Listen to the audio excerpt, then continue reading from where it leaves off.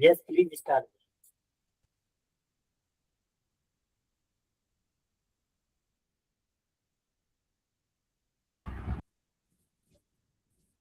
Okay.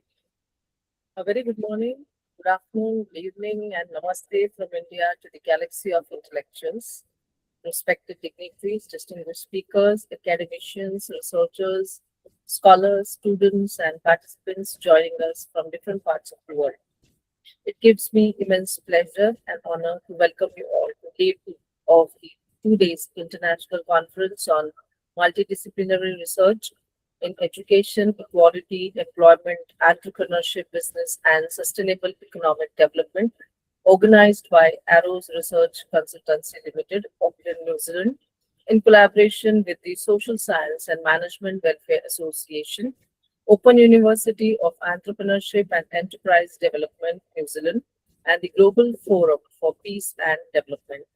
I, Assistant Professor Swarup Wagmare from Dr. D.Y. Patil Law College, Pune, Maharashtra, India, and member of ISSMWA, extend a warm and heartfelt welcome to all the eminent speakers and participants who have gathered today in the spirit of academic excellence, global cooperation, and interdisciplinary research. Today's conference reflects the importance of international academic collaboration in addressing contemporary global challenges through education, innovation, entrepreneurship, equality, and sustainable development. Such platforms not only encourage intellectual exchange but also strengthen research networks among scholars across nations. At the outset, I would like to express my sincere gratitude to the organizing institutions and leadership teams for their vision and continuous efforts in making this international conference a grand success. We truly are privileged to have with us highly accomplished academicians and experts from different countries. I would now like to acknowledge and warmly welcome our distinguished speakers for today's session. Dr. KGC Kadangama, Secretary of the Conference, Senior Lecturer, Faculty of Education, the Open University of Sri Lanka, and Advisory Board Member of SSMWA. Professor Nada Ratkovic, Co-Secretary of the Conference, University of Split, Faculty of Economics, Business and Tourism, Croatia, and Advisory Board Member of SSMWA. Professor Ruben Garcia, Keynote Speaker, Director of the Language Center, Universidad Peruana Dallas, Americas, Lima, Peru, and Advisory Board Member of SSMWA. Dr. Hima Parmeswaran, Speaker, Associate Professor, HRM College of Business, City University, Ajman, University, United Arab Emirates, Advisory Board Member of SSMWA. Dr. Assem Mosa, Speaker, Think Tank Board Member at Lang Hustek University, Egypt, and Advisory Board Member of SSMWA. Professor Frolin Mobo, Speaker, Professor, College of Marine Engineering, Philippine Merchant Marine Academy, Philippines, and Advisory Board Member of SSMWA. Ferid Irham Muzaki, Speaker, Faculty of Education, Universitas Negeri, Malang, Indonesia, and member of ISSMWA. We are also honored to have Dr. Geeta Thakur, University of Technology and Applied Sciences, Oman, Advisory Board Member of SSMWA, who will serve as the session expert for the paper presentation technical session. Your valuable presence and scholarly contributions truly enrich this conference and inspire all participants to engage in meaningful academic discourse. Dear participants, conferences like this become successful because of the active involvement of researchers, educators, and students who continuously strive to contribute to society through knowledge and innovation. I encourage everyone to actively participate in today's deliberations, exchange ideas, and make the best use of this international academic platform. Once again, I welcome you all and wish the conference deliberations great success. Thank you very much. Now let us move on to the first speaker of our today's session, Professor Nada Ratkovic. Ma'am, over to you, and we welcome you for this session.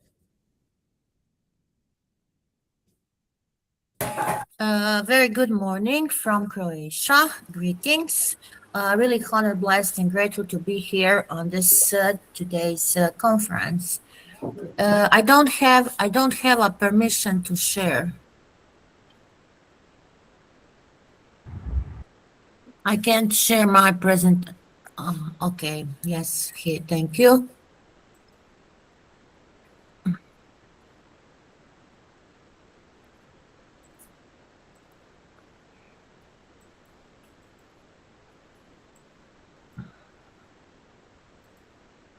Is it visible?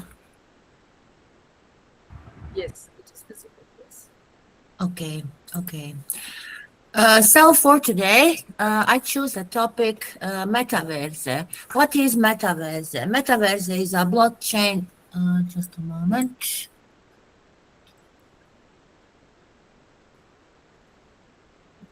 What is Metaverse? Metaverse is a blockchain-based platform. And today, what is the benefit from the Metaverse? Professor Nada, from the commodity of her home, is giving a lesson in this form. What when we talk about this definition, I didn't want to start with AI, but metaverse is a part of AI, and it is a virtual open space coming from the Web3 node. So it is a project of the hybrid nature. Here in this slide, I put all the things which are the most important according to the metaverse.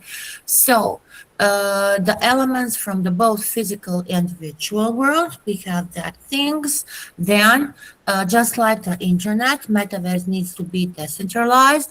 Then it owns like nobody internet. So the main problem here can be your internet connection. So we need to have the 5G, and that is very important to work in the metaverse. Like example, you will see that maybe in the future we can make a conference on that way. So there is a 3D space in the virtual world, and we are expecting these things. So this is everything you need, and the concept is coming from this science fiction novel Snow Crash.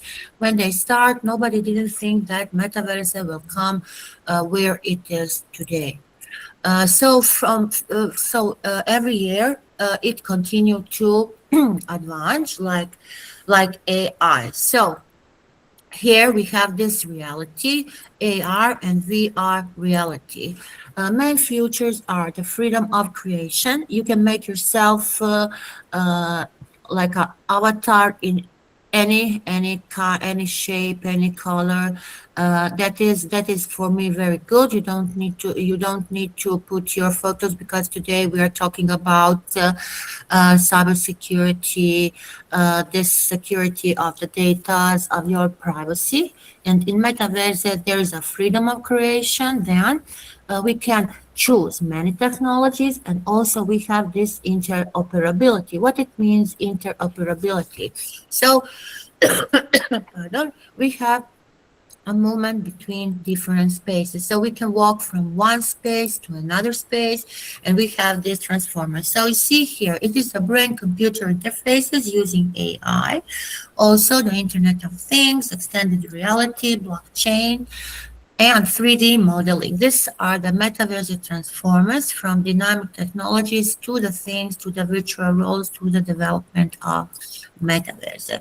But as everything, we have the positive and negative things, like the pros and cons. So as I mentioned already, we need to have a strong internet connection. That is the number one. Then it is a limited access to people who are struggling with these experiences.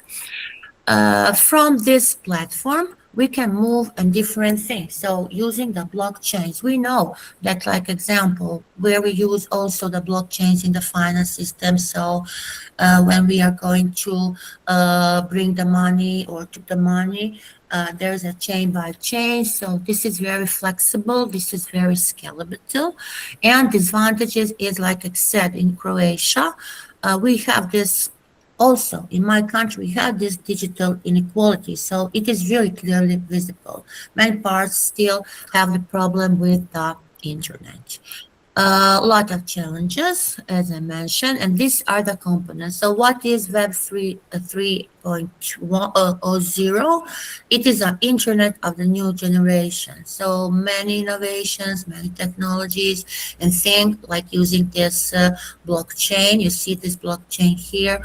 We share this with the databases, with other things, with the new blocks.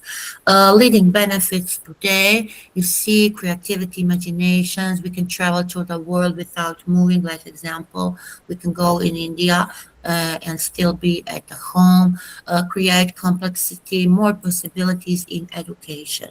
Why to join the metaverse according to the internet users?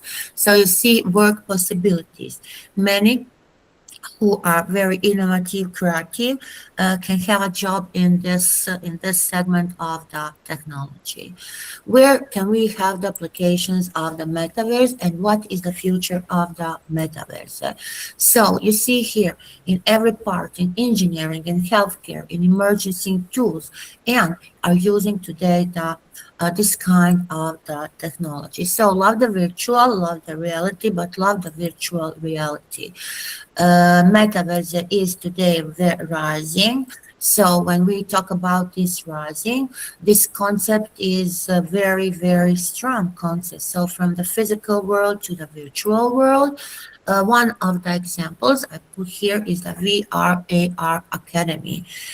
Before a few years, I had a opportunity to participate in this first biggest movement of the metaverse. It was in the form of the festival. You see here, it was the chairperson here. I was one of them. But when we talk about this, it was 2022.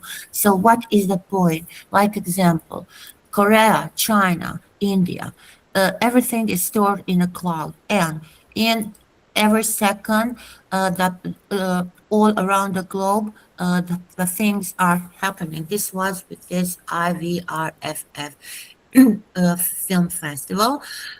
You see a whole year the organizer was preparing this festival. This is a one demo version. We use this program to join, to use a space. You have different spaces. You are selecting the avatar. This is one, and I can say that the owner was China and India for this Odyssey. Here we have this campus where we're organizing education and training. You see how you can move in this metaverse space. Somebody will say, this is very similar to like the game. So the youth and the one who are playing games has reflex for this metaverse space. So I will go a little faster through this. You see this conference. All are sitting in this metaverse place. So Odyssey here, you have this move back and to go in the front. This is the IVRFF. This you choose the campus, you choose the possibility. This is Professor Nada trying to find the Congress room to join others on the conference. You see how it looks. These are the participants. We are sitting all in a form of the avatar. This expression on my face was because I was really surprised when I come here. Here I come. I wait. But before we start this, I practice how to come, how to move, how to talk, how to rest. So you have a lot of this virtual world is like a real world. So I presented that also in my country in many conferences. So a lot of advantages, a lot of disadvantages, but Here is the owner, Professor Saman Mukherjee. He's from India, and he is the first person who started with this metaverse platform and with this film festival. And I'm really thankful to him to learn, to have opportunity, and to continue being here in this film. So many actors, many stories. This is the virtual set scouting, how it looks, how we can make graphics. We can use it in education, as I said, in all the fields. We can make storytellings, and etc. So this synergy, this metaverse of today is bringing a lot of promises. We have a lot of players. We are investing in this concept, and it is really clear that it could come to fruition sooner than expected. So thank you for your attention. Thank Really you. honored to be here today. Thank you. Thank you so much. Thank you so much. Ma'am, I'm really obliged to you for this very interesting presentation. Since we are talking of education, since we are talking of business, sustainability, I think your presentation has really shown the innovation that we can have in education.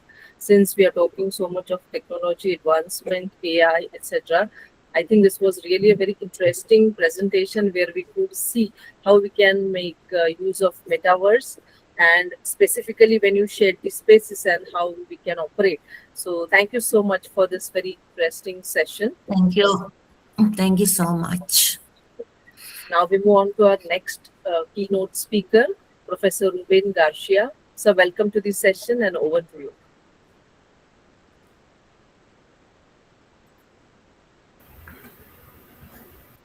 Good morning, good afternoon, and good evening, everyone. Good morning, sir. This is a very important event because we are talking about huge topics, and I'm going to involve this for the benefit of our distinguished guests, fellow change makers. Thank you all for joining us.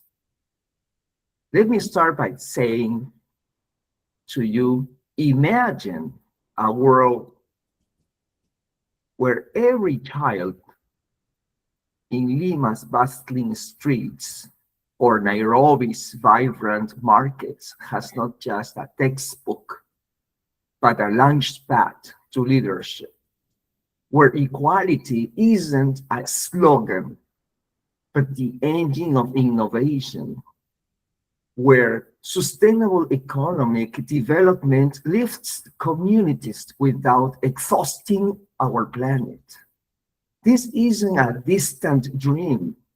It's within our grasp through the 5 E's: education, equality, employment, entrepreneurship, business, and their crowning synergy: sustainable economic development. Today, I'll show you how these pillars interconnect, backed by research from the World Bank, UNESCO, and frontline innovators. We'll explore the challenges, spotlight successes, and chart a path forward. Let's dive in. The first pillar, education. The foundation of all futures. Education is the great equalizer, or it should be. UNESCO's 2025 Global Education Monitoring Report reveals a stark truth. 250 million children worldwide still lack basic reading skills, with girls in Sub-Saharan Africa 3 times more likely to be excluded. Yet, when we invest here, the returns are exponential. A child with equality education earns 10% more per year of schooling, according to World Bank data, fueling personal and national growth. Consider Peru's own story. Programs like Brona Beck have boosted rural enrollment by 40% since 2020, blending digital tools with community teaching. But education must evolve, integrate AI-driven personalization and green skills training to prepare youth for tomorrow's green economy. Without this, we risk a lost generation. And even we can lose a generation. Move to the second pillar, talking about equality, breaking barriers for inclusive growth. Equality amplifies education's power. Gender parity in schooling could add $160 trillion to global gross domestic products, the GDP, by 2025, per McKinsey estimates. That's not charity. It's smart economics. Yet, gaps persist. Women hold just 20% of STEM jobs globally, and indigenous communities in Latin America face 20% higher poverty rates. True equality demands action. Rwanda's model post-genocide, mandating 30% female parliamentary representation, has driven 8% annual GDP growth. Closer to home, in Peru's San Isidro and beyond, initiatives like women's tech cooperatives are closing divides.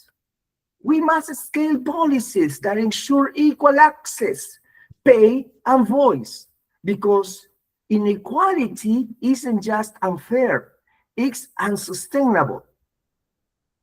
The third pillar, which is employment, we can say that jobs that dignify and sustain from education and equality flows employment, the bridge to prosperity.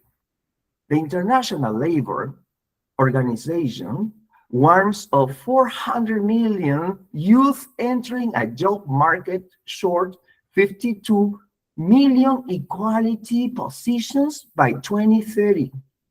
Climate change exacerbates this, displacing 1.2 billion by mid-century if unchecked. But solutions shine brightly. Germany's apprenticeship model pairs 50% classroom learning with on-the-job training, achieving 5% youth employment. In emerging markets, social enterprises like India's Celco creates green jobs in solar energy, employing 10,000 while cutting emissions. Employment must prioritize decent work, fair wages, safety, and upskilling for the net zero transition. We move to the fourth pillar, entrepreneurship, igniting innovation from the ground up. Entrepreneurs turn challenges into opportunities. Globally, SMEs drive 50% of jobs and 40% of GDP per OECD data. Yet, only 1 in 5 startups in developing nations survives past year 3. Often, due to funding gaps, women entrepreneurs receive just 2.3% of venture capital. Heroes abound. Kenya's M-Pesa revolutionized mobile banking, lifting 2% of households from poverty and spawning a fintech ecosystem worth $5 billion. In Peru, agrotech startups like Agritech Andes use drones for sustainable farming, boosting yields 30% while preserving the Amazon. Entrepreneurship thrives when we provide seed capital, mentorship, and regulatory ease, especially for underrepresented founders. We come to the fifth pillar, which is business, the engine of scale and responsibility. Business scales these efforts. Forward-thinking corporations aren't just profiting, they're partnering. B Corps certified for social impact grew 60% since 2020, providing purpose space. Unilever's sustainable living plan cut waste 50% while growing revenue 30%. In sustainable terms, circular business models, reusing resources, could save $4.5 trillion by 2030, says Accenture. Peruvian firms like Inkia Energy lead with hydropower, powering 1 million homes renewably. Businesses must pivot, embed ESG metrics, upskill workforces, and collaborate across sectors. The synergy, sustainable economic development, our shared destiny.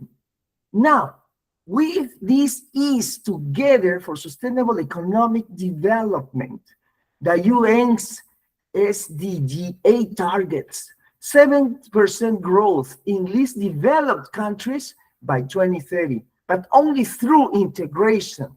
Research from the Ellen MacArthur Foundation shows that education in circular economies creates 100 million jobs by 2030. Equality ensures diverse ideas. Employment and entrepreneurship fuel innovation, business scales impact.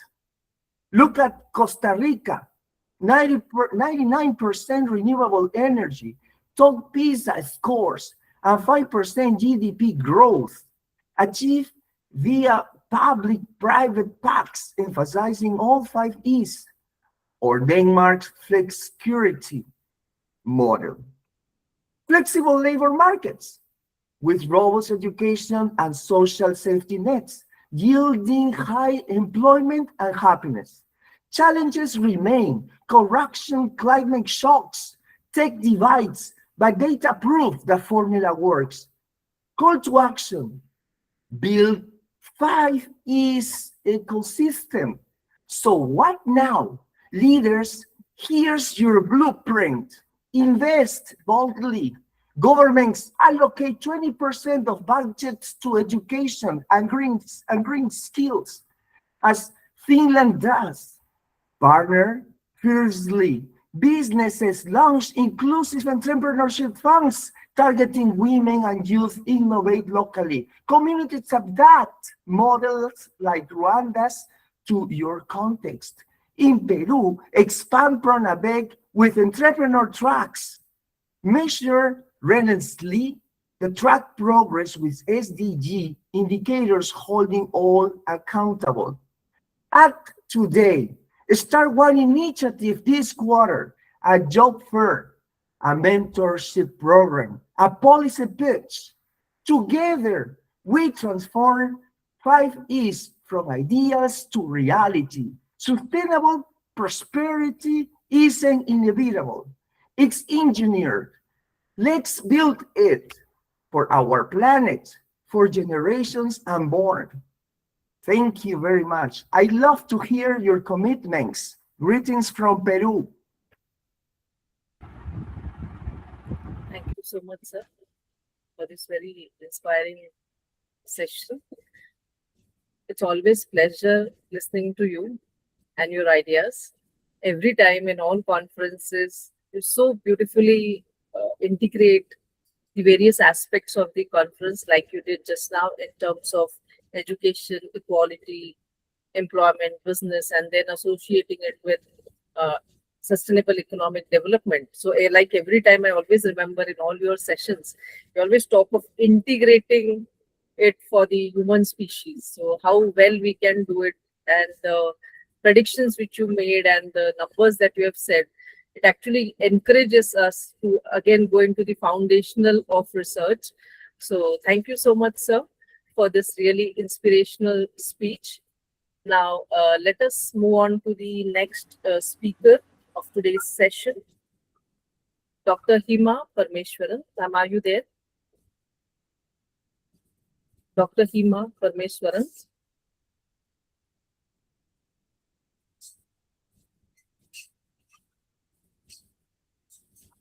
Okay, we'll wait for her. Maybe she'll join later. Let us move on to the next speaker of this session, Professor Fraulein Mobo. Sir, are you there? Professor Fraulein Mobo. Yes, I'm here. Yes, Good welcome to afternoon. the session, sir. Good afternoon. Welcome to the session. Over to you, sir.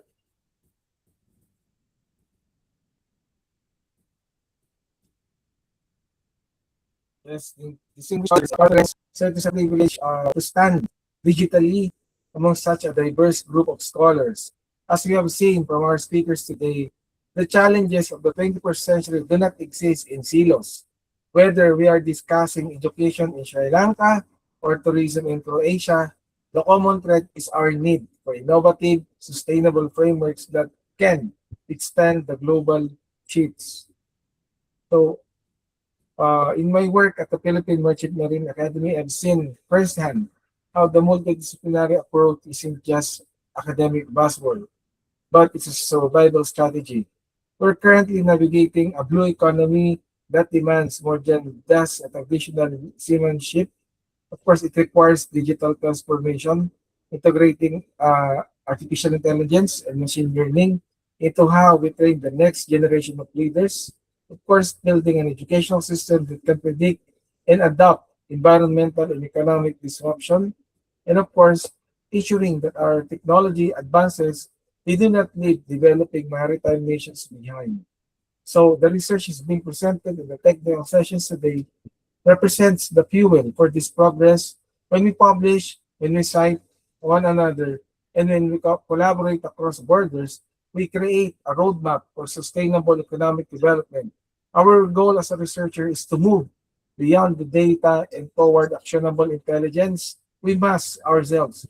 How does this paper improve a life, stabilize a market, or protect an environment? As I conclude, I want to leave you with this. The strength of multidisciplinary research lies in its ability to unify. Let us use this final day of conference to forge partnership that extends beyond this platform. I look forward to the presentations in the technical sessions and to have a continued growth of our global academic community. With that, thank you very much and good afternoon and God bless everyone. Thank you so much, sir, for this insightful speech that you have given all of us. Basically talking of sustainable economic development, education and technological advancement. I think this gives us the base to further research and to encroach into the boundaries of or the corners of research through education, technological advancement, and integrating all of these aspects and understanding the development and growth of human species. So thank you so much, sir, for your inspirational speech. Now let us move on to the next speaker of the session, Dr. Asim. Sir, are you there? Dr. Asim Mosa from Egypt. I think sir will join in some time. Dr. Hima Parmeswaran, ma'am, are you there? Dr. Hima Parmeswaran. Okay, let us move on to the next speaker. Feril Iramuzaki. Sir, are you there? Okay, thank you. Yes, I'm welcome here. to this session. Welcome to this session and over to you, sir. Okay, thank you so much for the chance. Now, I would like to share my research on life-based education for future jobs, building critical thinking skills, reasoning capabilities, reasoning, and mindset for young learners. Am I audible, sir? Okay, thank you so much.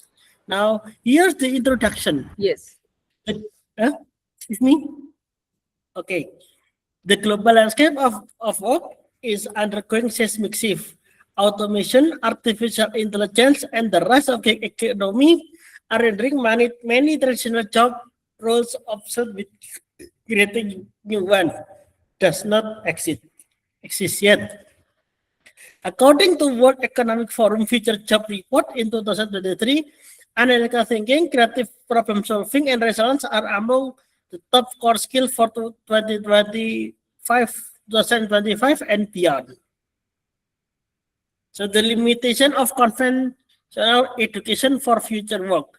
Before advocating life-based education, it's necessary to diagnose the shortcoming of the conventional model. The Industrial Revolution model of schooling, standardized curricula, age-based cohort, and summative assessment was designed to produce complement factory workers and bureaucratic administration. However, there are some problems in the age of AI. AI, we could call it as the calculators are able to recall facts, even generate text, but struggle with context and ethical reasoning. The task that remain will involve managing people, apply expertise, and interfacing with stakeholders, activities that demand emotional intelligence, strategic reasoning, and result in the face of failure.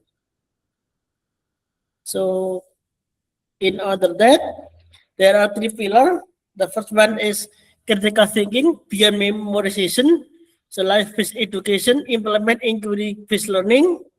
For example, instead of memorizing formula, we could test with our local river has turned murky. Determine it is safe for swimming and present your finding to mock city council. Okay.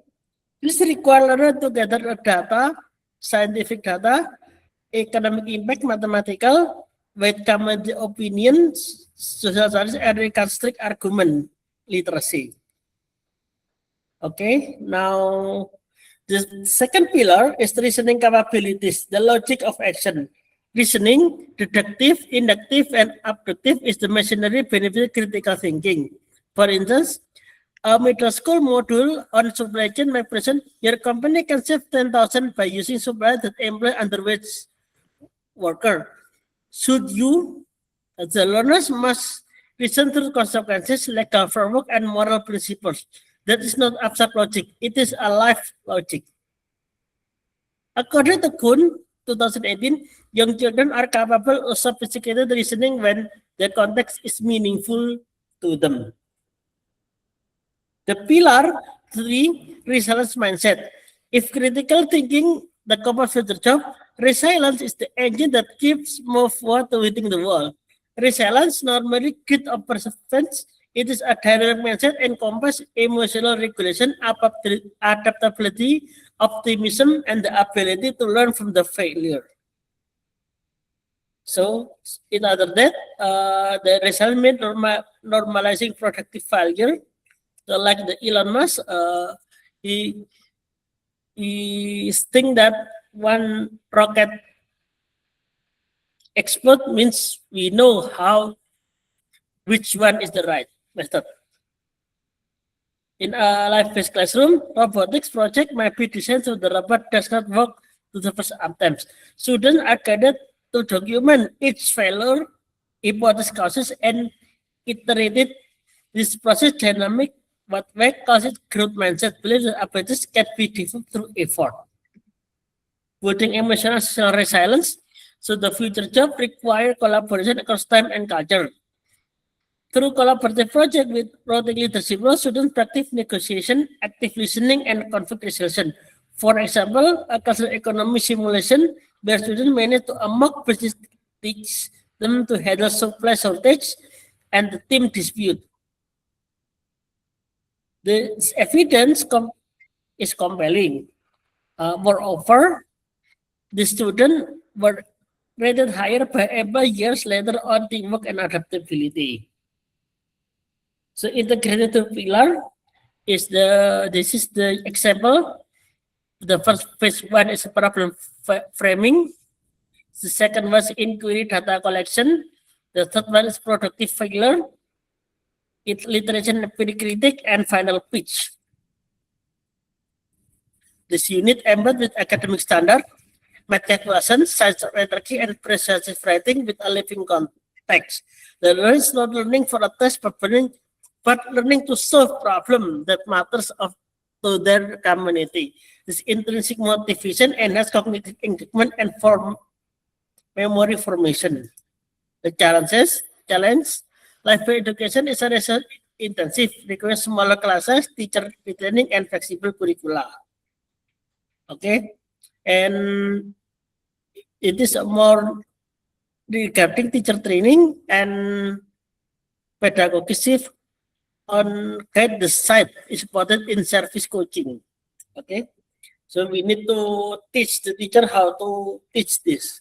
And in the conclusion, life-based education is for educating for the unpredictable circumstances. The future of work is a not distant prophecy. It's arriving, which is algorithm update and market disruption. To prepare young learners, we must abandon the industrial era educational model that obedience over curiosity and memorization over resilience. By embedding learning in authentic, messy world real context, life-based education systematically builds interdisciplinary competencies, critical thinking to analyze complex information, reasoning capabilities to make sound judgment, and resilience mindset to persist and adapt after setbacks. Okay, I think that's all for me. This is the references. I think that's all for me. Thank you for the chance. Okay, thank you, sir. Thank you for the chance. Thank you so much Namsaki. for this very interesting presentation. I felt it very interesting. Why? Because all of us are still following the conventional methods of teaching. And what your presentation actually holds is the pedagogical transformation. So coming out of the typical memorization module to something where a student is able to build up one's own reasoning, developing logic within the students, and a very long-term goal which I could see in this presentation is the student should be able to handle the unpredictable things which are going to follow his or her life. So I think it's more like teaching life skills and overall personality development of a student. So I think it requires more training for the teachers than for the students. So very interesting presentation and very innovative. And I think this pedagogy, if we could use, at least start from the minimal, then I think this can change really the life of our students, bringing them out of the marks and making them better human beings and individuals. So thank you so much, sir, for this very interesting presentation. Now we move on to the next speaker of this session, Dr. ICMREEEEBSED, sir. So welcome to this session and over to you.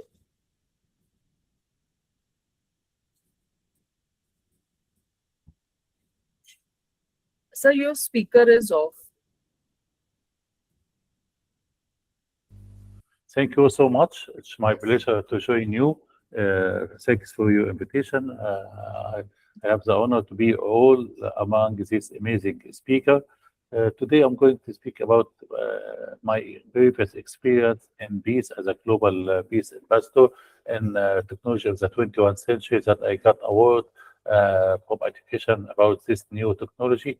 Also, I'm going to speak about practical example how this new technology helpful, in my field, aviation, because a student, if they are looking to go to this new technology, I give them example how this new technology will affect, all sectors like aviation, like industry, like education, like healthcare, all sectors. First, let me say that without peace, we cannot do anything, like in education, in all fields. That's we want, for example, to universal adoption of peace in all the world, because we all, children and brother and sister for peace, to be kind with each other, not hate each other, and we must all have peace, harmony, and tolerance in all the world. Second, I'm going to speak about the technology of the 21st century that will help a lot, because I think a student must learn the skills of this student, like AI, like cloud computing, like blockchain, like IoT, because this is the future. And I think in all sectors we see that this new technology a common factor in all sectors, in education, in all jobs. That's why we have to concentrate about this new technology. So, but this new technology, modern technology, is considered as the magic wand that change the skills in all fields, in education, in energy, in agriculture, in industrial, in travel, in tourism, in health. And the reason for advancement, in education, in society, in a company, is that this new technology, for example, corporate governance and the transparency to work with them and fight against corruption, as the internet changes our life for better and affected us all. The technology of the 21st century, the fourth industrial revolution, cloud of everything, depended on modern technology. For example, artificial intelligence, Internet of Things, blockchain, 5G, 6G, 3D, 4D printer, cloud computing, digital twin, tactile internet. It will change and affect us, in our life more than the previous technology, due to high speed of response and the ability to control everything, from a distance, and the possibility of high storage data analysis, and the ability to make, appropriate decision at the right time, and the capability of AI, and the superior capability that built in human structure and routine. The strength of this, Internet of Things is the ability to monitor, control, and record the small details. For example, 3D and 4D printing, the ability to print anything instead of time and cost of building it. Digital transaction, of the technology of the 21st century. For example, cloud of everything, helping elderly and handicapped people, and eradicate poverty, diseases, violence, and risk management, and fight the COVID-19, all viruses. For example, the prevention is better than treatment, and achieving the 17 SDG of the United Nations and 169 goals. For example, education is one of them. The real change, for the world as a whole lies in the possibility of adopting and disseminating and implementing this new technology in the whole world, not only in Asia, in Africa, in America and Europe, but also in Arab and African countries. We want to universal adoption of this new technology in all the world. We succeed or not to generalize this new technology in the world in 2030, after, for example, 6 years from now to achieve the goal of the 17 SDG 2030. I admit that I have been, impressed by the possibility of this new technology since 2013. It's the main reason, to travel to all the world, to all countries, in USA, in India, in China, speak, in conference and forums in the United Nations, in OSIS, and publish articles, scientific paper about this new technology, awareness and knowledge about this, the ability of this new technology in the whole as a whole. I hope that it will be circulated through the world as a whole and used in a peace, not in war. We see it, these days, using drones and using AI for war, to distract building, to distract buildings. We want to use it in a peace, in education, in aviation. So I hope that, reduce the gap between countries regarding this new technology. And I hope that developing countries, turn from passive consumer to active producer. I wish that, peace would spread in the whole world, and what is spent on work can direct to this new technology that will help, to improve education using AI for teacher, for student. As for this time, it's consumed in the impact that occurs on an individual in the fourth industrial revolution, which is characterized by individual and routine work, while individuals are distinguished in emotion, in creativity, transformative training for individual, and ensuring work insight. Cloud of everything, it's a key to IT response to climate change. Cloud everything technology will help a lot in global warming and disaster recovery, will help in hurricanes or earthquake, and will help in agriculture. I published paper also in education and agriculture and aviation about the importance of this new technology. So the knowledge that we got from this new technology will help, change the life of a patient or change the world. Everything can change with this new technology.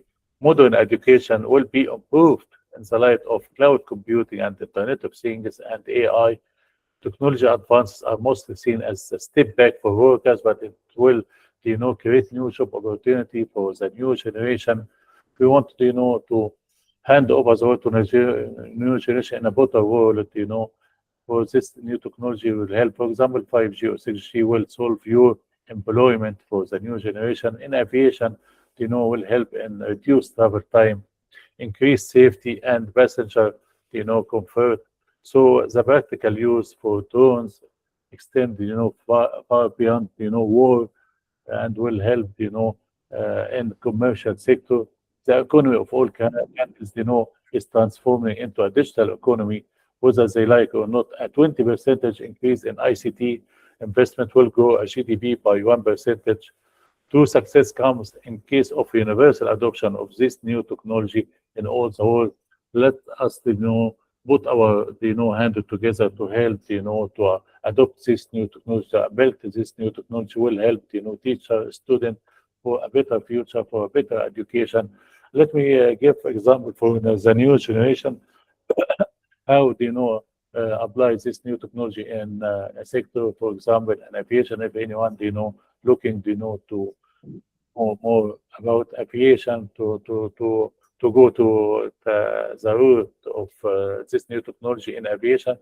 So this technology, in aviation must recognize, appreciate, and get benefit of this new technology gift. This is the gift of the 21st century. For example, AI, blockchain, digital currency, cloud, tactile internet, IoT, augmented reality, virtual reality, mixed reality, e-commerce, data and robotic. How this new technology, this research technology are transforming travel. So the future of the travel, shaped by this new technology and social innovation. So travel will become, more comfortable, more security with the help of this innovation. Passengers around the world are now facing various challenges. For example, Amadeus system analysis found out that there is 47% of passenger experience discomfort from going through passport control, interacting with security and customer official. So the solution must be automatic transit at the airport. To do this, it is necessary to introduce, this automatic passage of passport control. The emergence of such technology, is expected by 53% of travelers. Stress after a trip, namely passing through customs passport control, is experienced by almost 51% of the returning tourists. The solution to this problem can be as follows. This all is statistic of Amadeus, statistic of CETA. So, for example, introduction of small ticket that will automatically update travel data, flight delay, change, in departure or arrival date, introduction of M-Health technology that will help, in viruses like COVID-19 or any virus, namely, sensor for monitoring the heart rate and the blood pressure. 82% of travelers want wearable device to monitor and help, to reduce while traveling. Research, option and opportunity that, 47% of tourist time. The solution may be to create smart documentation about aggregation of data from expert blog and online directory, the appearance of which expected by 87% of travel. 51% of the travel are not aware about best places, about restaurants, about bars. So augmented reality technology can provide access to historical and cultural information that will help, traveler to find the favorite place for them for shopping. For example, 61% of travelers expect, a mobile application that overlays visual information about physical object. So also about, hotels, restaurants, accommodation are lacking in 47% of traveler payment technology and service established with payment memory. This allowed to keep, smart record, evaluate the quality of the visited places, and over time, 47% of tourists are ready to provide personal data to receive more personalized service. So the local of access to home, music, radio, business, study, education is a discomfort for business traveler. So cloud computing will help, for that. It is impossible to do that without cloud computing. Will give travelers easy access to their, own music, video, data from hotel rooms for, for students, for education. 59% of business travel want to work with any data that is available in their home to buy. So let's give examples that airlines companies that use this new technology for security, for for easy, travel, for low cost, for high revenue. I'll give you an example. For example, SSMWA airline, it's a Russian, airline, one of the largest and most exploited airline in Russia. Is being number of business rewards after developing its own blockchain platform, and this blockchain used for ticket sales. Another example, we can say that EasyJet used wearable technology, the new staff uniform feature, light emitting light on LED on the shoulder and him to visually guide passenger know all the information about the flight. And this work we also has built a microphone for direct communication with passenger to help passenger and the traveler with pilot and crew members. This also light emitting that indicator on the label of the uniform, which display information about flight number, direction of the flight. The company used drone also to check the speed of the aircraft. Is it okay or not? For example, let's say in Finland, airport improves service quality with Wi-Fi and the beacons, and this, used to install thousands of sensor and terminal to track passenger movement from the parking lot, to the terminal.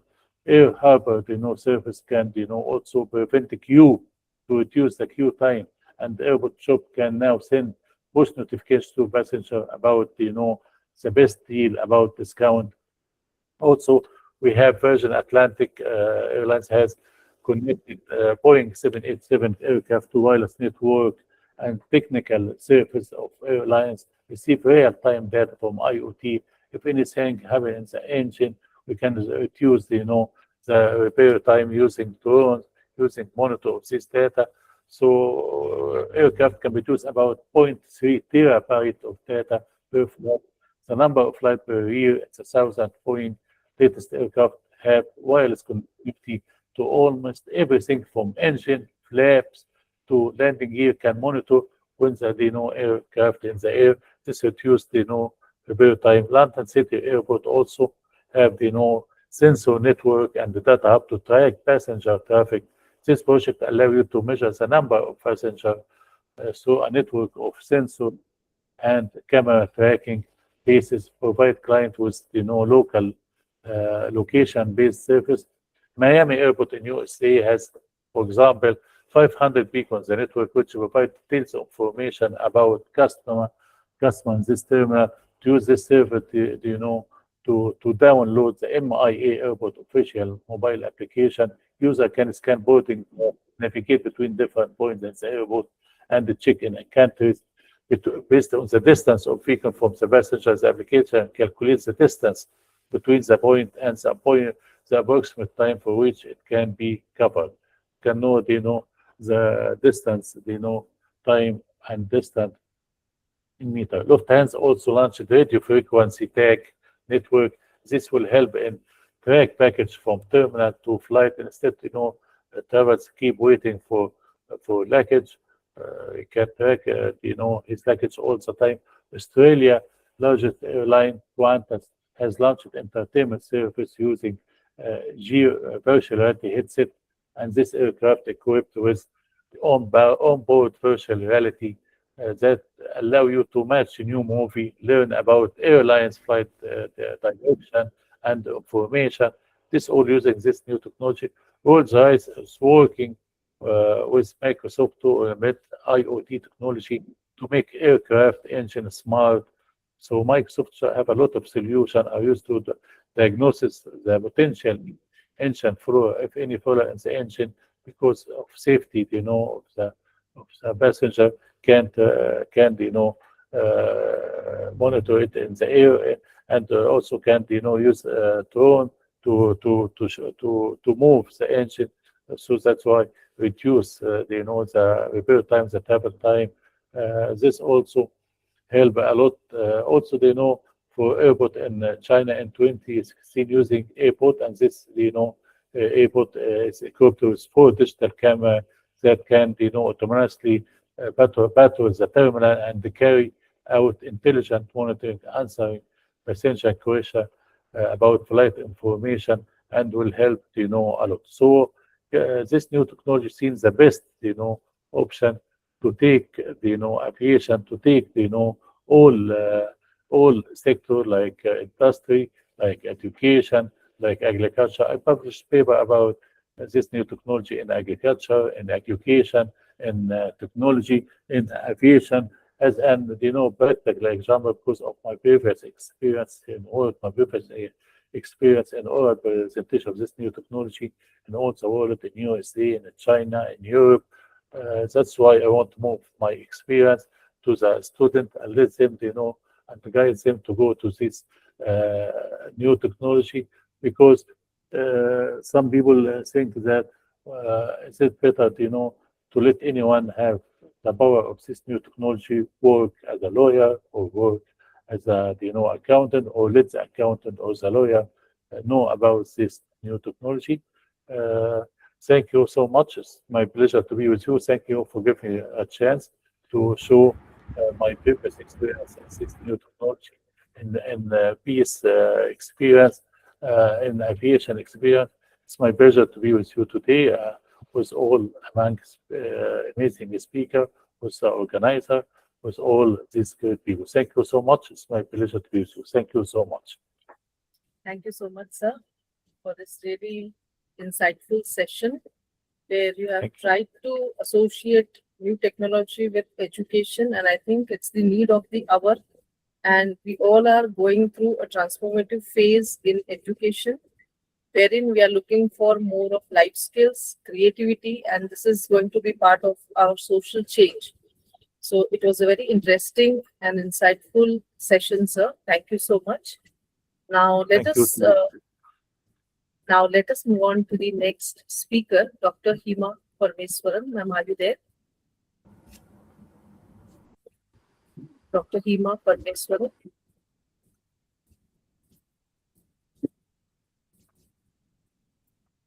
Thank you so much.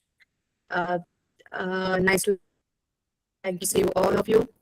And it's my pleasure for being here as part of this international conference. So first of all, I would like to thank Ms. Swaroop Wakmer for invitation to this conference. Thank you so much.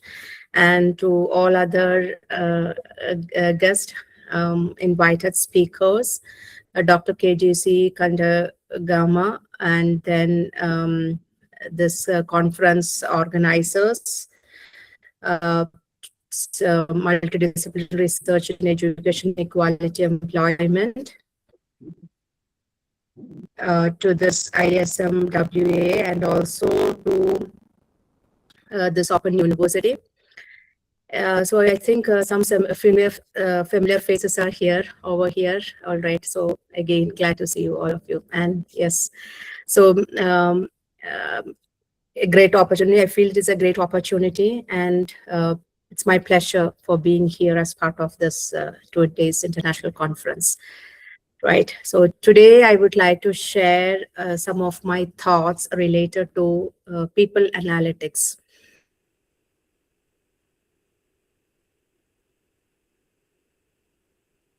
So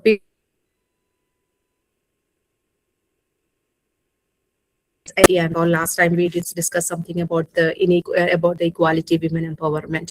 So this time it's about people analytics. So it's related with the human resource development. Myself, am Dr. Hima Parameswaran. I'm an associate professor at City University Ajman, United Arab Emirates. And my topics, my research areas are related with human resource development, almost 30 research papers related with human resource management. And my area is in business administration. So I believe that this people analytics is a part of human resource management.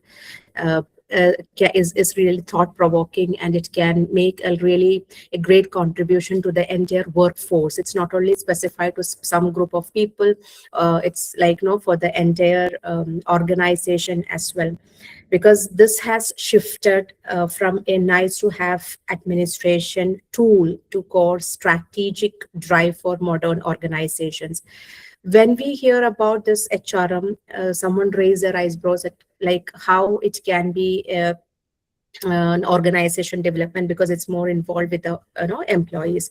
But by applying data driven insights to employee behavior and management,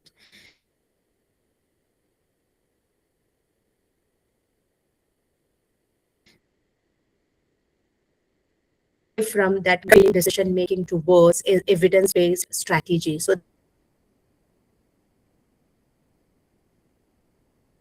because society cannot live without organizations. At the same time, organizations cannot sustain with human beings, with work.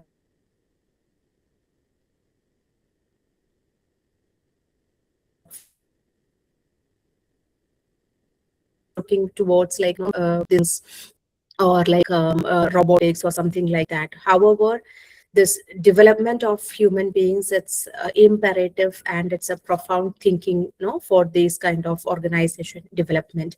So this improved key pillars of significance of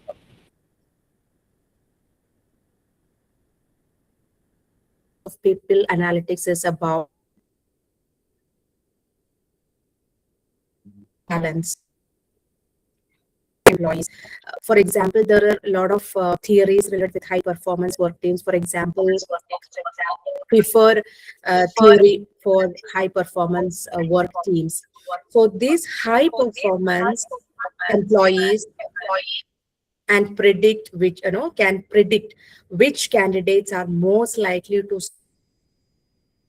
reducing the cost of a bad hire. So it has an important role in recruitment and selection, or otherwise,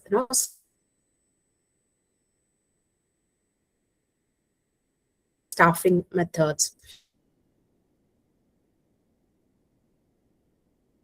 The return turnover or attrition rate, for example, due to management style or commute distance, organization can use predictive modeling to identify at-risk employees before they resign. Enhancing employee experience, or there is a similarity between employee engagement and employee experience. Employee engagement, like people nowadays, many research highlight that there is a lack of employee engagement in organization, even though employees are like more than their working time. They are working more than their usual working time. But employee engagement, so, and at the same time, the skills, whether the right skills are in the right place. So enhance employee experience means like this kind of data, that is HR analytics. This will help HR to measure engagement levels in real time. So this help in tailoring benefits, wellness programs, and workplace environments to what employees actually value, or otherwise call it as work-life balance. But that there are a lot of research again related with work-life balance. However, this is not impractical everywhere. So this is because of various reasons. However, this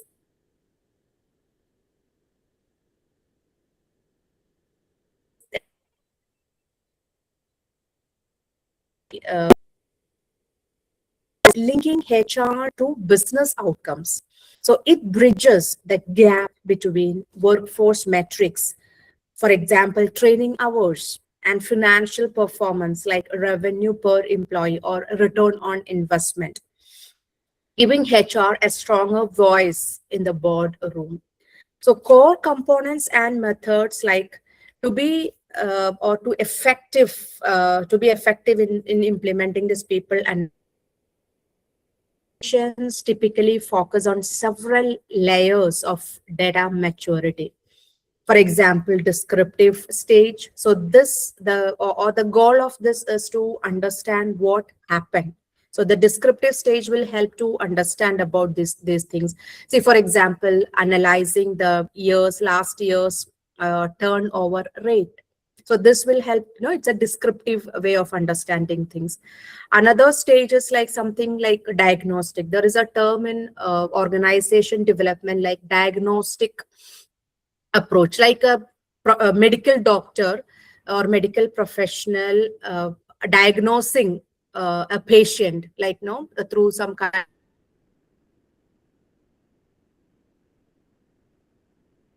of be able to understand disease or what are the health issues, and they will prescribe medicine. In the same way, in the organization itself, there is a diagnostic approach through open system model, through individual model, through group model, through organization model. They can identify, understand why it happened. Instead of what happened, we can find out that is why it happened. Again, when it comes with the turnover, identifying that turnover was highest in one specific department. So this will be through, maybe reason is like maybe conflict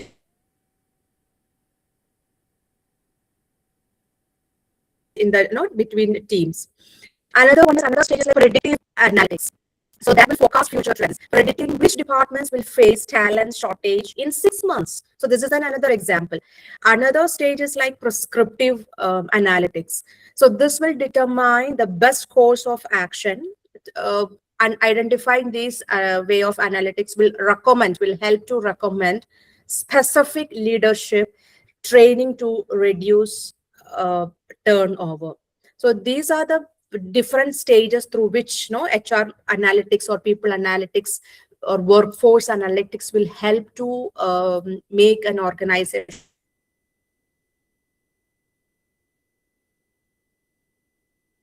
sustainable.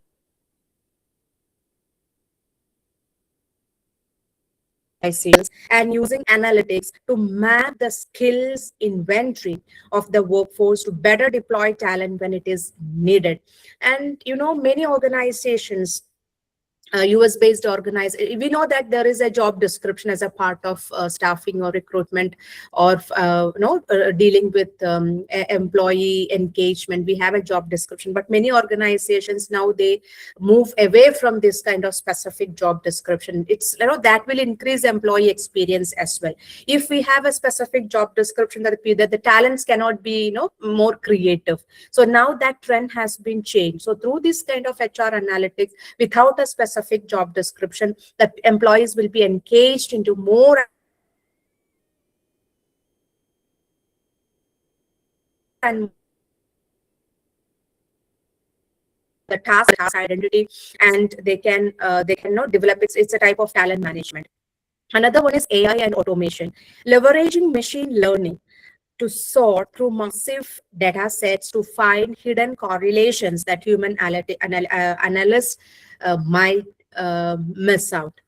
Then ethical data usage. As data collection grows, there is an increased focus on data privacy and transparency, ensuring that algorithms are free from bias and that employee trust is maintained. But I personally, I don't believe that completely, this can give a complete picture, because we have to find out some kind of empathetic way of addressing these things. Because if it is everything through data, some of the emotional aspects or some of the empathetic, that kind of, so leadership as a part of agile leadership, this is also an adaptable as well as should be have some kind of empathy towards the employees. Then continuous listening, shifting from annual engagement surveys to pulse surveys and passive data analytics like email metadata or Slack activity to gauge organizational health. So these are like a background to this people analytics or significance of people analytics. And now I'll just make a small or a brief description about the UAE perspective, because as I'm staying here in the UAE, I believe that UAE government has made or has implemented a lot of activities related to or people analytics, even Vision 2030 or that forward thinking like Sentinel 2070. Lot of missions are here in order to have this kind of practice, and there are a lot of case analysis, like for example DIVA means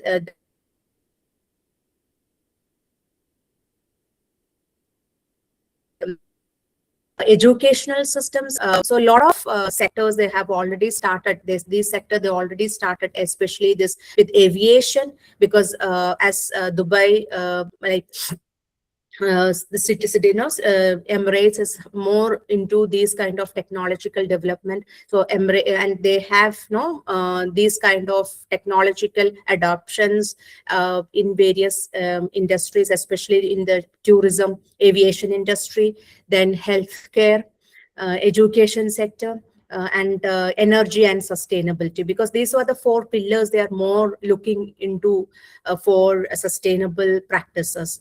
And for this increasing the GDP or the sustainability of the the complete environment.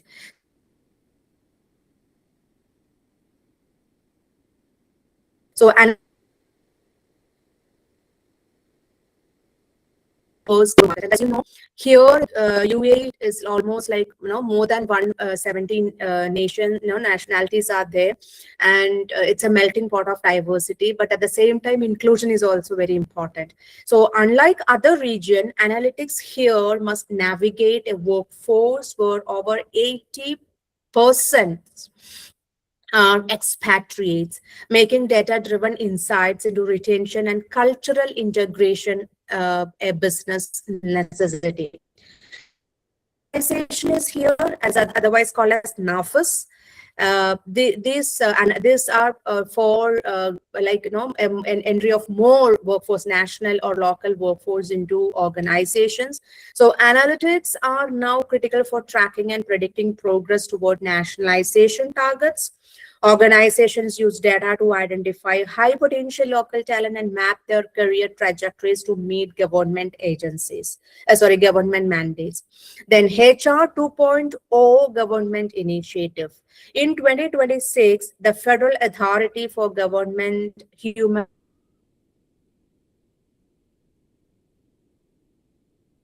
Resource with national economic goals. UAE labor law, 2020, decree number 33 of 2021. It highlights about a lot of articles. It's not only for locals or Emiratis. It gives a deep analysis or the various clauses that give protection to the entire workforce in the UAE. For example, about work permits, about the work timings, the leaves, for example, maternity leave, paternity, then sick leave. So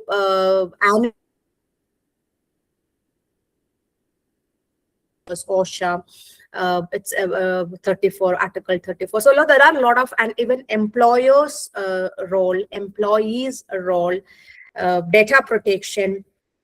So there are a lot of articles mentioned in this Federal Decree number 33 of 2021. Then market-specific application. When it comes with this aspect, the UAE's multicultural environment creates unique data points for HR leaders, diversity and cultural fit. As I told you, almost like maybe with 200 plus nationalities. Analytics are used to measure cultural intelligence and its impact on team productivity. That's what I said. Maybe the one of the analytics, maybe like predictive analytics or descriptive analytics, will help to know about any kind of team conflict or something like, because of this diverse work culture. Then retention in transient market, in a region with high turnover due to expatriate mobility.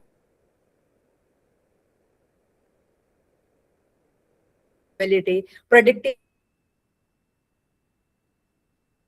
to trigger personalized retention interventions. Then another one is very important thing is well-being and work-life blend. So recent 2026 benchmarks show that while UAE employee engagement is high, approximately 74%. Yep, I say we are so lucky to have like this atmosphere as well. Because of this maybe flexible work arrangement and all.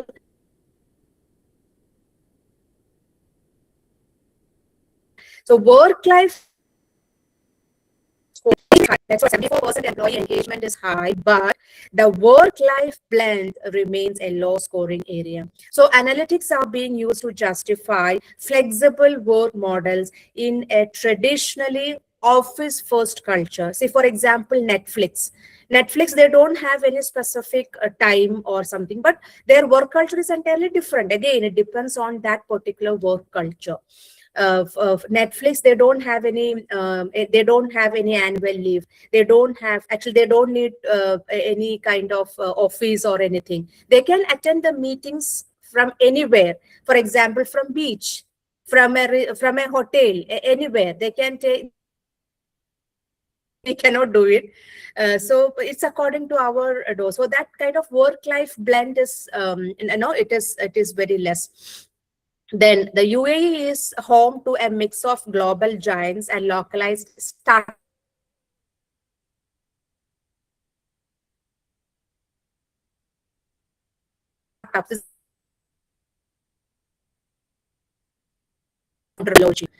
So the platform, for example, there is one platform by UAE government is Bizat. It's best for SME, small medium enterprises. This focused on benefits, insurance, and employee wellness data. Some another kind of digital transformation, or then another is Orange HRM. So this is for large enterprises. So this uses Citra AI for regional compliance and talent management. Then digital HR is there. So Digital Dubai is for public sector. That provides a centralized dashboards for training, turnover, and KPIs for government entities. And for regional localization, there is a strong Arabic support and MENA-specific labor law compliance. So these are some of the examples of the UAE initiatives. Then coming to this implementation challenges, data sovereignty. Companies must navigate the UAE data protection law. As European countries, every country, it has its own like data protection law.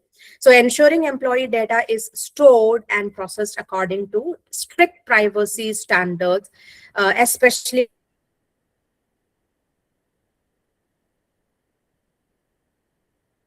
even while large enterprises in Dubai and Abu Dhabi use AI-based forecasting, many SMEs will struggle with basic descriptive analytics due to the high cost of implementation. So many SMEs can't afford this because of this thing, this cost factor.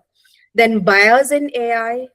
Given the multicultural workforce, there is a heightened focus on ensuring that recruitment algorithms do not inadvertently favor certain nationalities or demographics. Say, for example, minorities. So how these minority groups or women can be, recruited in such groups. So this is everywhere, this kind of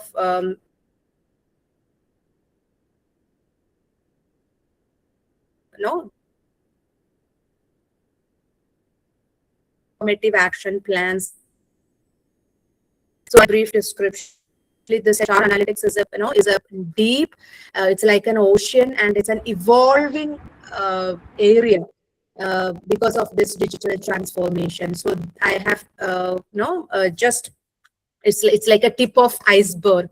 So I just mentioned about this HR analytics, its significance, about the role of HR analytics in organizations towards organization development, change management, and in the UAE perspective. So I would like to conclude with a small quote like of David Rockefeller: if necessity is a mother of invention, discontent is a father of progress. So we will always look forward for this kind of progression.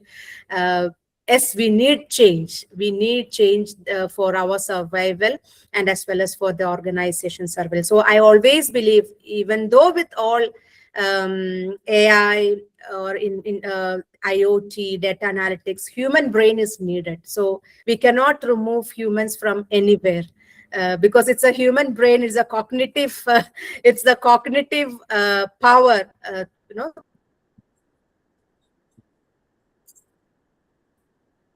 through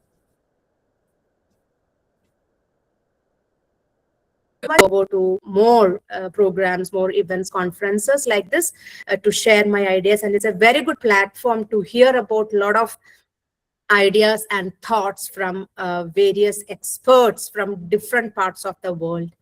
So once again, thank you so much and have a great day. Thank you.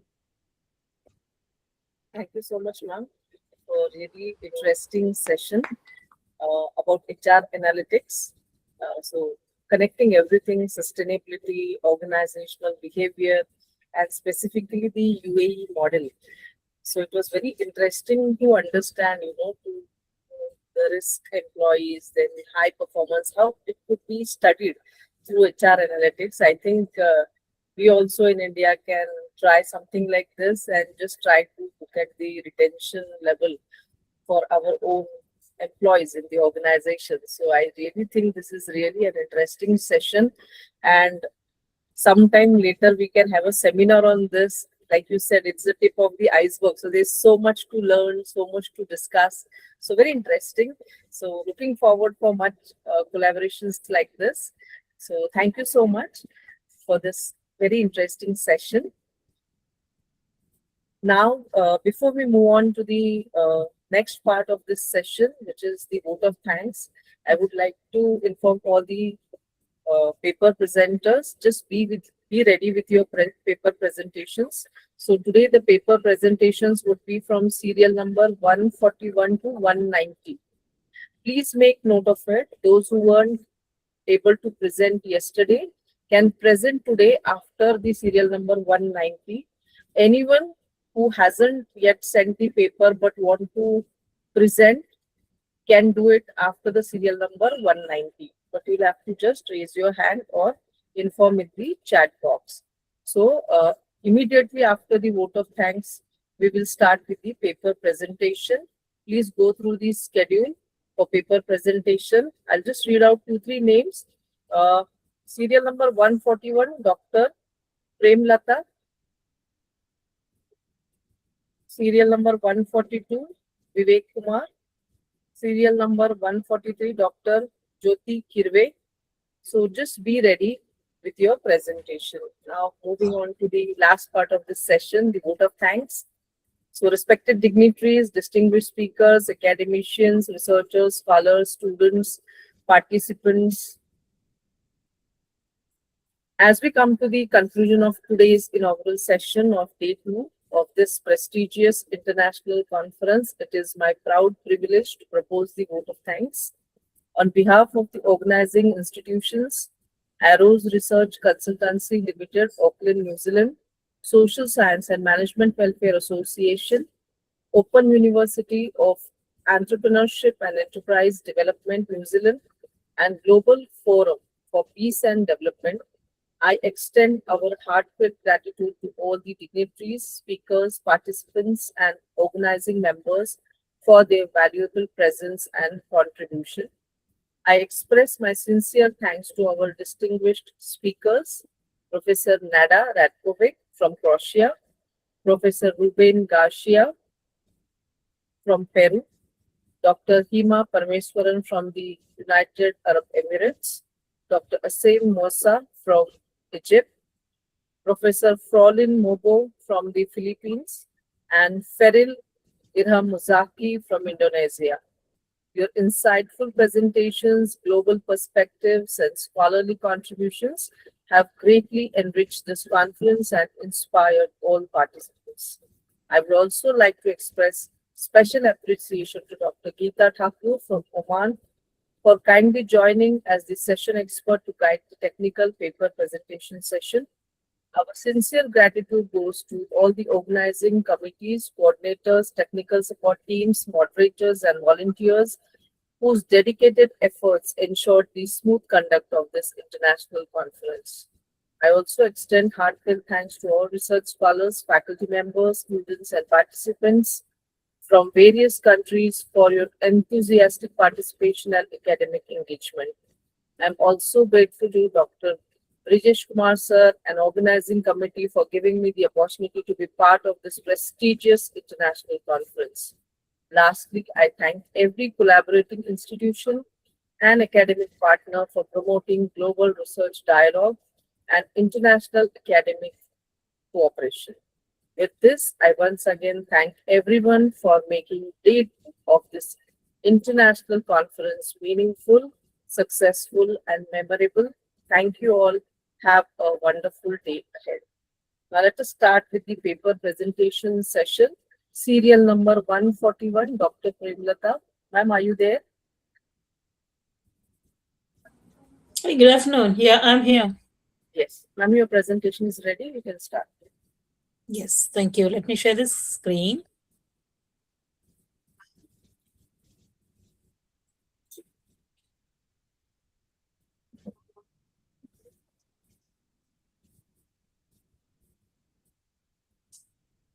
Can you see the screen? Oh, okay. Yes. Thank you. Good afternoon, all, and good morning if you're in another country. Good evening, whatever the different sort of timings that we normally follow across the world. So,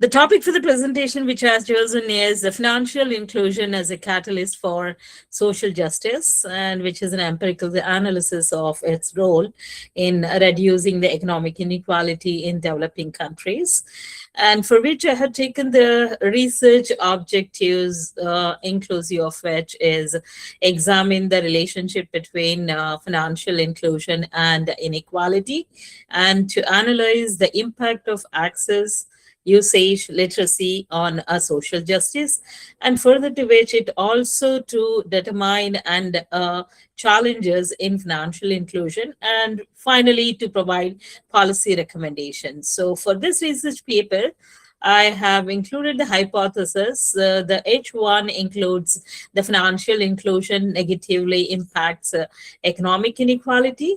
H2 includes financial access positively influences the economic empowerment, and H3 is the financial literacy enhances effectiveness of the financial inclusion, and H4 is digital financial services which mediate inequality reductions.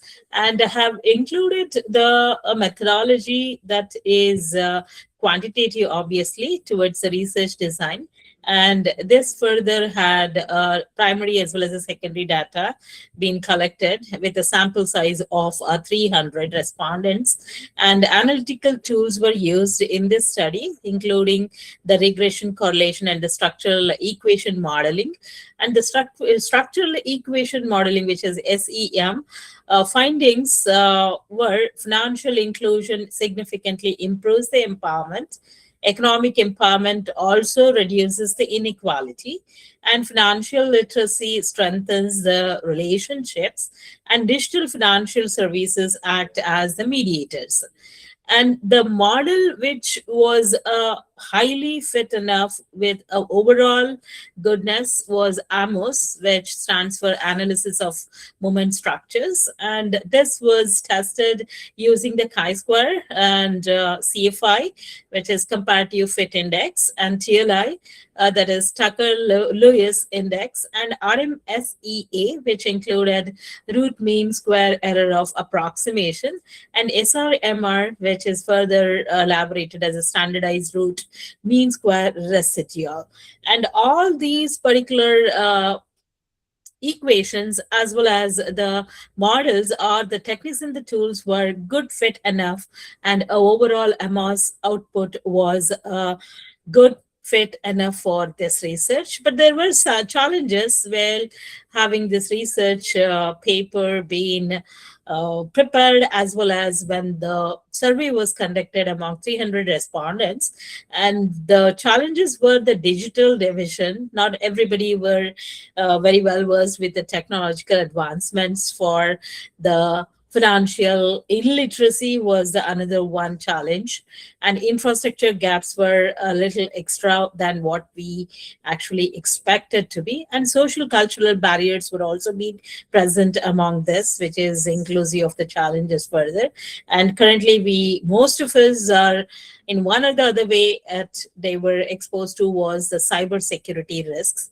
And including all these study findings, the implications towards the policy was to strengthen financial literacy programs, and also to improve the digital infrastructure, designing inclusive financial products to the respondents and across the country for the developing nation, and encourage the public-private partnerships, which will strengthen the overall economy. And I would like to conclude, a financial inclusion is a catalyst for absolutely the social justice, and it further enhances the empowerment and equitable growth, and also reduces the poverty and reducing the income gaps, and which finally requires a holistic approach towards the policy support. Thank you.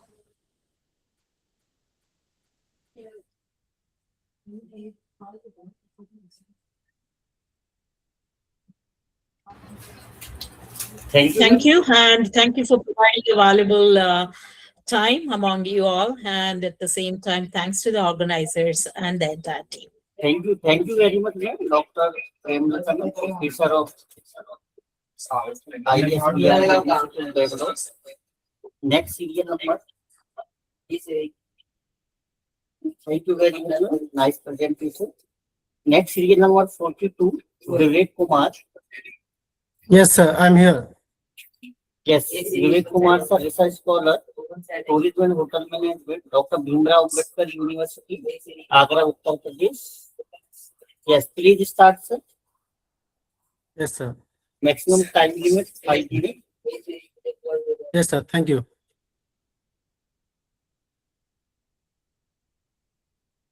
So, good morning, good afternoon, good evening to each and everyone. Myself, Vivek Kumar. I'm pursuing my PhD from Dr. Bhimrao Ambedkar University. Hope I'm audible to everyone and my presentation is visible. Yes, sir. Yeah, thank you. And presently, I'm working in a Institute of Hotel Management, Shillong, Meghalaya, as an assistant lecturer, on a regular basis, Ministry of Tourism, Government of India. Today's my topic is Tourism Management Challenges and Sustainable Development in Agra, a comprehensive cross-stakeholder analysis. So, introduction: tourism role in economic growth, employment, cultural exchange is very increased nowadays, and Agra as a heritage hub attracting millions of tourists annually, and challenges for overcrowding, air pollution, poor sanitation, and weak coordination among the government and the stakeholders, and need for sustainable tourism practices. I found tourism as a driver of growth in India, because Agra is a global recognition for Taj Mahal, Agra Fort, Fatehpur Sikri, and so many other tourist sites. And key challenges for Agra, like overcrowding, pollution, poor infrastructure, and weak policies, and aim cross-stakeholder analysis for the sustainable solutions. And I adopted the research methodology, descriptive and analytical, and I choose only 120 respondents, and I collected the data, primary data from the tourist businesses, stakeholders, operators, and officials from the ASI, and data collected from the structured questionnaire and through the interviews. And tools for the research, I have used percentage analysis, charts, and comparative analysis.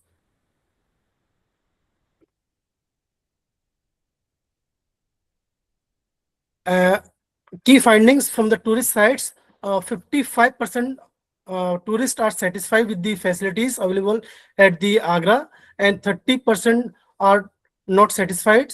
And overcrowding is a problem by the 30% of the tourist sites, and pollution also a most critical level. And infrastructure, mostly respondents are said it's a average, and cleanliness at Taj Mahal is very nice, like a 70% respondents are agreed, and around the streets of the Agra, it's 40% only, so 60% need to be improved. And findings from the stakeholders' perspectives, or local businesses, people are saying that seasonal demands, like we are having a peak season and lean season, and now we are moving to the lean season, because in a winter time in Agra, from October to March is a peak season, and now it's May, it's a now low or lean season.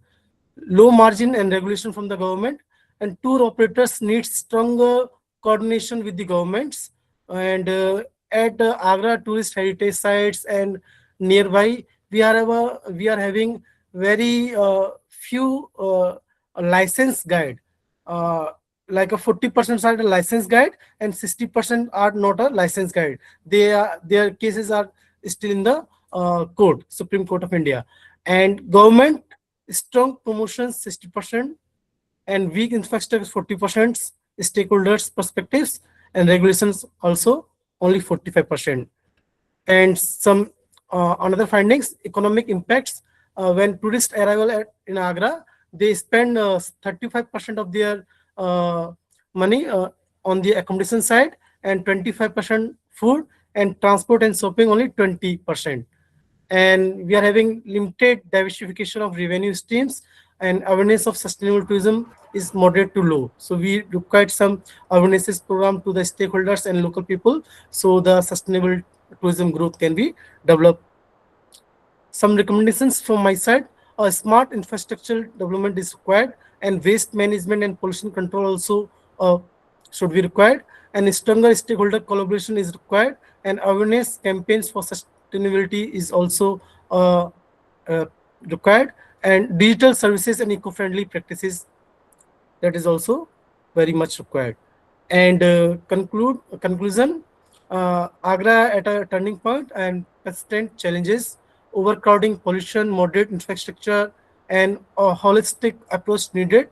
A government collaboration and sustainability is required, and potential for the inclusive, resilient, and sustainable tourism growth. So that's all from my side. Thank you very much. Thank you for your time and patience for hearing me. Thank you.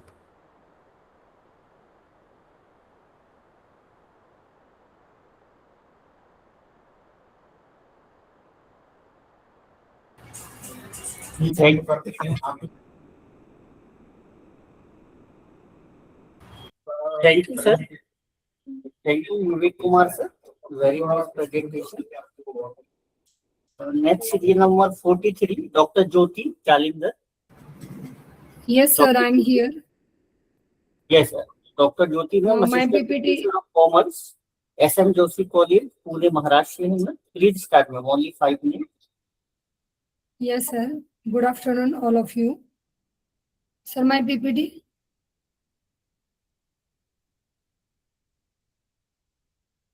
Brajesh, sir. Yes, please start, ma'am. Okay, sir. Without PPT, I start. Please open PPT. आप अपने side से कर सकते हैं. Okay, sir.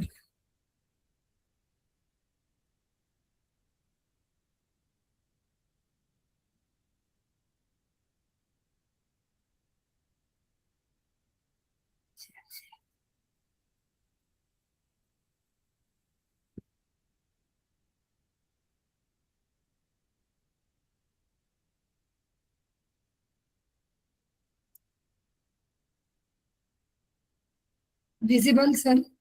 My PPT is visible. No, ma'am.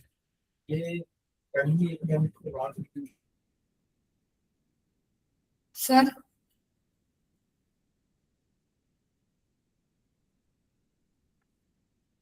Yes, madam. Yes. अभी open हो गया था. share screen.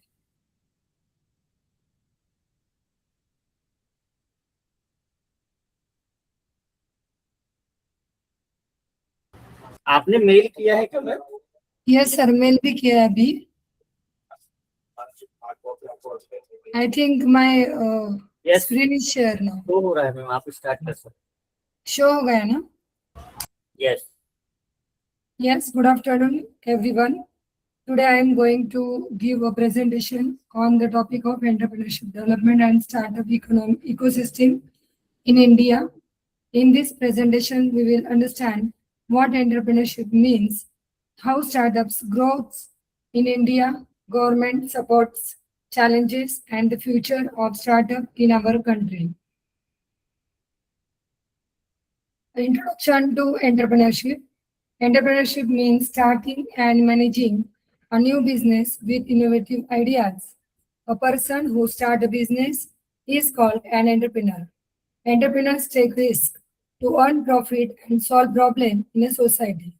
Entrepreneurship is important because it creates jobs, improves the economy, and encourages innovations.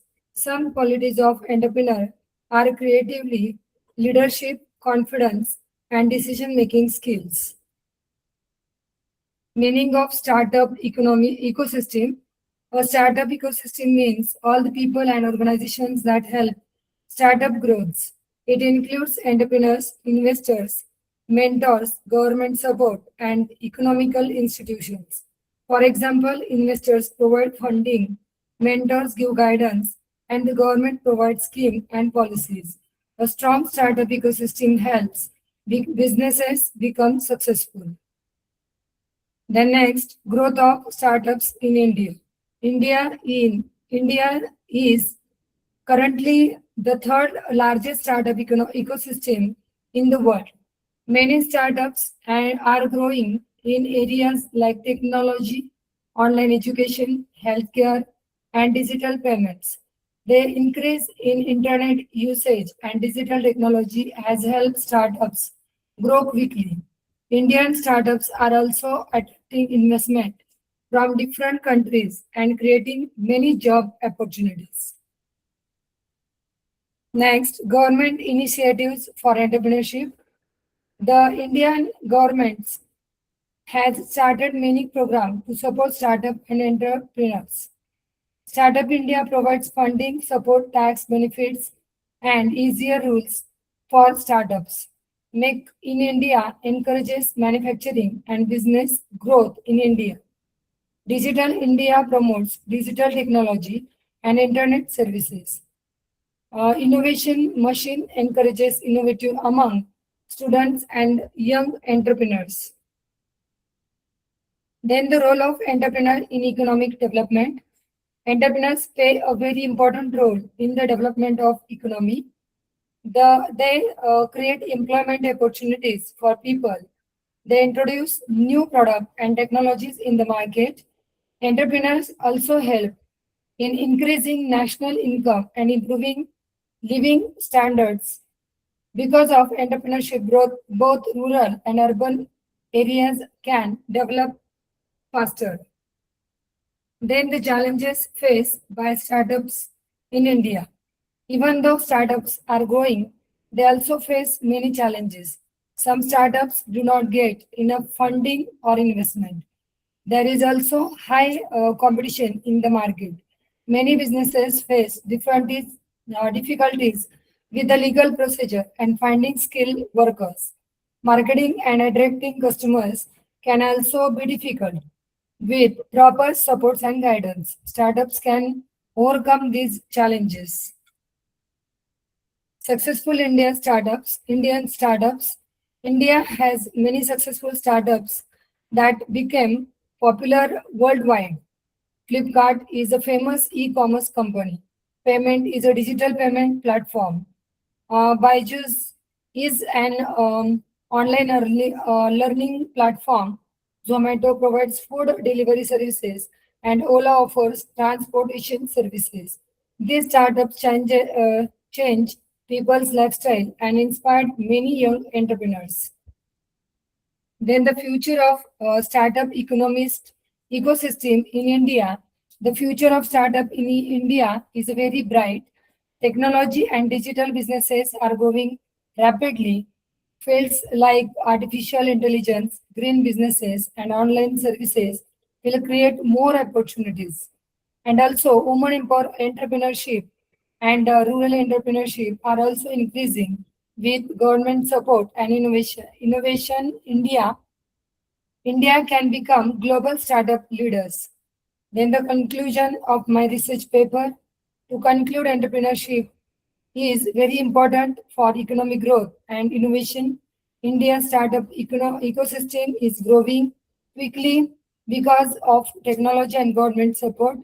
Young entrepreneurs can create jobs, solve problems, and help in the development of country. A strong startup culture will make India more successful in the future. Thank you very much given opportunity for my present my paper here. Thank you, Vijay sir and all team. Thank you very much once again.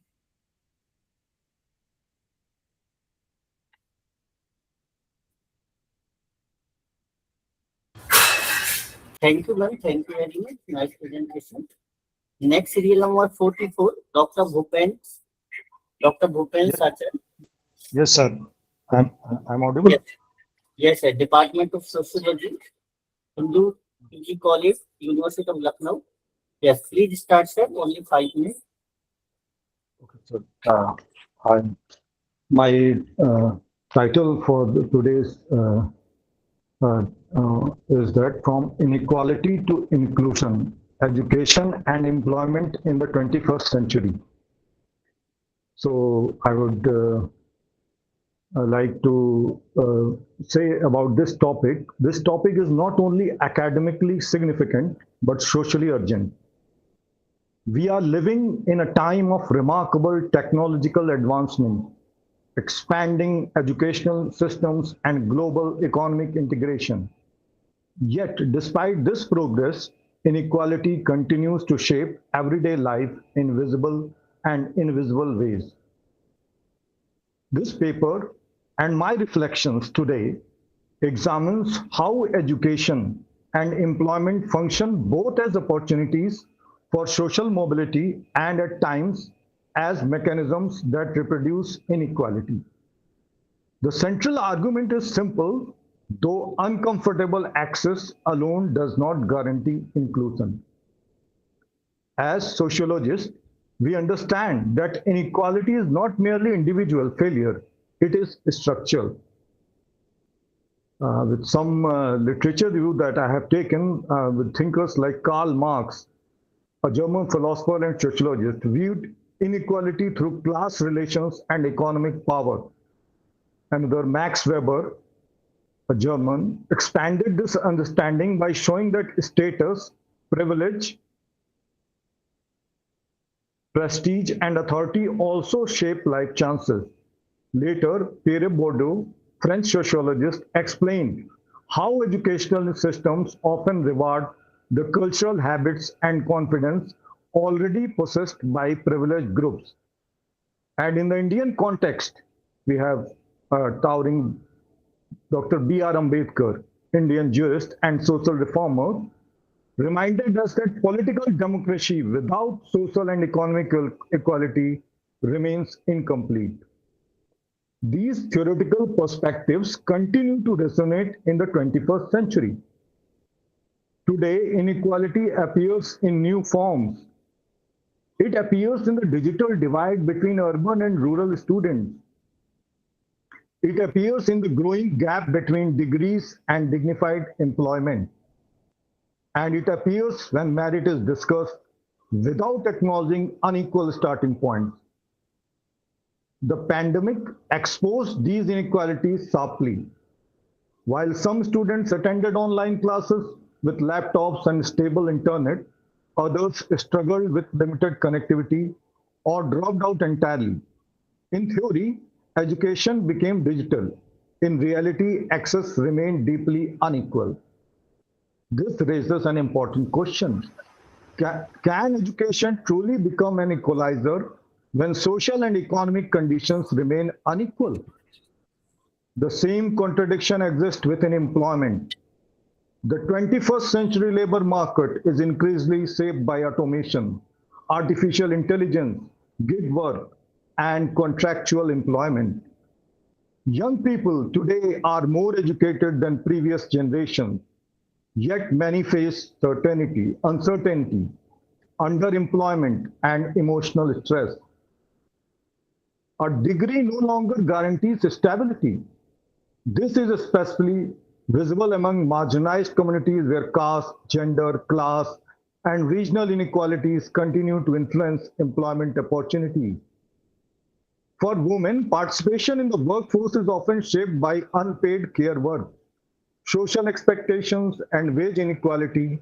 For lower caste and economically disadvantaged groups, barriers are not always visible. They continue to exist through institutional practices, social networks, and unequal access to opportunities. The research foundation of this paper is based on qualitative and analytical examination of secondary data, policy reports, labor statistics, and contemporary sociological literature. Reports from organizations such as UNESCO, International Labour Organization, Geneva, World Bank, Washington, D.C., USA, reveal that educational expansion alone does not automatically reduce inequality unless accompanied by social inclusion and equitable employment structures. What emerges from the research is that inclusion must go beyond admission numbers or employment statistics. Real inclusion means dignity. It means meaningful participation. It means ensuring that education does not merely produce employable individuals, but socially conscious citizens. So what can be done? First, educational institutions must become more inclusive in curriculum, pedagogy, digital access, and institutional culture. Second, the skill development program should focus not only on market demands, but also on critical thinking and social empowerment. Third, governments and institutions must recognize that sustainable development is impossible without social justice. And finally, universities must reconnect research with social realities.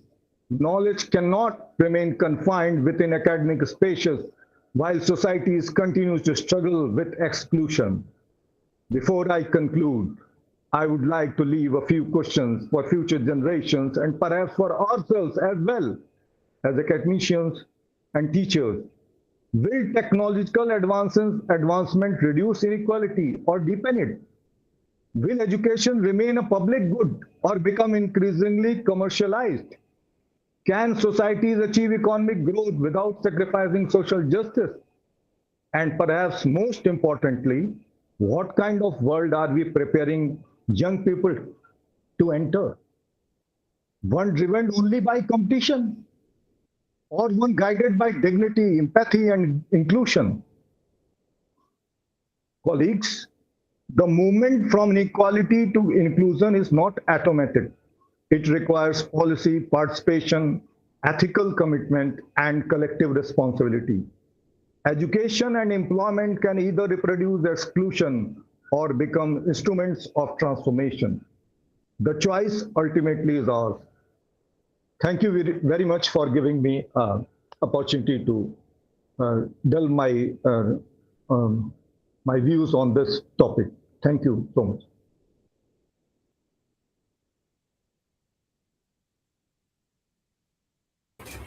Thank you, sir. Thank you, Dr. Bhupen, sir.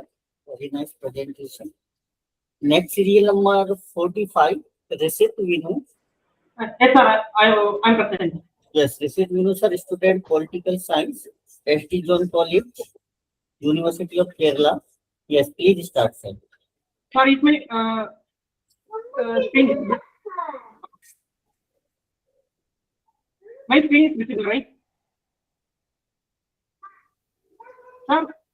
Okay. Sir? Yes, yes, please continue. Okay.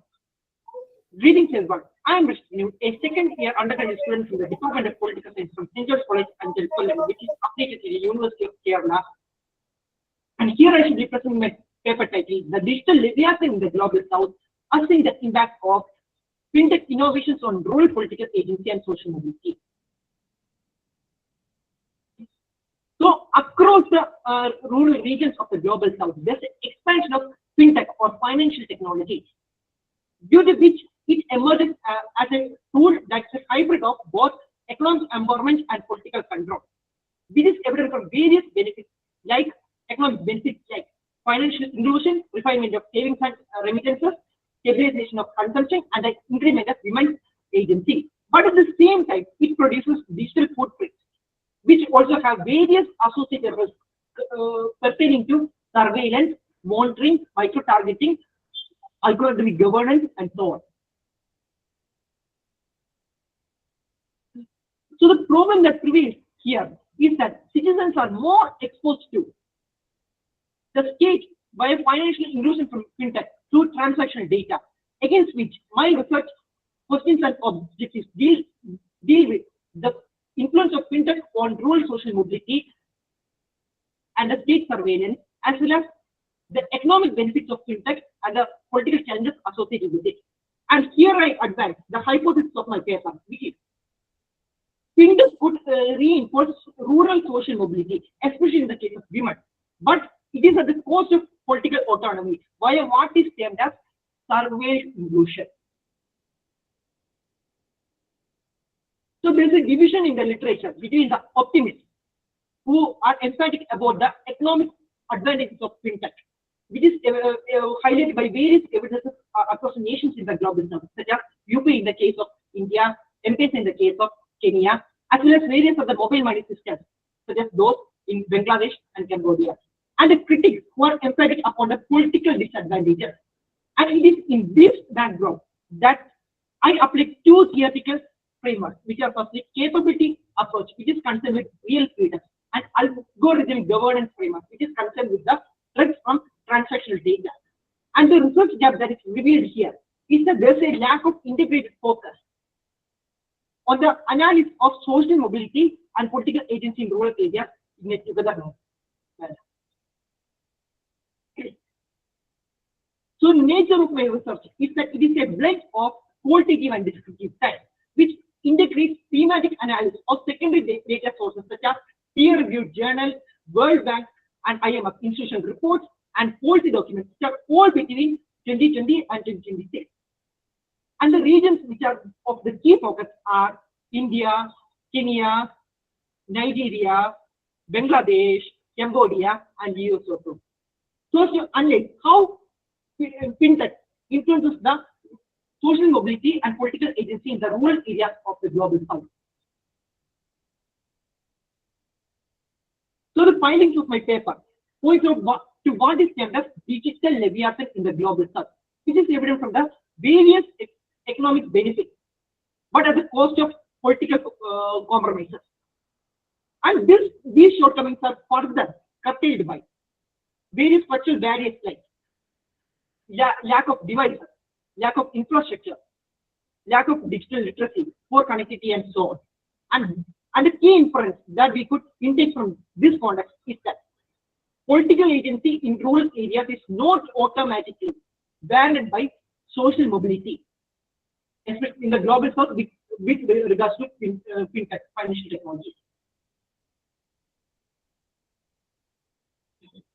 So deducing from the economic benefits of fintech, but the political cost, we could conclude that there's a simultaneous coexistence of economic inclusion and political control with respect to fintech.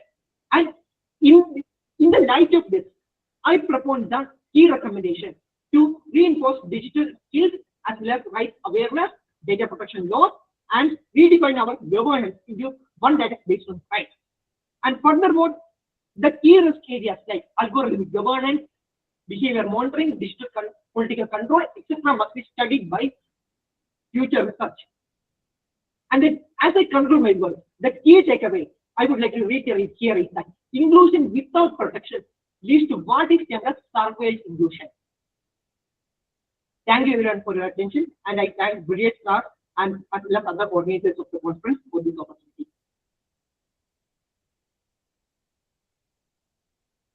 Okay, thank you.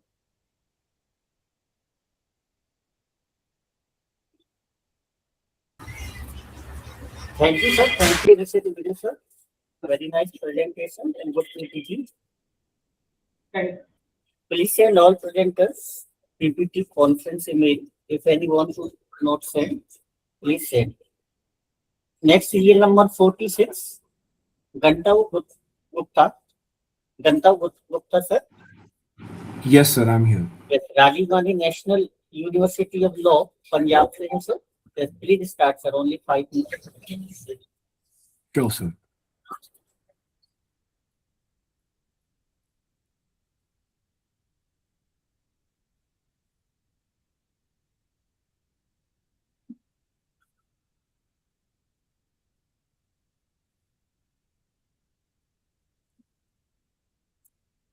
Sir, is my screen visible?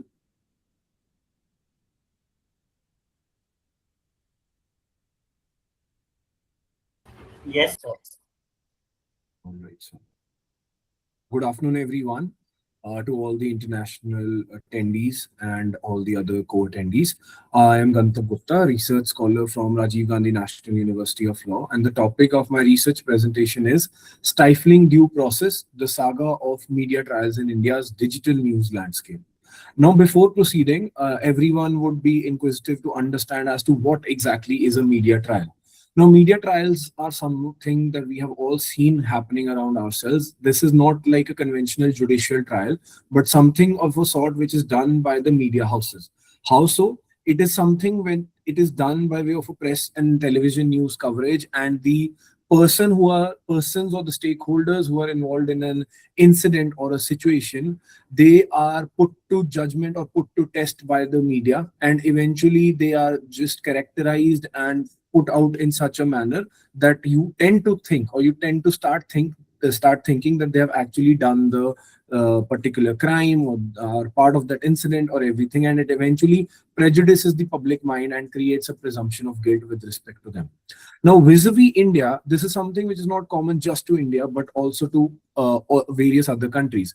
Currently, in this topic, we are dealing with only the Indian aspect, and in India, it has not just been there from the last few years, but it has been there from the various decades ever since we saw an evolution of the news media. So it has been there from the cable TV era, where sensationalist print media write-ups were given, and then in the 2000s when we had the Jessica Lal and the Arushi murder case, and then in the 2010s when by way of social media amplification we saw the reporting vis-a-vis Nirbhaya rape case and the other incidents, and then during the 2020s we have had certain various landmark cases which we'll be discussing further moving forward. Now, the aspect as to on which these, on what legal provisions this topic primarily lies. These two legal provisions are derived from none other than the grand norm of our country, that is the Constitution of India. And these are the two provisions on which the basis of this whole problem lies, that is trying to achieve the balance between Article 19(1)(a) and Article 21. Now, at the outset, all of us belonging to or knowing about Constitution of India, they know how much importance is what we accord to Article 19, and specifically Article 19(1)(a), which grants us the freedom of speech and expression. And an important part of this freedom of speech and expression is the fact of the freedom of press.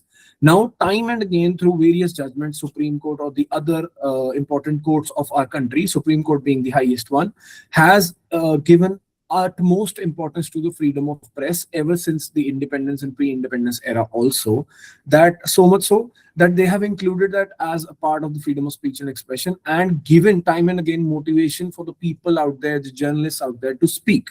Now, and terming it as an essential pillar of democratic accountability. However, the balanced out point in the article with which it needs to be balanced is the right to life, liberty, and dignity. Now, Article 21 primarily promises the right to live and right to live with dignity. Under this part itself comes the very ambit that nobody should be subject to a trial unless by the court, so as to prevent him from living his life with liberty and dignity. And this encompasses the right to reputation and dignity and the presumption of innocence being the fundamental norm. Moving forward, the typology of digital media trial practices. Now, conventionally, we had the news media in the print and the television form itself. Now we also have the digital news media, and the process which takes place in order to conduct a media trial or in order to do something which eventually forms a media trial is this, that they tend to start giving, number one, pre-verdict guilt narration. The way all of us have seen today's news reporting all around us, they start to give such kind of narratives where we as public, as members of the public or citizens, we try to perceive that the person involved might be guilty at all. We do not even give that much of opportunity for that matter to go to the court. Then they start to run parallel investigations. Number three, they start to assassinate the character, particularly in the landmark case of Sushant Rajput murder case or Sushant Rajput suicide case. We saw how the character assassinated all the primary stakeholders that were involved by blaring their media chats and everything on the news. Then number four is survivor re-victimization. The persons who survive out of that particular incident, they are also victimized more and more. And then number five is the algorithm, which does the work for the media houses, where all of us are wanting to consume such kind of sensational news, and that is why it comes up more and more on our screen. Number six is the paid news and partisan framing. Now, not just this, many platforms are actually putting out the paid news and specifically intending to generate a particular kind of public opinion. And that is also a hindrance to the balance between the two constitutional articles. Now, this is an analysis vis-a-vis the media trials in numbers and the media coverage intensity versus the trial stage. Now, in this table, I have tried to show as to how much coverage is actually given by the media as the actual trial of a particular incident proceeds. Now, if you'll see from the table, you'll get to see that the most amount of media coverage is given around the arrest of a particular stakeholder. And apart from that, we do not find actually seeing, for example, if we take about the Riya Chakrabarti case itself, where in the Sushant Singh Rajput suicide case, Riya Chakrabarti was given a clean sheet by the court after years of lingering, and nobody even covered that, not a particular media house covered that in that manner as they were doing it when she was about to get arrested, or there were news of her being called for investigation and all those things. Proceeding further, these are the landmark Supreme Court cases on media trials. And if you see the timeline right from 1961 to 1988, 2009 to 2012, Supreme Court through various of its judgments has tried to give and put out that if we are trying to stifle the due process, that will be counted as contempt of court. Then there is the 1988 case where they balanced the freedom of press with the procedural fairness. Then there's the 2009 case where they specifically address the electronic media's specific excuses in order to do any unethical journalism. And then we have the 2012 case, which under Sahara India Real Estate Corporation, which established a framework for postponement orders in India. And the very recent one is the Vijay Kurle and others of 2020, where the Supreme Court specifically made it clear that even the digital news media platforms are not exempt from any kind of contempt proceedings. Now, these are the prominent sum judice cases which eventually became part of the media trials. As we all know about the drug bust case of a superstar's son. And then we had the Sushant Singh Rajput death case. Then we had Kathua rape case of 2018. And then the arrest and the case of the arrest of a prominent journalist, Mohammed Zubair. So all of these cases, right, even before the court could come out with an actual judgment or a decision regarding the same, they were subject to various interpretations by the media houses.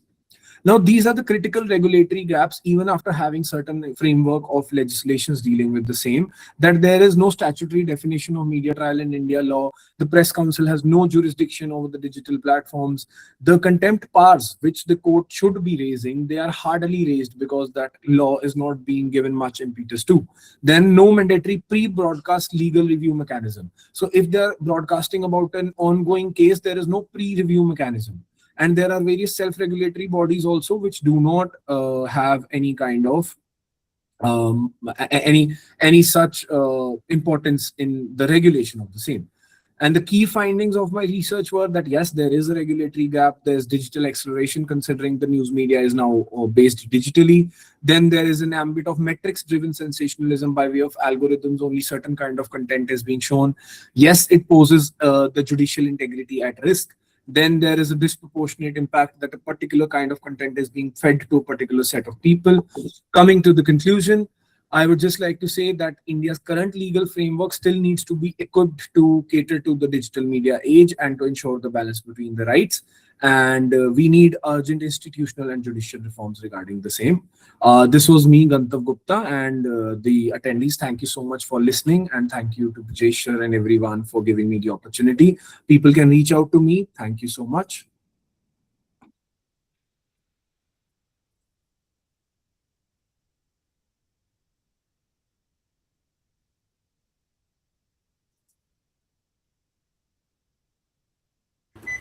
Thank you, sir. Thank you very much, sir. Very nice presentation and good PPT. Thank you, sir. Thank you so much. Next serial number 47, Sai Gupta. जी sir, present sir. Yes, Sai Gupta ma'am, research scholar of commerce, Ghazidas Vidyalaya, Bilaspur, Chhattisgarh. Please start, ma'am, only 5 minutes. Yes sir. Thank you sir.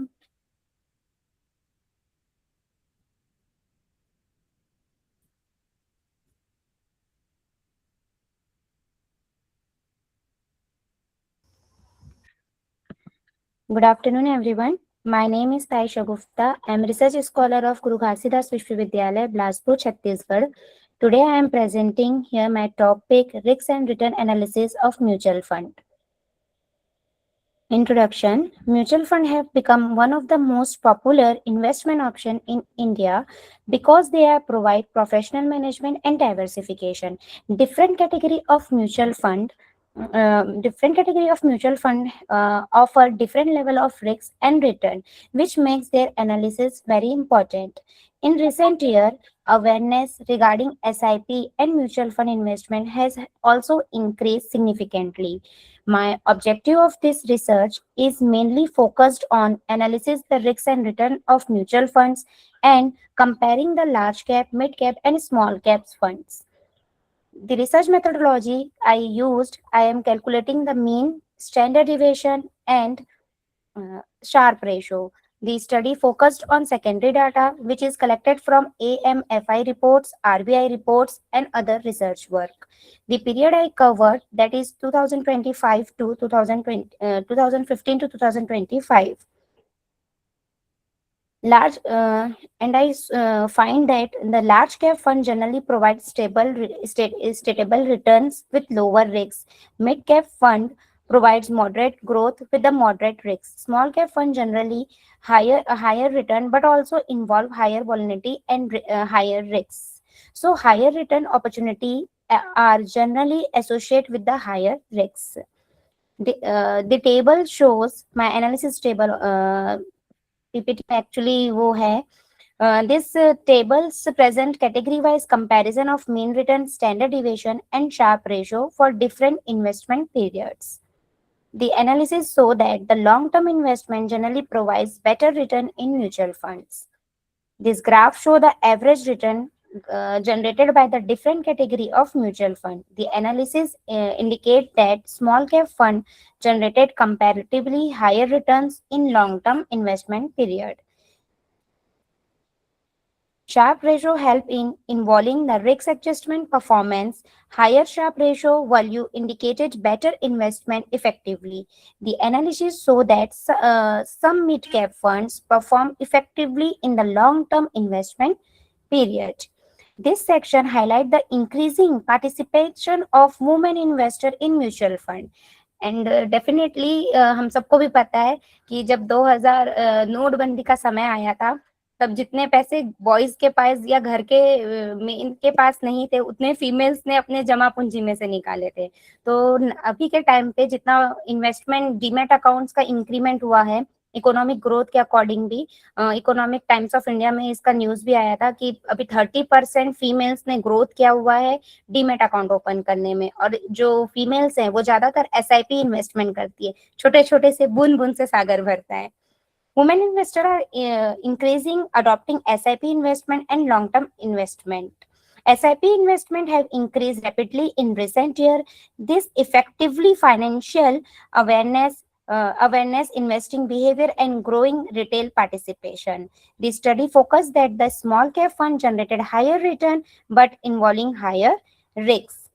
In my suggestions to that is investors should select a mutual fund according to their risk bearing capacity and investment objective. Investor may prefer long term fund, while aggressive investor may prefer small cap fund. To conclude, mutual fund are important investment option, but every category has a different level of risk and return. Therefore, proper analysis and information investment decisions are necessary for better financial outcomes. Thank you.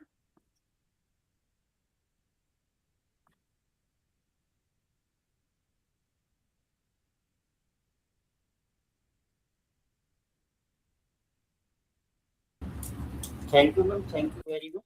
Nice presentation. Next, serial number 48, Dr. Lalita. Dr. Lalita Purti. Okay, next serial number 49, Dr. Shikha Srivastav, Diya Rawat. Hello, yes, Diya Rawat this side. Diya Rawat, ma'am. Yes. Student of Psychology, University of Noida, Uttar Pradesh. Please start, ma'am. Only 5 minutes. Yes, kindly let me know if my screen is visible. Is my screen visible? Yes, ma'am. Okay. Hello, everyone. I am Diya Rawat, and today I'll be presenting my research paper titled Peer Pressure and Emotional Intelligence Among University Students. It's a study of relationship and gender differences. I hope this gives you some interesting insights into how our emotional abilities shape the way we respond to the social pressures of university life. So, starting with the abstract, to give you all a quick overview, the study was conducted among 103 university students between the ages of 18 to 25. Two well-established tools were used: peer pressure scale questionnaire and the Wong and Law emotional intelligence scales. The key finding was a moderate negative correlation between emotional intelligence and peer pressure, meaning the higher a student's emotional intelligence, the less likely they are to experience peer pressure. Also, a significant gender difference in emotional intelligence was found, with high male scores, though interestingly, there was no significant gender differences in peer pressure itself. To start with the introduction and to understand why study this topic, I would like to say university is one of the most critical phases of young adulthood. Students are navigating identity formation, academic demands, career pressures, all while being deeply embedded in peer social networks. Peer pressure in this context isn't always negative. Isn't always negative. It can motivate growth, but it can also push students towards maladaptive choices. Emotional intelligence refers to our ability to perceive, understand, use, and regulate emotions. Students with higher emotional intelligence tend to be more resilient, better at managing stress, and more capable of maintaining their autonomy when faced with social influence. This is what makes emotional intelligence such a crucial mediating factor. Two students in the same social environment can respond very differently based on their emotional capabilities. Many existing research papers strongly supported this connection, collectively helping to lay a strong groundwork for our investigation. A quick overview of the methodology. The study aimed to examine the influence of peer pressure on emotional intelligence and how much peer pressure predicts changes in emotional processing. The two instruments used were the peer pressure scale questionnaire for peer pressure and Wong and Law emotional intelligence scale for emotional intelligence, as I mentioned before. Statistically, Pearson correlation coefficient was used to test the relationship between the two variables and independent sample t-test to check gender differences. We had major three hypotheses: a negative relationship between peer pressure and emotional intelligence, and the potential gender differences in both the variables. Moving on to the results, hypothesis 1 was confirmed as a study revealed a moderate negative relationship between emotional intelligence and peer pressure, meaning students in higher emotional intelligence experience lower levels of peer pressure. For hypothesis 2 and 3, independent sample t-tests were done comparing males and females. On emotional intelligence, males scored higher in emotional intelligence, and the difference was significantly statistically supported, which actually diverges from several studies that report females having higher emotional intelligence. We attribute this to cultural and contextual factors, gender roles, socialization, university-specific stressors, and the self-reporting nature of the scale may have influenced the responses. It's a reminder that EI findings are heavily context-dependent. However, for peer pressure, males and females showed no significant correlation. Both male and female students in our sample experienced peer pressure at similar levels, likely because shared academic environments and cross-gender interaction create uniform social pressures regardless of gender. So hypothesis 2 was not supported. To conclude the study, we confirmed a significant negative relationship between peer pressure and emotional intelligence. Emotional intelligence is a genuine protective factor, and investing in emotional intelligence development among students is necessary through workshops, counseling, and curriculum integration. It could meaningfully improve their resilience and decision-making.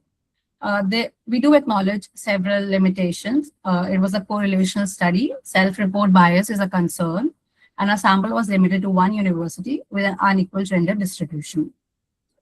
That wraps up my presentation. Thank you so much for your time and attention.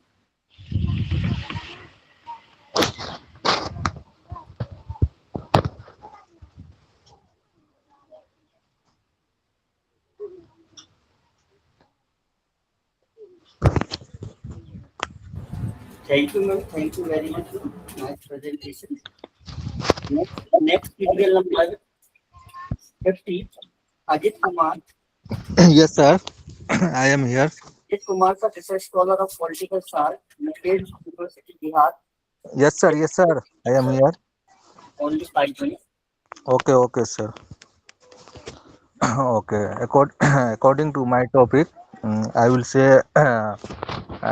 say briefly due to lack of time.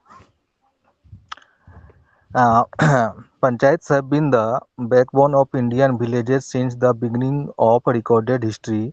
Gandhi's dream of every village being a republic has been translated into reality with the introduction of the three-tier Panchayati Raj system to enlist people's participants in rural reconstructions. Panchayat, which literally means institution 5, can be found in the Shanti Parv of the Mahabharata. Panchayat is apparently a Sanskrit word, and it is surprising that in the whole complex of self-government. but if you see in the last 10 years, after the 73rd Constitutional Amendment Act, all nations in India began the trend of extreme democratic decentralization. Some states are ahead of others while implementing the Panchayati Raj institutions. The traditional power structure of the local bureaucratic elite network was crucially modified in certain nations. The system had strength previously disadvantaged section of society, including women, SC, ST, and other governing groups in some nations.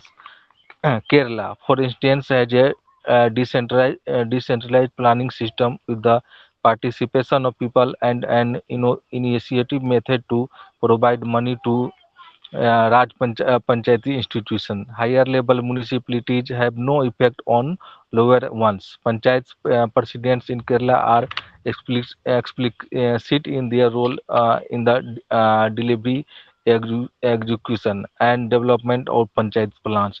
They participate actively in the efficient administration of child care, primary and medical center.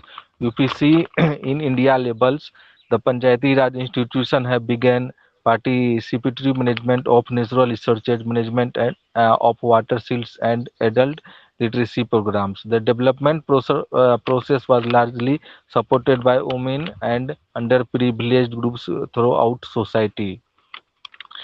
If you see in Madhya Pradesh is another activist state with the Panchayati Raj institutions.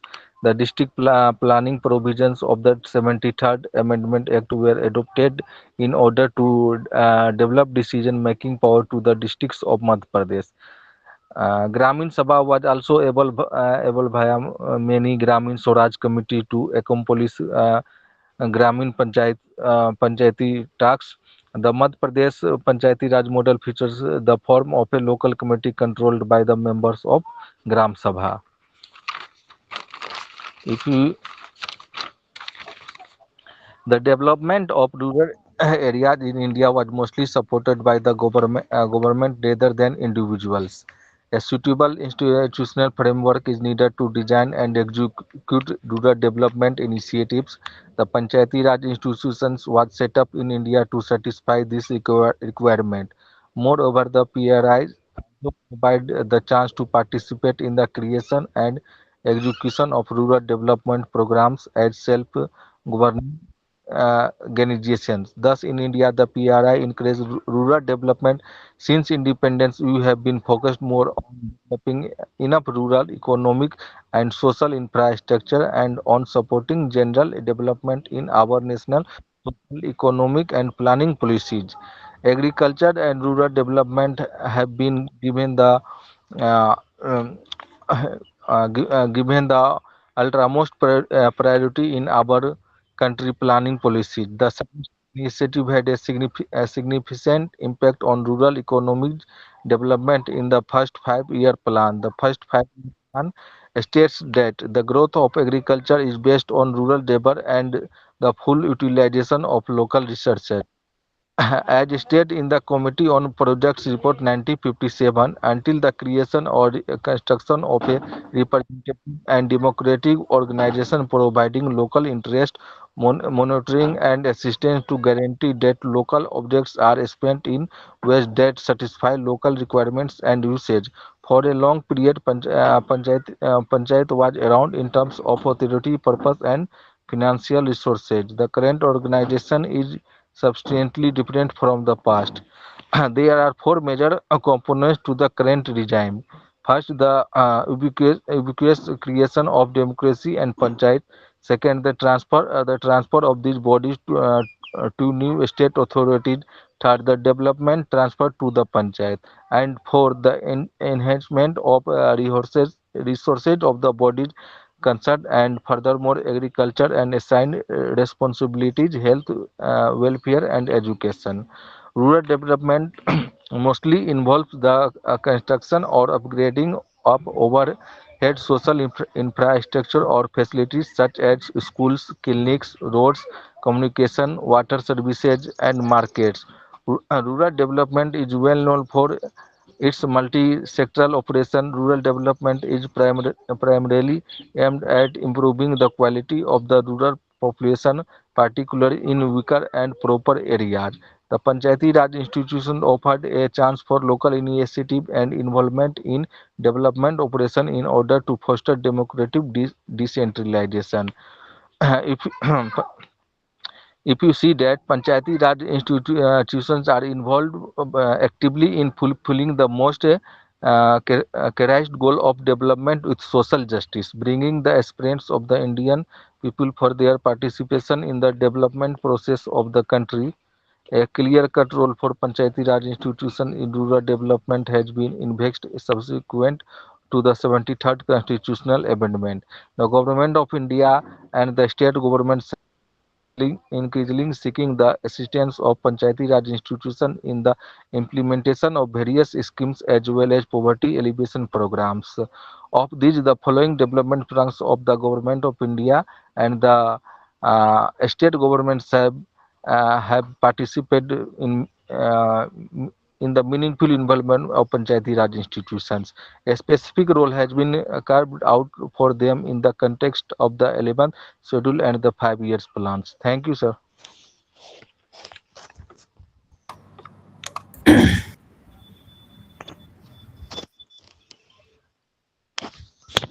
Thank you, sir. Thank you very much, sir.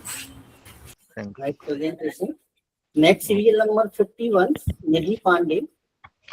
Yes, sir. Nidhi Pandey, research scholar of commerce, Guru Ghasidas Vidyalaya, Bilaspur, Chhattisgarh. Please start. Only 5 minutes. Yeah. Yes, sir. Can you see my screen, sir? My presentation? Yes, ma'am.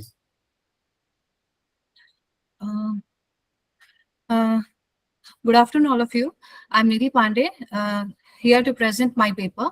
The topic is Use of Sustainability and Green Innovation by the Indian Companies During Festival Marketing. If I talk about my topic, so first of all, I want to discuss about the festival marketing. It is the process by which businesses step up their efforts to draw into customers. Before festivals begin, companies engage in festival marketing. The main reason is to boost revenue and to increase the profit by giving customers worthwhile offers.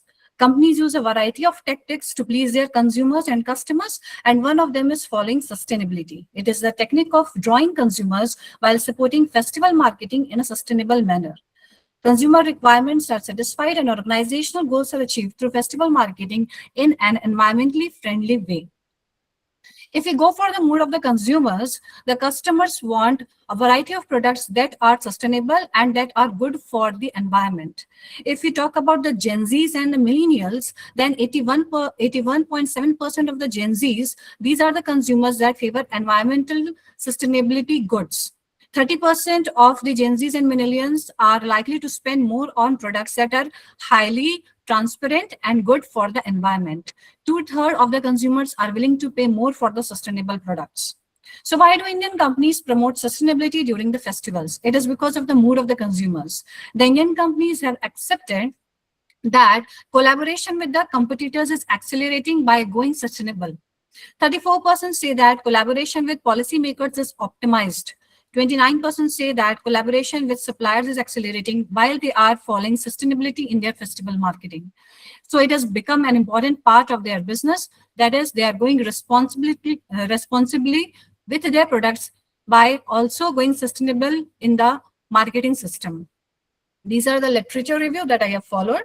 The methodology used is, it is a type of a case study in which I have read and used more than 100 types of newspaper, 100 articles on festival marketing published online on Economic Times, Times of India, Financial Express, Business Standard, and men between 2019 to 2025.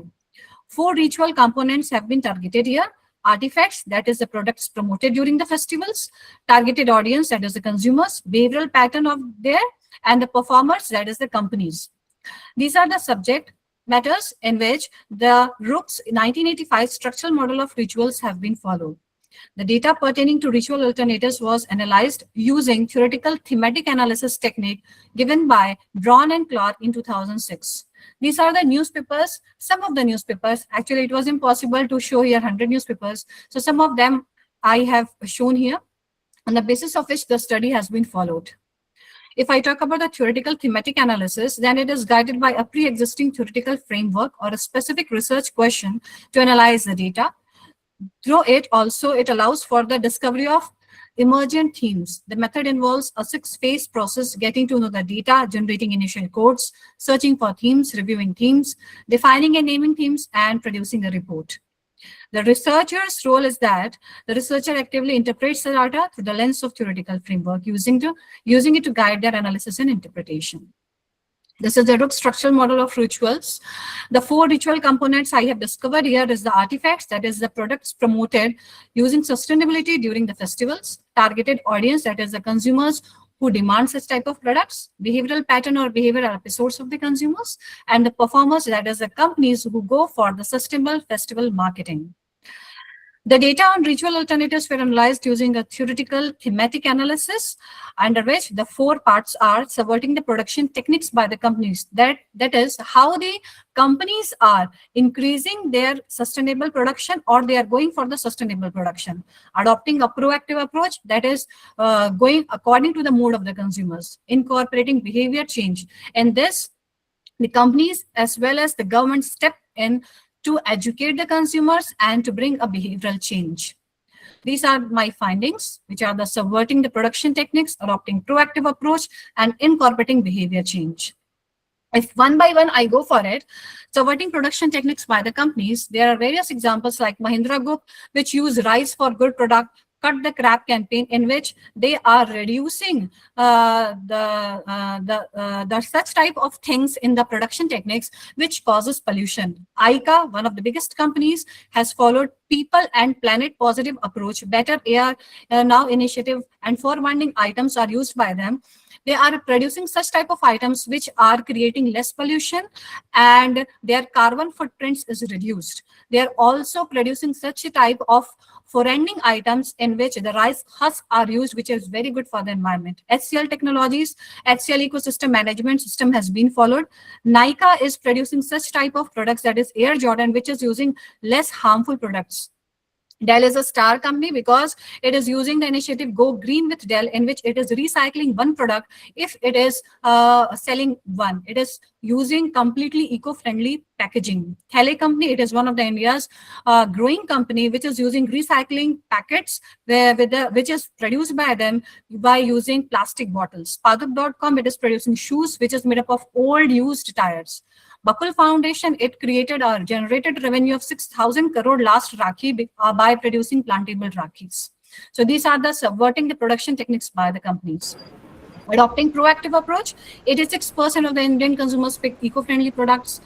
One of the surveys show that customers are willing to pay an average 9.7% more for sustainable items. 46% of the consumers expected they are buying more ecological friendly products. 90.1% responded that consumers are becoming more aware of environmental impact and they are going for the sustainable products. So this shows the proactive approach. Even if the consumers are going for the sustainable products, they want the value trump policy, that is the bang for buck. If the products are sustainable, it doesn't mean that they should be expensive. Incorporating behavior change, it is also by the companies and by the government.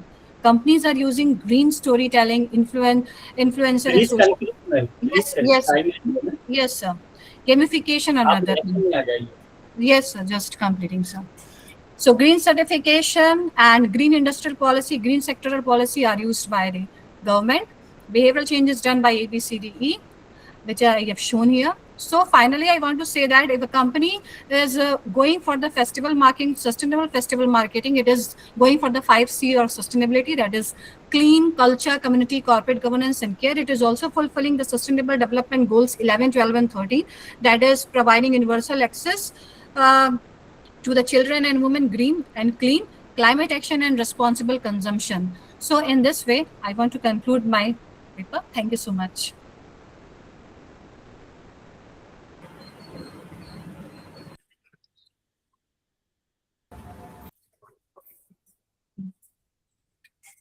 Thank you, ma'am.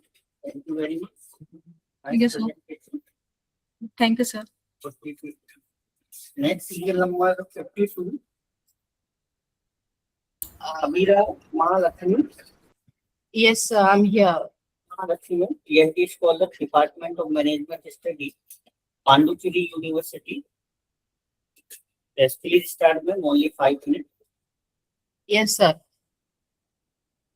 Very good afternoon to everyone. I'm Abhirama Lakshmi, a PhD scholar from Department of Management Studies, Pondicherry University. Today, I'm presenting my conceptual paper titled Skill Development and Graduate Employability, the Mediating Role of Career Adaptability.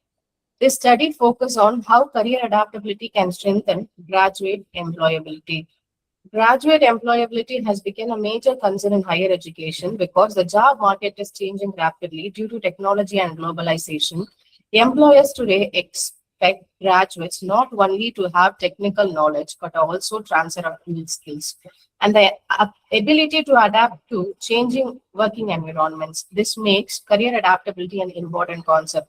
Coming to the research objectives, this study has three objectives: to examine the relationship between the skill development and the graduate employability, and analyze the role of career adaptability in influencing employability, and to identify the mediating role of career adaptability between skill development and graduate employability. This study built around three key concepts. First is skill development, which includes both technical and soft skills like communication and problem solving. Second is career adaptability, which includes concern, control, curiosity, and confidence.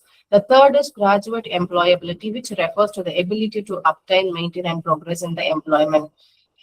Coming to the literature review, that the skill development alone is not sufficient for employability. Studies indicate that career adaptability helps graduates effectively use their skills in changing working environments. Research also confirms that the adaptability positively influences career success and employability outcomes.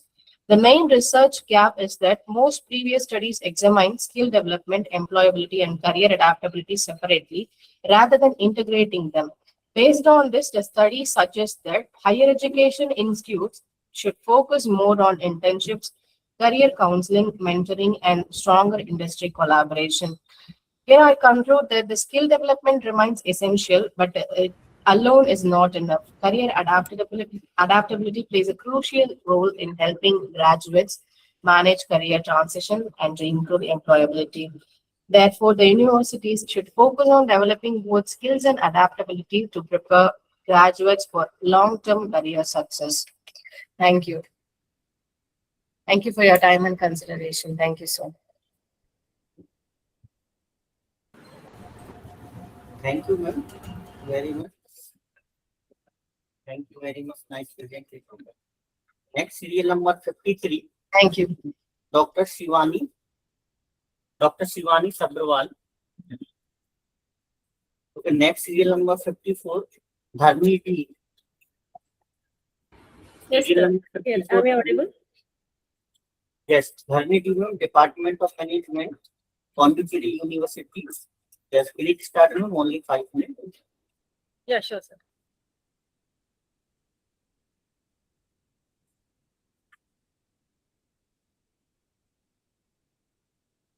Is my screen visible, sir? Is my screen visible? Am I audible? Can I start? Yes, madam. A very good afternoon to all. Respected dignitaries and my dear fellow presenters, a very good afternoon. Today, it gives me very immense pleasure to participate in this international conference on multidisciplinary research. Without much delay, I'm just focusing on the topic of presentation. AI-powered App Store optimization, shaping the future of entrepreneurial success. My co-author is Saravanan M, and I'll be presenting the presentation. So the contents will be just going through. It is more of a case study presentation where I'll be more focusing on App Store optimization and significance of it, and then how that keyword optimization helps in the ASO techniques, and as well as the successful stories and the synergistic relationship. So this paper explores the transformative potential of App Store optimization powered by artificial intelligence. As you all know, artificial intelligence in this contemporary era is just revolutionizing the world like anything. So likewise, now the entrepreneurs are facing a difficult thing in going into how do they optimize the apps which they are creating for their products. So this App Store optimization and as well as AI can help them and have a synergistic optimizing promising things which will help the entrepreneurs to give them more visibility and as well as achieve levels of downloads and user engagement. So what really App Store optimization is? It is a process of optimizing an app's visibility and ranking within app stores like the Apple App Store or a Google Play App Store. So by implementing effective ASO strategies, app developers can increase their app's discoverability and attract more downloads and also improve user engagement.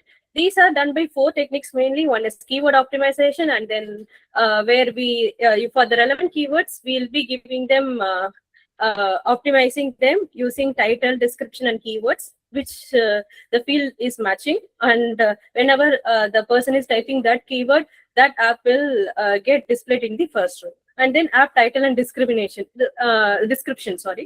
creating a compelling and informative app title and description can really attract potential users to download the app. And then visual elements. So easily, as human beings, we are easily attracted to the visual elements. So high quality app icons, screenshots, and then videos can make the app stand out of the competition. And also it plays as a competitive edge. And ratings and reviews. Whenever we want to download an app, we always go through the ratings and reviews. How does it perform? Likewise, so encouraging positive reviews and then responding to the users' feedback to improve the app's reputation.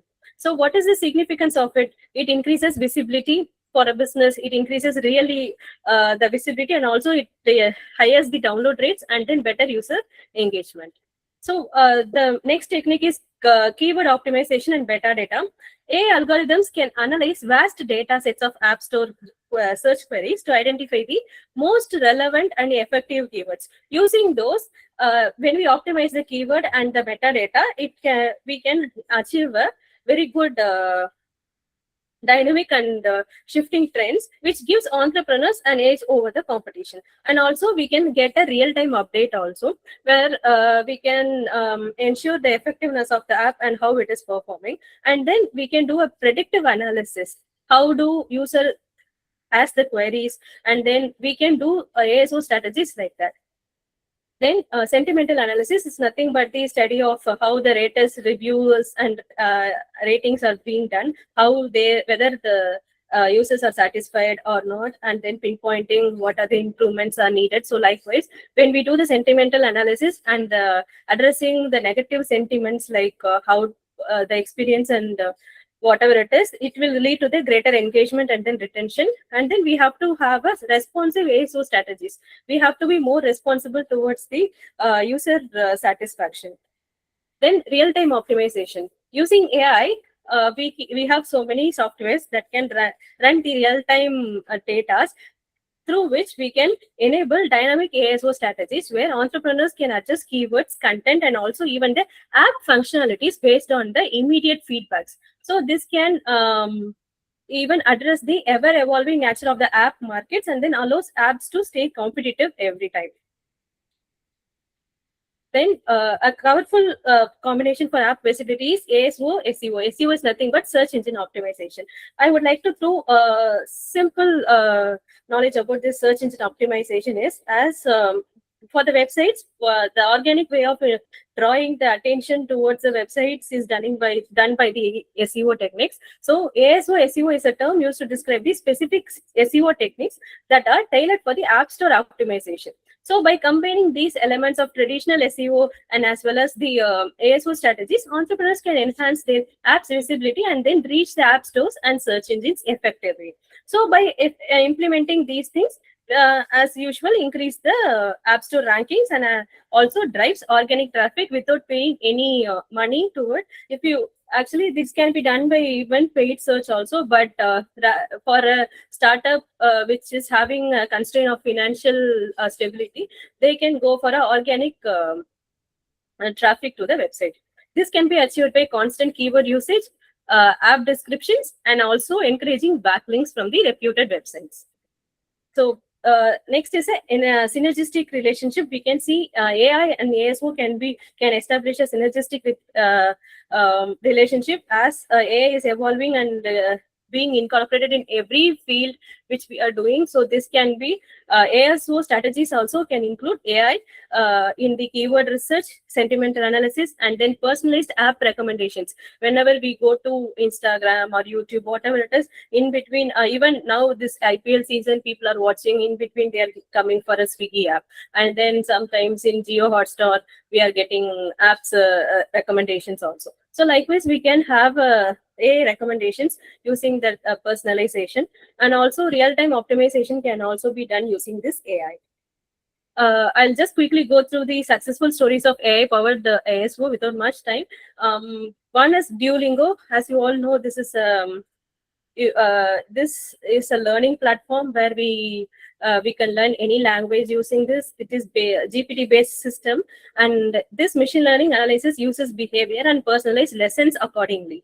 And if you know the Spotify list, whatever songs we listen again and again, it will personalize the algorithm in such a way that it will give you the personalized lists of songs and personalized experiences. It enhances the user satisfaction. Then Netflix, and also we can see our Indian entrepreneur examples are Swiggy and Zomato. So we can, without Swiggy and Zomato, I feel that now even in the metro cities, they are lacking. Without these apps, they are not surviving. So this is a very good, successful example of AI-powered ASO. And these are the key impacts of AI-powered ASO, which is given to these apps, that is the improved app discoverability, user engagement, and then retention, and then stronger competitive advantage, and data-driven decision-making for a sustainable growth. So implications include enhanced efficiency and scalability, data-driven decision-making, improved experience and competitive advantage, and ethical considerations also taken into consideration. So I conclude by saying that ASO empowered using AI represents a new frontier for entrepreneurial success. And also by automating and enhancing ASO processes, AI can provide valuable insights, data-driven recommendations, and also a competitive advantage. So as AI continues to evolve, the role in ASO as AI will likely to even become more prominent and shape the future of app marketing and as well as discovery. Thank you for the valuable time and then opportunity. Thank you all.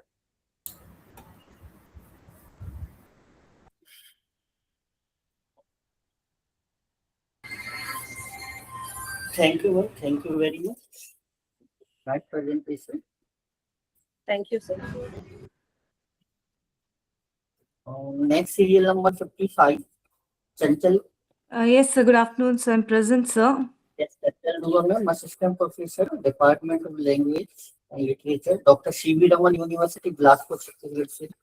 Yes, please start, ma'am. Only 5 minutes. Yes, sir. So my screen is visible? Yes, madam. Yes, sir. Good afternoon, everyone. Thank you for providing me this opportunity to present my paper here. Today, I'm going to present my views on feminist retellings of Sita in contemporary Indian fiction. I'm going to present a thematic review here. And according to me, in South Asian literature and culture, the character of Sita has a pivotal yet hotly debated position. As the main character of Ramayana, she has historically been portrayed as the perfect example of a woman. She is chaste, submissive, self-effacing, and devoted to her husband. Beyond the epic, this idealization has given Sita normative authority that has shaped social ideals of feminine purity and wifely duties for generations to come. The Sita myth has been a rich source of revision, resistance, and reimagination for modern Indian and South Asian women writers throughout the past few decades. Their retellings span a variety of genres and mediums, including young adult fiction, dramas, poems, realist and mythic novels, and graphic tales that either transfer Sita's story to new settings or occupy her mind. So the aims and objective of this study is to analyze feminist retellings of Sita in modern Indian fiction and the literary strategies through which her voice is recovered.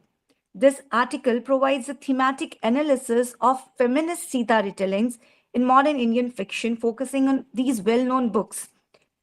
In order to identify the main thematic clusters, the reworking of gender roles and domestic ideals, the representation of female agency and empowerment, the depiction of desire and interiority, and cultural implications of mythic countertelling, it brings into discussion critical essays and creative texts that interpret Sita's story.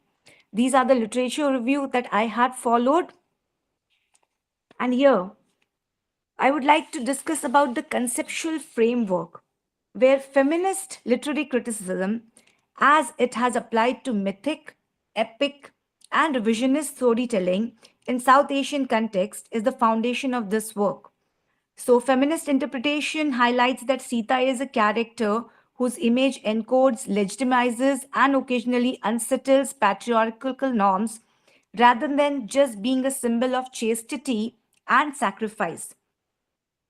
Seeing the second point, revisionist myth making, which is defined as the feminist practice of reworking canonical myths from marginalized viewpoints in order to expose and undermine androcentric master narratives, is a key idea in this essay. Seeing the third point, post-colonialism feminist viewpoints that place Sita at the nexus of gender, nationalism, and cultural identity are incorporated in this article. Mythological heroines are frequently mobilized as national allegories, such as chaste mothers, suffering wives, or violated bodies, through which political communities envision their own innocence and harm, as demonstrated by post-colonial feminist critics. The interpretation is further informed by an intersectional feminist paradigm, which maintains that Sita's tale cannot be limited to gender alone. Intersectional interpretations of the Ramayana show how patriarchal power interacts with caste, class, region, religious identity, discourses to influence women's experience and opportunities for resistance. And then I would like to tell about the idea of counter storytelling, which offers a helpful link between political criticism and literal style. So here I have taken three primary texts: Amish Tripathi's Sita, Warrior of Mithila, Chitra Banerjee Divakaruni's The Forest of Enchantments, and Volga's The Liberation of Sita. Now here, if we see that traditionally the portrayal of Sita as the silent personification of chastity and obedience to a more nuanced literary character characterized by self-awareness, moral contemplation, and resistance is one of the most notable innovations in contemporary Indian fiction. For a long time, feminist critics have maintained that Sita is only elevated as an ideal in the traditional Ramayana tradition by being reduced to a symbolic role in a patriarchal story that revolves around Rama's valor and dynastic duty. By giving Sita perspective, a psychology, and frequently a counter memory that challenges the validity of the roles put upon her, recent retellings upend this inherited paradigm. So here, the restoration of narrative voice is a key tactic used in these books where the story moves to the speaker, Sita, and to create a feminist Sita. The moral structure of the epic starts to shift as Sita is given the opportunity to narrate, contemplate, recall, and interpret. She can argue, she can judge, she can refuse. Sita, as said by Amish Tripathi, is a warrior, is a strategist, a ruler, a political player who occupies clearly areas that are typically associated with men. In others, she reclaims language, memory, and emotional selfhood. If we see Sita's interiority and desires, the transition from public myth to private consciousness is a characteristic of feminist retellings of Sita. By emphasizing Sita's inner life, her uncertainties, memories, grief, longing, rage, and ethical contemplation, modern narratives humanize her more and more, transcending the unchanging ideal of selfless womanhood. These texts portray Sita as a subject who feels and interprets rather than just one who preserves through first-person narration, reflection, and emotionally charged focalization. So here are the major themes where 5 threads have weaved the entire story. So these retellings highlight the constraints that the epic and societal frameworks place on feminine selfhood.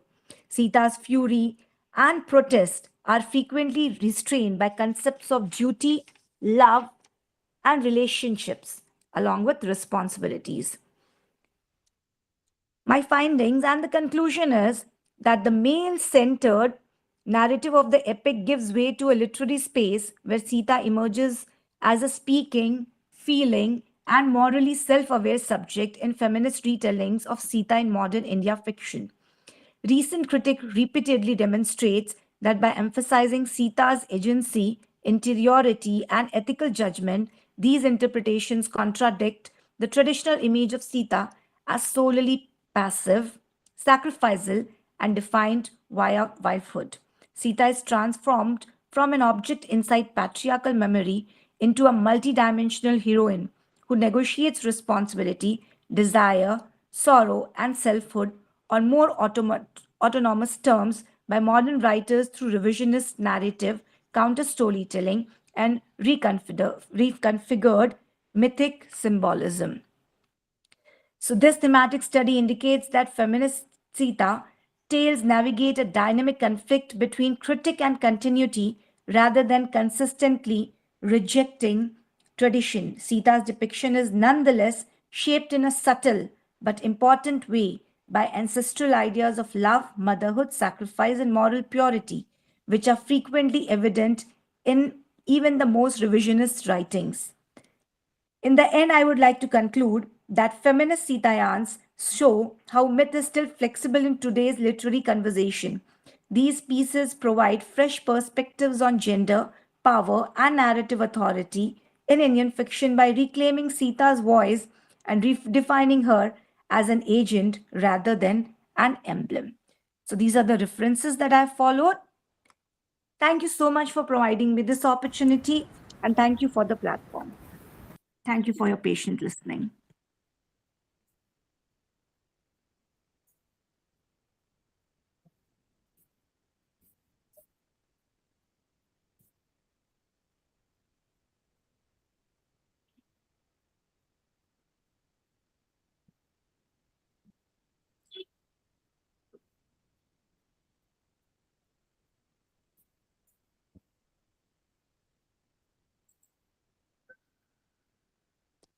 Rajesh sir, I have concluded.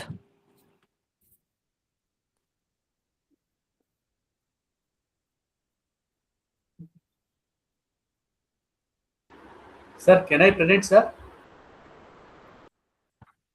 Sir, shall I start?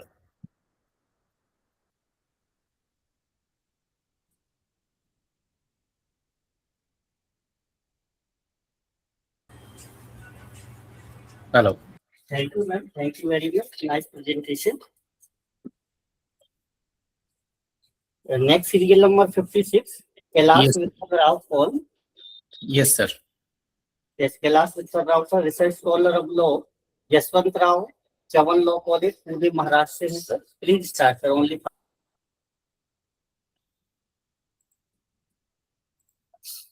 Good afternoon to everyone. So today I will present my research paper on the topic of tribal self-governance and social inclusion, a critical analysis of the tribal self-governance in Palghar district with reference to the PESA Act 1996. Basically, in this topic, we'll try to cover up the things that will be taken into consideration. The PESA Act 1996, which strengthened the tribal self-governance, which recognized the role of Gram Sabha in the scheduled areas, promote the participatory democracy and the tribal empowerment. So Palghar district is the tribal dominated regions of the Maharashtra state. So as a concern with the main objective of my research paper is to analyze the implementation of the PESA Act in the Palghar district, to examine the role of Gram Sabha in tribal governance, to study the challenges in achieving the social inclusion, and to evaluate the effectiveness of the tribal self-governance mechanism. For this research paper, I will be trying to follow the research methodology, that is doctrinal as well as the empirical research method, to examine the legal framework and the practical implementation of the tribal self-governance under the PESA Act in the Palghar district.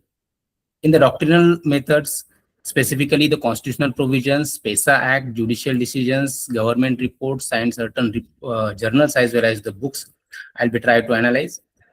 Then after in empirical methods, we'll try to field study, questionnaires, and the interviews with the tribal communities with the local authorities. For these research papers, I will be set up, they prepare the hypothesis. The implementation of the PESA Act 1996 has strengthened the tribal self-governance in the Palghar district. Effective functioning of the Gram Sabha promotes the social inclusion and the participation of the tribal communities in local governance. Lack of awareness and the weak implementation of the PESA provisions which affect the tribal development in the Palghar district. Whenever I will be trying to analyze all these things will be there. First, the constitutional framework. So basically, whenever we are referring the tribal self-governance, tribal areas, so at that time, 5th schedule of the Indian constitutions has supported the constitutional status to the tribal areas. 73rd constitutional amendment as a concern with the Panchayat Raj system will be there. Specifically in the constitutions under Article 243, which provides the decentralized governance in India, as a concern with the protection of the tribal customs, traditions, and the resources. These things will be taken into considerations as per the constitutional aspect.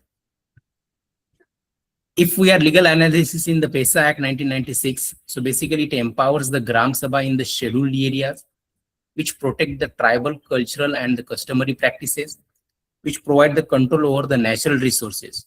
So basically, through this act, it will be ensure that the participations in the local governance and the development of the planning will be achieved out. In the Palghar district specifically, this is the large tribal populations including the Wadli, Katari, and the Kokna communities, which depends on the specifically the forest agricultural and the traditional occupations. The presence of the traditional governance system and right now which will be adopted through the PESA Act, socio-economic and the development challenges which will be continued in the process even though the PESA will be came into existence.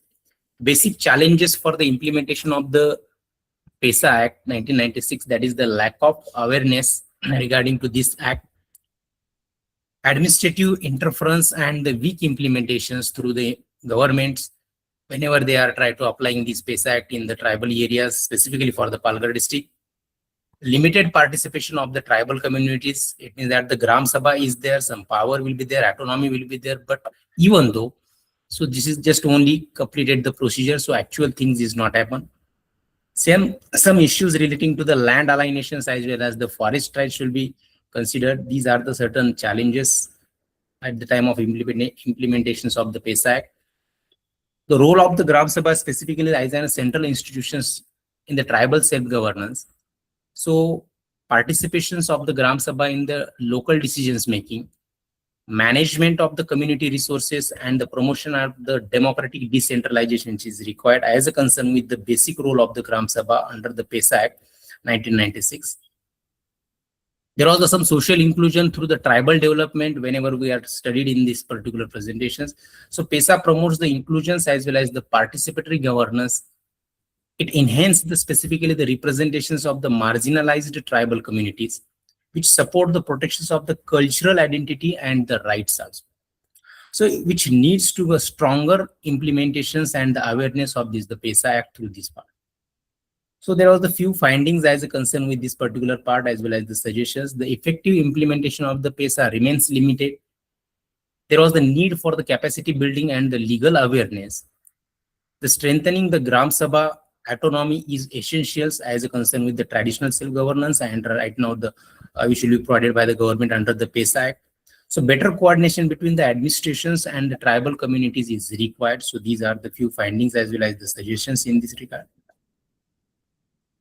The conclusion of this research paper is that the PESA Act is significantly step towards the tribal self-governance. Palghar district reflects the both opportunities and the challenges.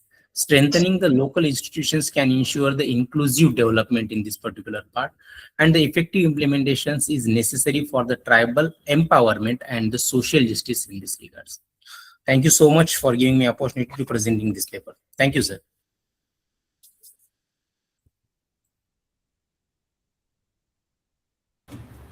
Thank you very much, sir. Nice presentation. Next serial number 57, Chetan Raj.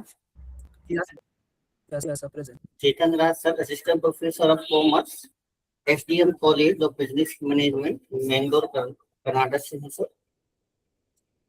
Yes, sir. Yes, please start.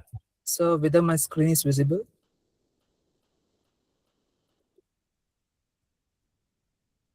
Yes, sir.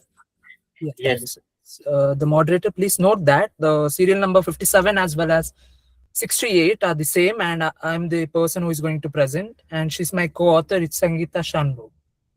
Myself, Chetan Raj, Assistant Professor, Department of Commerce and Management, SDM College of Business Management, Mangalore. So today we are going to speak regarding the topic of a study on building trust and ensuring security in e-commerce in the digital era with special reference to Dakshin Kannada district. Just before going to this topic, we need to discuss that when we are letting out, like when we are going outside from our home, we used to cross-check for a couple of the times whether it's secure, whether it is safe. In the sense, the same when we enter into e-commerce, we need to check whether it is secure and whether it is trustable. When it comes to introduction part, you can see that digital era transformed into global business and trade, where e-commerce dominate a business platform, and when it comes to a major concern, trust and security. Consumer trust is essential for e-commerce, however, we know about that one, and also the protection of personal and financial data is very important. And also customers accept safe and reliable online transactions, and also business need strong security measures against cyber threats. Trust help in a customer loyalty and positive reviews, and also maintaining the trust provides a competitive advantage to the business. A study examines the challenge of the trust building and security in e-commerce.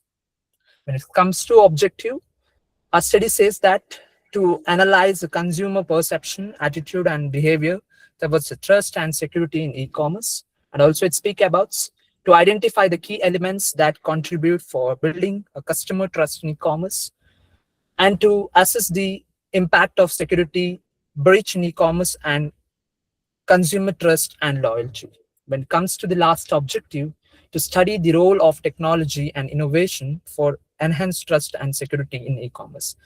See, it's our research methodology that the study is confined to the district of Dakshin Kannada only, and the paper has been done through primary data, and also in order to understand the customer perception towards security and trust in e-commerce, responses were collected from the 100 respondents from the Dakshin Kannada district. When it comes to a data analysis and interpretation, the consumer perception and attitude towards trusting the e-commerce are shown as follow in the table.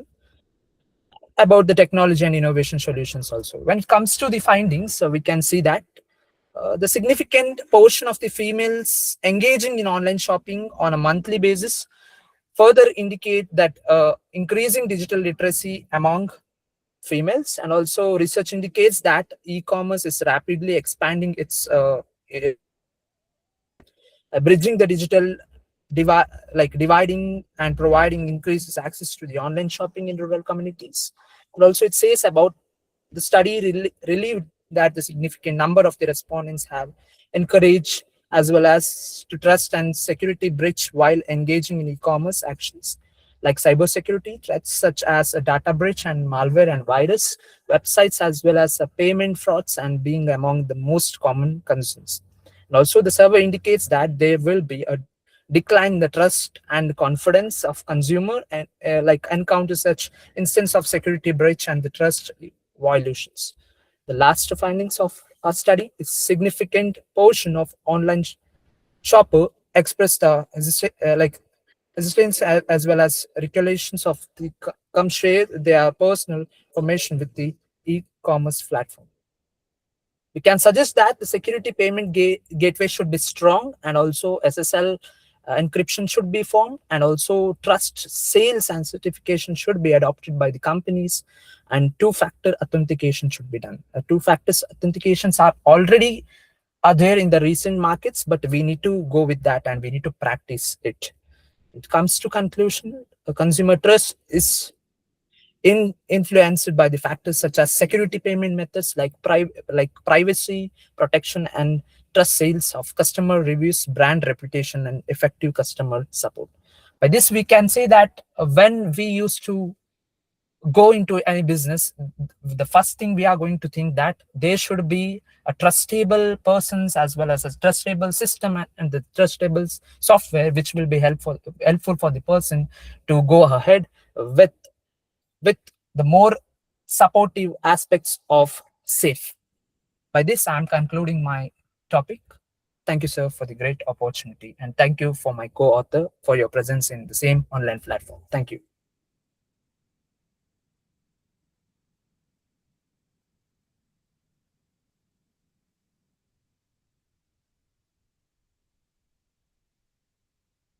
Thank you, sir. Thank you very much. Next presentation. Next serial number 58. Doyle Rajan. Okay, next serial number 59. Sanjeet Kumar, Dr. Sudhir Kumar. Okay, next serial number 60. Dhruv Mahajan. Sir, just note that 68 also done, sir.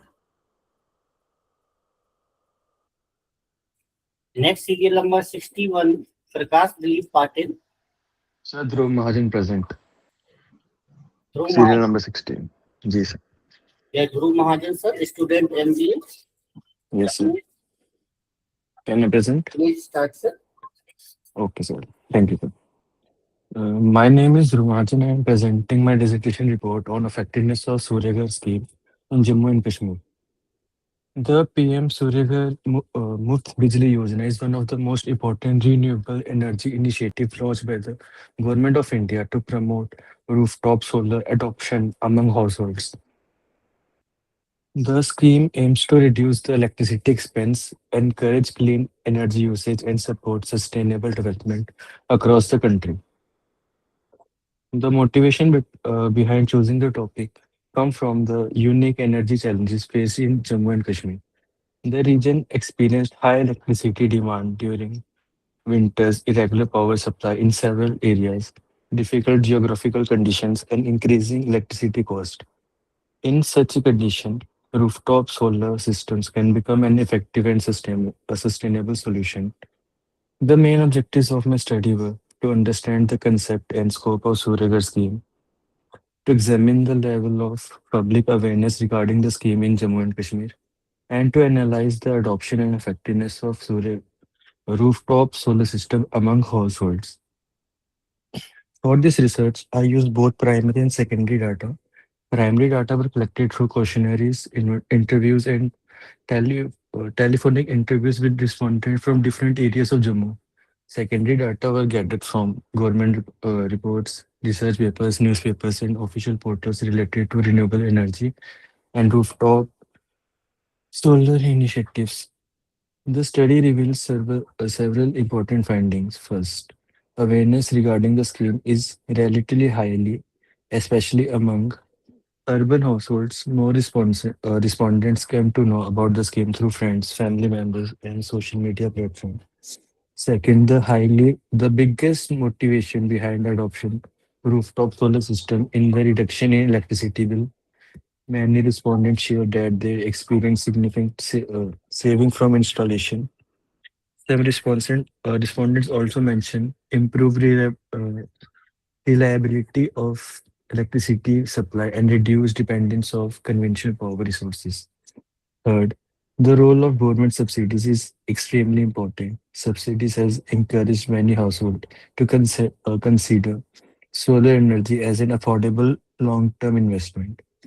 However, the study also identifies certain challenges like lack of awareness in rural areas, delay in subsidies, complication application procedures, initial installation cost, and delay in maintenance and vendor support services. Despite these challenges, the overall response toward the scheme remains positive. Most respondents related to the cost as good and excellent, indicating strong public acceptance and satisfaction. Based on the findings, I propose a few suggestions. simplifying the application and approval process, expanding vendor and support in remote areas, and improving transparency in subsidy tracking. In conclusion, the PM Suryagar scheme has strong potential to transform households' energy consumption in Jammu and Kashmir. With better implementation, improved awareness, and strong support system, the scheme can contribute significantly toward clean energy adoption, energy self-reliance, and sustainable demand in the region. So been a valuable learning experience for me. It helped me understand research methodology, policy analysis, and the practical challenges involved in the field-based studies. I would like to thank you everyone for the valuable time and attention. Thank you, sir.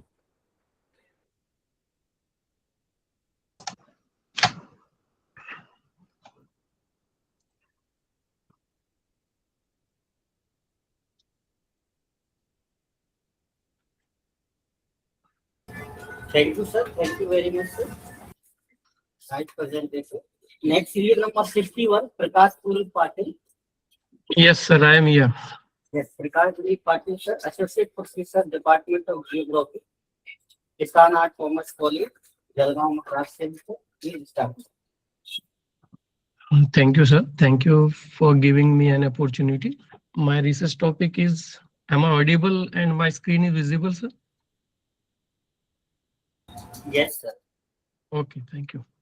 My research topic is demographic indicators and agricultural development in the Piedmont region of Jalgaon district.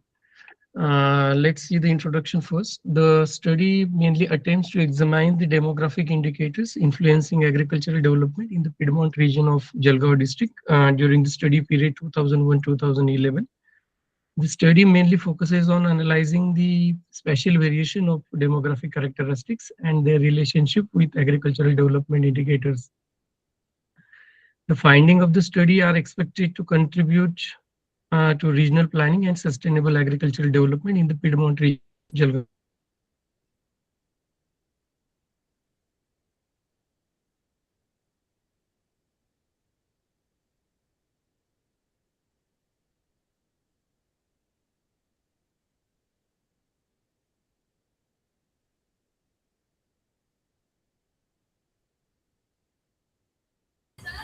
Sir आपका voice नहीं आ रहा है. Hello Prakash sir.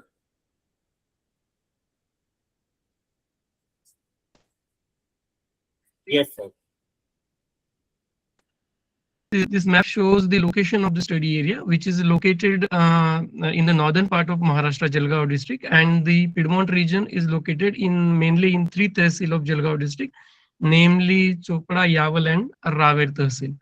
The methodology used for this study is the data source. The data has been collected from the census reports and district statistical abstract published by the government department, as well as 9 indicators were identified, demographic indicators, including literacy, sex ratio, density, and workforce, etc. And to analyze the Z-score standardization and composite index analysis has been used, and comparative temporal analysis between 2001 and 11 has been carried out. These are the demographic indicators selected for the study. First one, percentage of cultivators, then total workers, marginal workers, and agricultural laborers, urban population, urban centers, population density, sex ratio, and literacy rate. These demographic indicators were used. Now the key findings, tehsil-wise key findings are shown here. Chopra tehsil have shown improvement in workforce and marginal worker indicators, while Yaval tehsil demonstrated balance and significant demographic progress, while Raver tehsil remains strong in agricultural labor and density indicators. Literacy improved in Yaval and Raver over the decade, while regional disparities directly influenced agricultural development. These are the Z-scores, composite Z-scores calculated for 2001 and 11. It shows that in Chopra tehsil there is a good improvement, while Yaval also, but in Raver tehsil there is a lack of improvement. Chopra tehsil shows strong performer but slight decline in 2011, while in Yaval tehsil significant improvement due to literacy and development programs. while in Ravel, declining demographic performance and development challenges, there is a need for specific development planning in the region. Now, the recommendations for this study region is to promote rural and infrastructure and mechanization in Chopra Tehsil, while introduce modern farming and entrepreneurship in Yawal Tehsil, while in Tehsil Rawar, expand urban centers and gender inclusive programs, improve irrigation, educational and agricultural modernization. It is concluded that demographic indicators strongly influence agricultural development. Yawal emerged as the best performer tehsil during the study period, while Rawir tehsil requires urgent development interventions, and balanced regional planning is essential for the sustainable growth in the study region. These were the references. That's all from my side. Thank you. Thank you so much.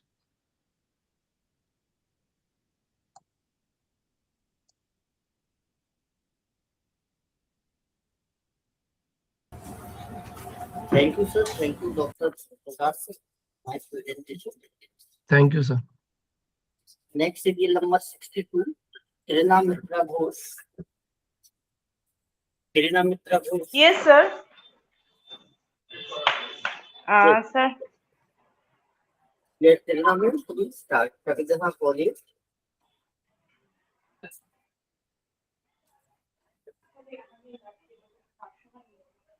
Sir. Hello. Yes, start, ma'am. Okay, sir.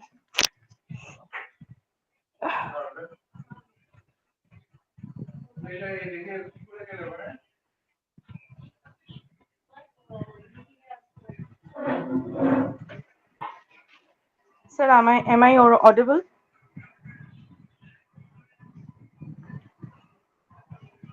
Sir, hello.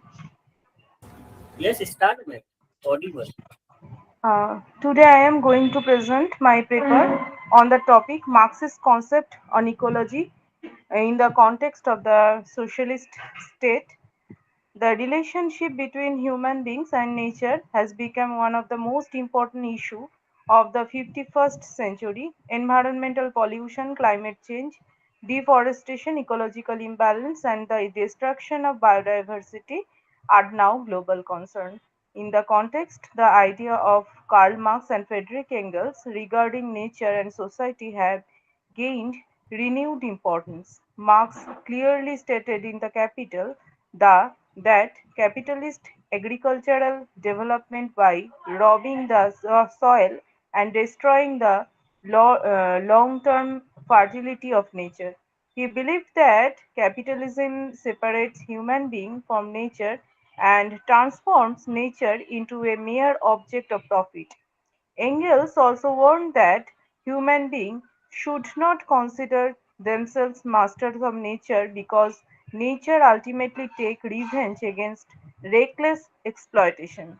From this idea developed the concept of eco-Marxism, which combines Marxist political philosophy with ecological concern.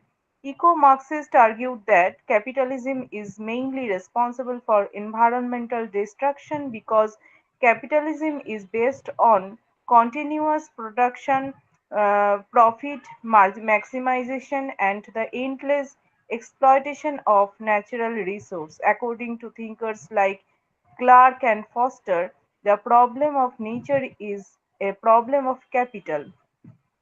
However, an important question arises here: if capitalism is responsible for ecological destruction, then why did socialist countries also experience severe environmental crises? This question became more serious after Chernobyl disaster. The Chernobyl nuclear accident shocked the entire world and exposed the environmental failure of the socialist state system. Socialist countries often claim that they were building a society based on equality of and human welfare. Yet many of them neglected environmental protection. Research later revealed that environmental pollution in the Eastern Europe and the former Soviet Union and reached dangerous level.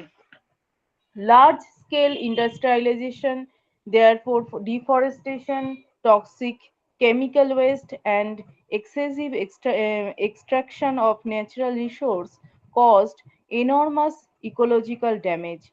Many cities in the former Soviet Union became environmentally unsafe.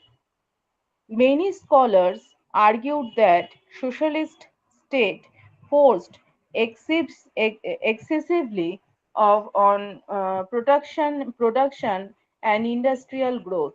They wanted to compete with capitalist countries to terms of economic development and technological advancement. As a result, nature was treated mainly as a resource for production. Environmental laws were weak, and there was little democratic accountability regarding ecological destruction. Marxists today argued that environmental protection should become part of all working class movement because ordinary people suffer the most from ecological disaster. Without a healthy environment, human freedom, equality, and social justice cannot be achieved. In conclusion, I would like to say that the environmental question is not only the economic issue but it also a political, social, and moral issue. Both capitalism and socialism must critically examine their developmental models. Human citizens cannot survive without the endless exploitation of nature. Sustainable development and harmony between human being and nature are essential for the future of our planet. As Engels warned, nature eventually take revenge when human beings violate its balance. Therefore, protecting the environment is not merely an option, it is a necessary of human survival itself. Thank you all for your patience of hearing.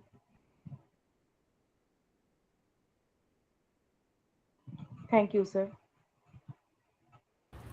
Thank you, ma'am. Thank you very much. Nice presentation.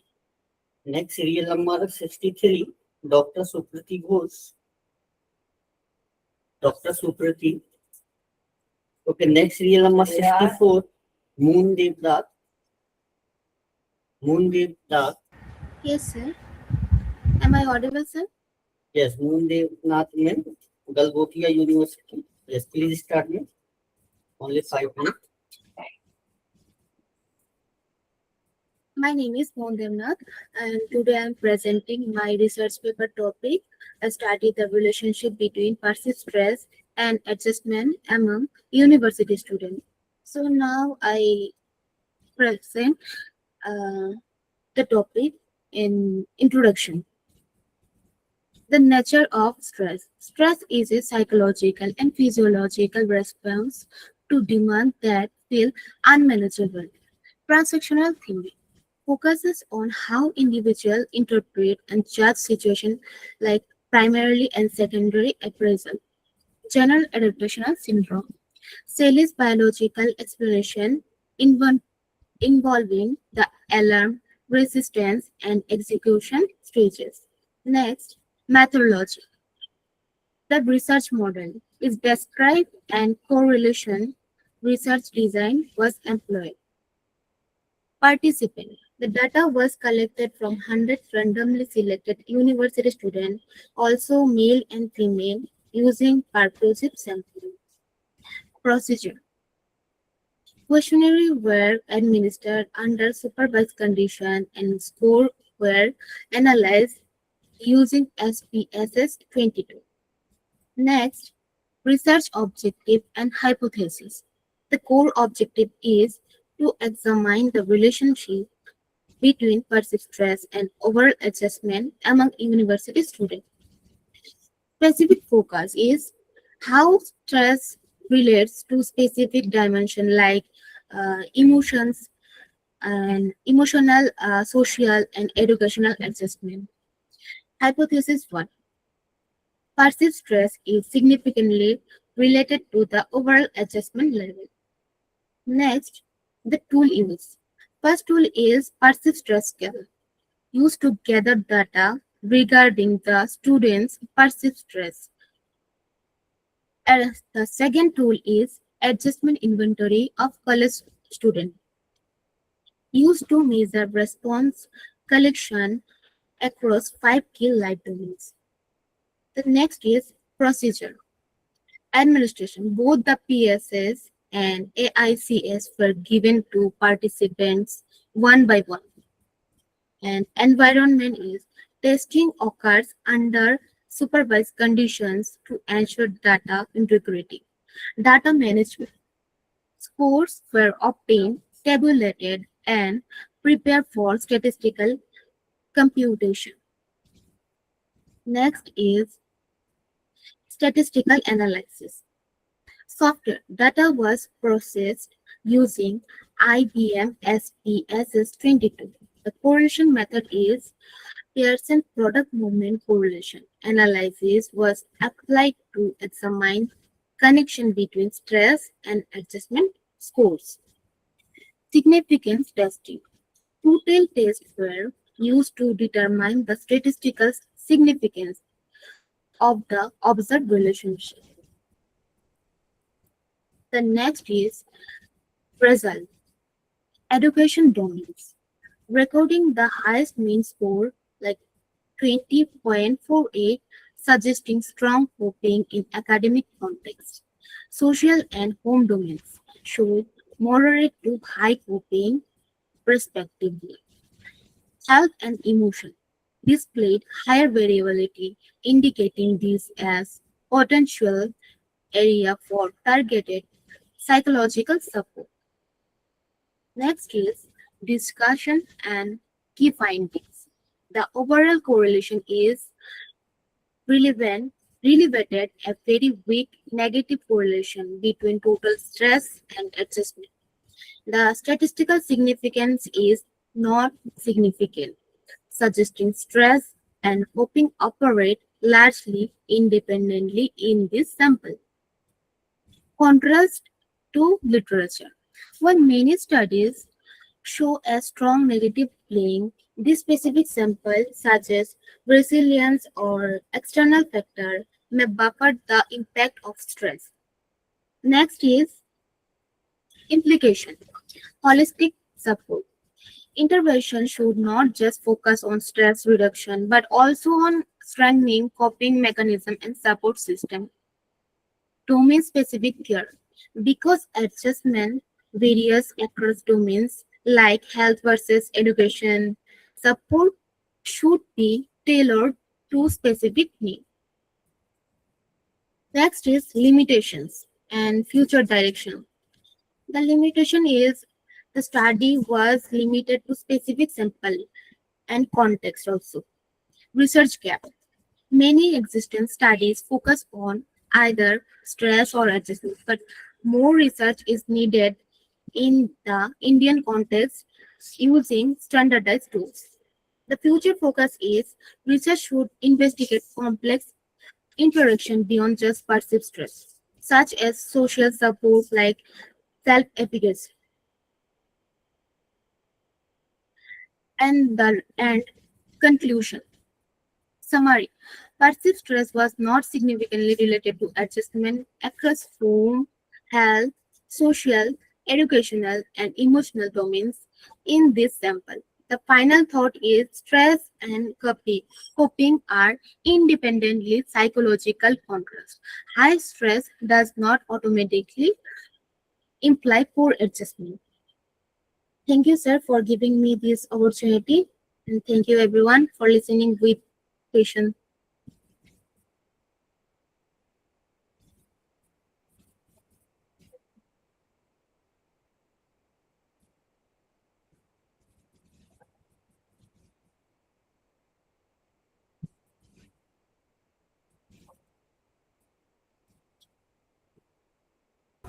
Thank you, ma'am. Thank you very much. Nice presentation. Next serial number 65, Miss Anilu, हाँ जी, good afternoon. हाँ जी sir, present. Assistant Professor of Computer Science. Trinity College, Jalandhar, Punjab. Yes, please start. Only 5 minutes.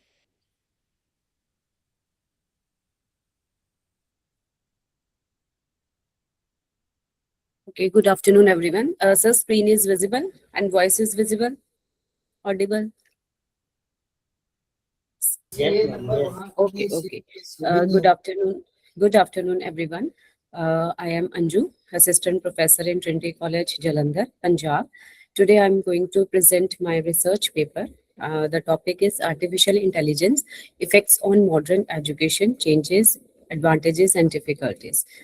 First is Introduction. Education is evolving because to artificial intelligence. It is developing into an effective teaching tools. AI facilitates individualized education.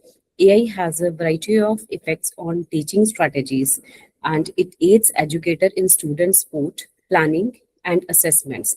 Flexible and interactive learning is beneficial to the students. The future of AI is being shaped by artificial intelligence. Then the role of AI in teaching. One of the main advantage of AI in education is personalized learning. AI is capable of analyzing learning styles and student performance. It makes personalized learning path using the data. AI is used, for instance, by Dreambox and Neutral to customize material. And the second is intelligent tutorial system. It is also known as artificial intelligent driven system. One education that students receive from human tutorials. ITS, it can provide immediate feedback, comprehensive instructions, and guidance according on the student's current level of comprehensive. And the third role is automated grading and feedback. AI technologies are progressively automatic grading procedures, especially for multiple choice exams, answers, and assignments. And the next is classroom management and students' arrangement. By keeping an eye on student contact, tracking attendance, and evaluating arrangement, AI systems are also being utilized to help with classrooms administration. And the next is smart classroom and virtual learning.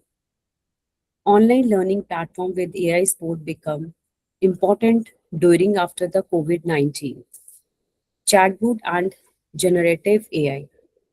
Students are assisted with research, writing, coding, and problem solving using AI chatbots and other generative AI technologies. Chatbots can serve as virtual tutorials around the clock, providing timely clarifications and learning support. And the benefits of AI in teaching. The key benefits are enhanced learning outcomes. Lessons and practice can be adjusted to match learning needs. This helps students understand topics more clearly. Overall, it supports better academic performance and outcomes. And the second is increased efficiency for educators. The automation of administrative tasks such as grading and attendance tracking allow teachers to dedicate more time to instructional planning and direct students' interactions. And the next is improved access to education. AI provides learning support to students everywhere. It helps students in remote and under-resourced areas. AI platform give access to quality courses and study materials. Students can receive online tutoring anytime. This reduces educational gap between the different communities. More students get equal learning opportunities. And the next is challenges in integrated AI into the teaching. First is ethical and privacy concern. AI in education can create privacy and security concern. AI systems may collect sensitive students' information. Poor data handling can lead to misuse or data leaks. Some students group may be treated unfairly. Strong data protections and ethical rules are important. Proper guidelines help ensure fair and safe use of AI in education. And the second challenge is the digital divide. AI can improve education, but it may increase the digital divide. Some students have access to advanced technology while others do not. This makes it difficult to use AI tools effectively. Then educational inequality can grow if the problem is ignored. Equal access of AI can help all the students benefit fairly. And the third is teacher training and professional development. In this challenge, the teachers need proper skills to use AI in classrooms.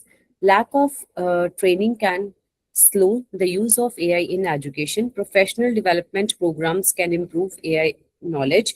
Training should also explain the ethical issues of AI. Well-trained teachers can use AI more efficiently and responsibly. And the next is future of AI in education. AI technology, it will continue to grow in education. Future classrooms may use smarter AI learning platform. AI could also help design school curriculum. Virtual learning environment may become more adaptive. They could respond to each student's need and progress. Ethical concerns are important in the AI use. Equal access to technology is also necessary. Teachers will need proper training and preparation. A successful AI integration depends on solving these issues. And the last is conclusion. Artificial intelligence can transform educations. It supports personalized learning experience. AI can involve traditional teaching methods. Student needs proper infrastructure and support. Teachers also require training and preparation. By addressing these issues, AI can create better learning environment. It can make educations more exclusive, then effective and personalized. Then thank you so much for listening. Thank you so much, sir. And thank you for everyone.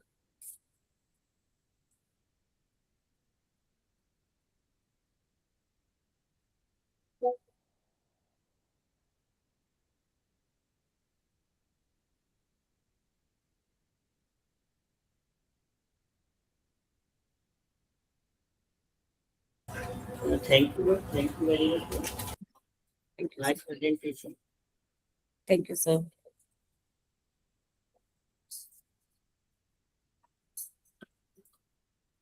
Next, serial number 66, Dr. Samina Qureshi. Dr. Samina. Okay, next serial number 67, Heval Vishwanath Reddy. Heval Vishwanath Reddy.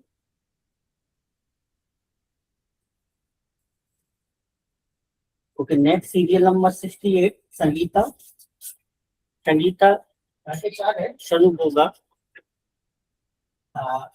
Okay, next serial number 69, Dr. Kashmir Singh. Dr. Kashmir Singh. Okay, next serial number 70, Dr. Pushpa Rani. Dr. Pushpa Rani. Okay, next serial number 71, Dr. Jasbir Singh. Dr. Jasbir Singh. Next serial number 72, Komal Mishra.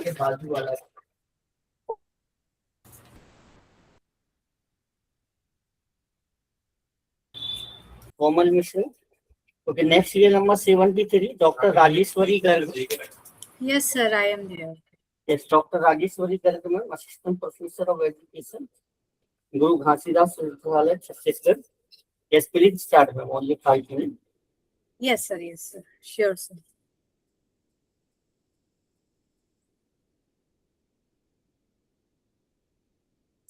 Namaskar to all of you and very happy Mother's Day to all of you.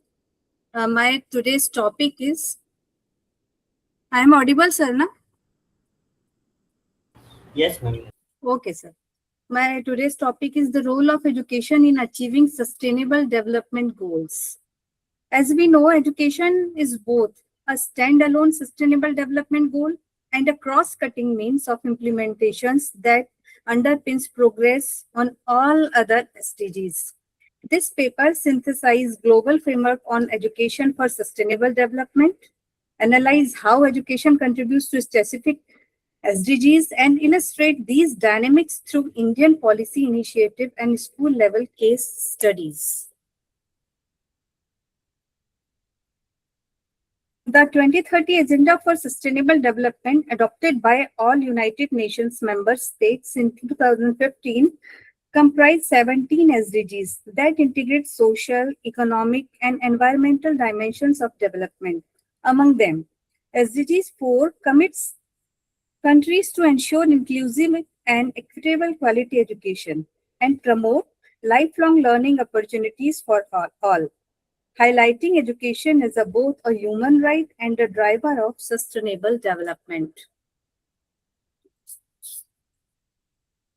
Education for sustainable development is an approach that integrated key sustainability issues into teaching and learning, fostering competencies such as critical thinking, systems thinking, futures literacy, and collaborative problem solving.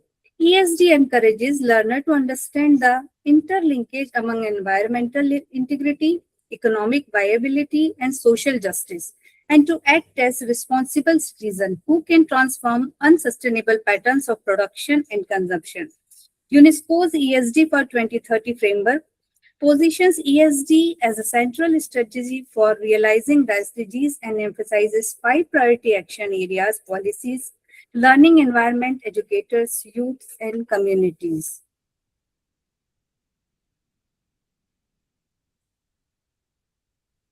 In this slide, we can see the relationship between education and different specific SDGs. First, SDG 3, the schools are key platforms for promoting health literacy, hygiene practices, and nutrition awareness, reproductive health, thereby supporting SDG 3. SDG 4 and SDG 5 are mutually reinforcing, eliminating gender disparities, and education expands women opportunities in employment, leadership, and civic life. Education reduces poverty by improving employability, productivity, and income earning opportunities, breaking intergeneration cycles of deprivations. Educated individuals are more likely to access decent work. SDG 3 is climate action. Climate education builds resilience. SDG 16, it is for peace. Education fosters tolerance and civic responsibilities.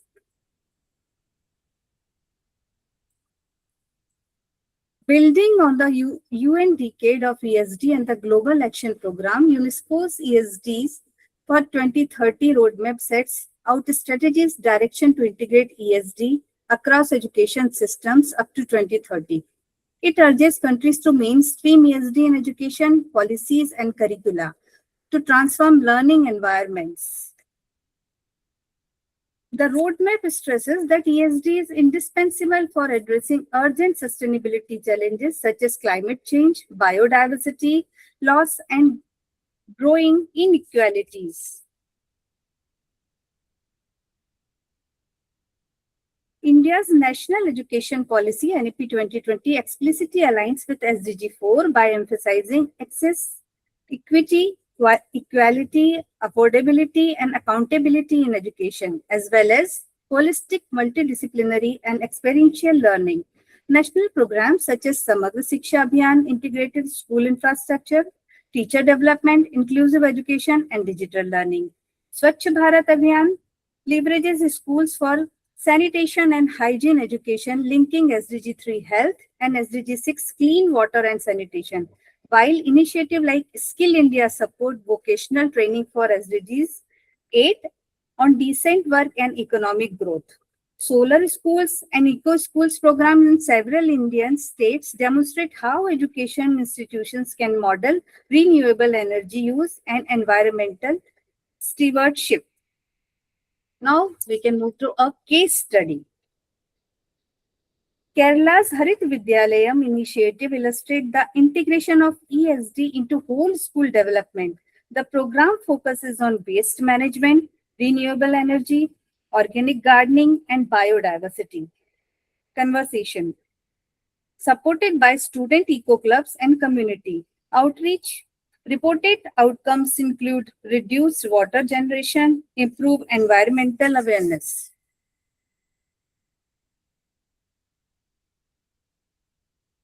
At the micro level, integrating SDGs into classroom activities and community projects operationalize ESG principles. Examples include health camps, gender sensitization workshops, which is SDG 5, and tree plantation drives, SDG 13. Very famous initiative is Ek Ped Maa Ke Naam, which allows students to connect curriculum concepts with real-world sustainability challenges. Participatory methods such as group mapping of how a school or college contributes to various SDGs foster systems thinking, collaboration, and shared responsibility among learners and educators.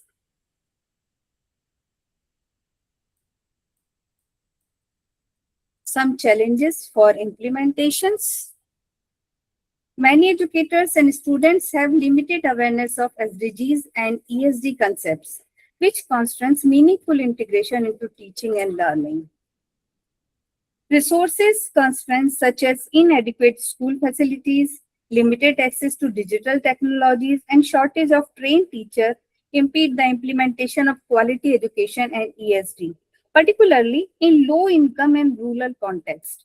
Many schools lack safe water, sanitation, electricity, or internet connectivity, and effective learning environment invest under Target 4.8. Monitoring of SDG 4 and ESG remains uneven, with gaps in data on learning outcomes, teacher competencies, and the extent to which curricula reflect sustainability themes. Many countries struggle to align national education indicators with the global SDG 4 framework. Some solutions and recommendations.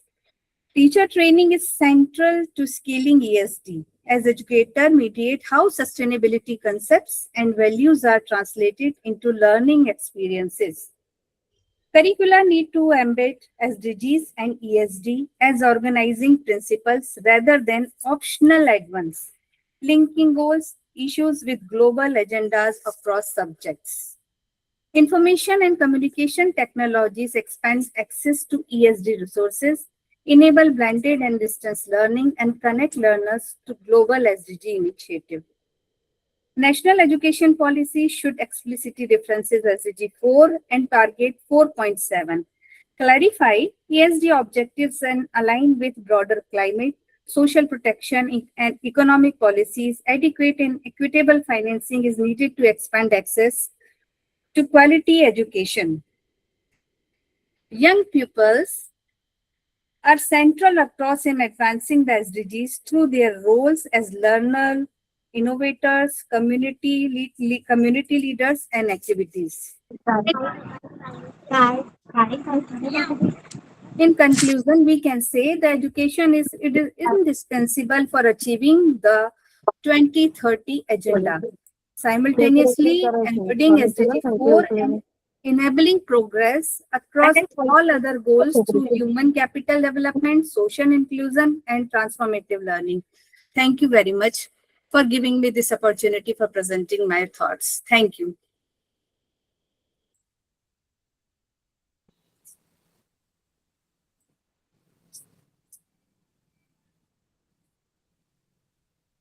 Sir, my presentation is over.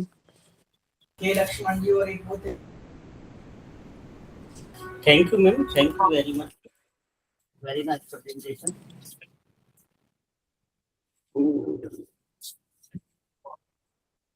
Next serial number 74, Dr. Sony Gupta. Excuse me, sir. 171 is present. Sir, 171 is present. Dr. Jajbir Singh. Yes, Dr. Jajbir Singh, sir, Associate Professor Yes, sir. of Ayurvedics from Haryana. Please start, sir. Only 5 minutes. Okay, sir. Can I share my PPT? Yes, sir. Tony ma'am, after that, sir. Okay, sir. Tony ma'am, please wait. Okay. Okay, sir.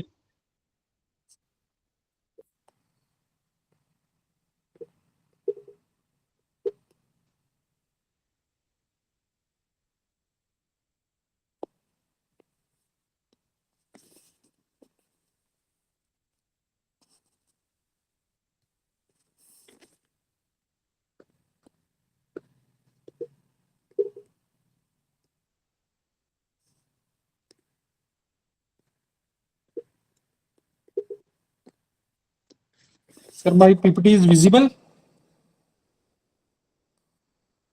Yes, Sir, my PPT is visible? Okay, sir. Thank you. Yes, sir. Yes. Good afternoon to everyone.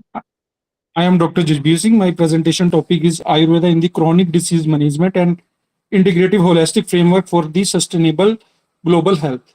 That provide of the balancing doshas and personalized treatment and boosting the immunity and the healing of the chronic alignment. Provided with the herbal medicine, diet and nutrition, yoga and meditation and detoxification and the panchakarma that provide of the integrative holistic approach. And the introduction to the chronic disease and the Ayurveda that provide of the chronic disease challenging that of the global health crisis, rising NCDs and the lifestyle imbalance and acute care diagnostics and long-term management needed, and the Ayurvedic approach that provide of the preventive care, holistic healing and personalized treatment and natural therapy, and that provide of the balancing health for a better life.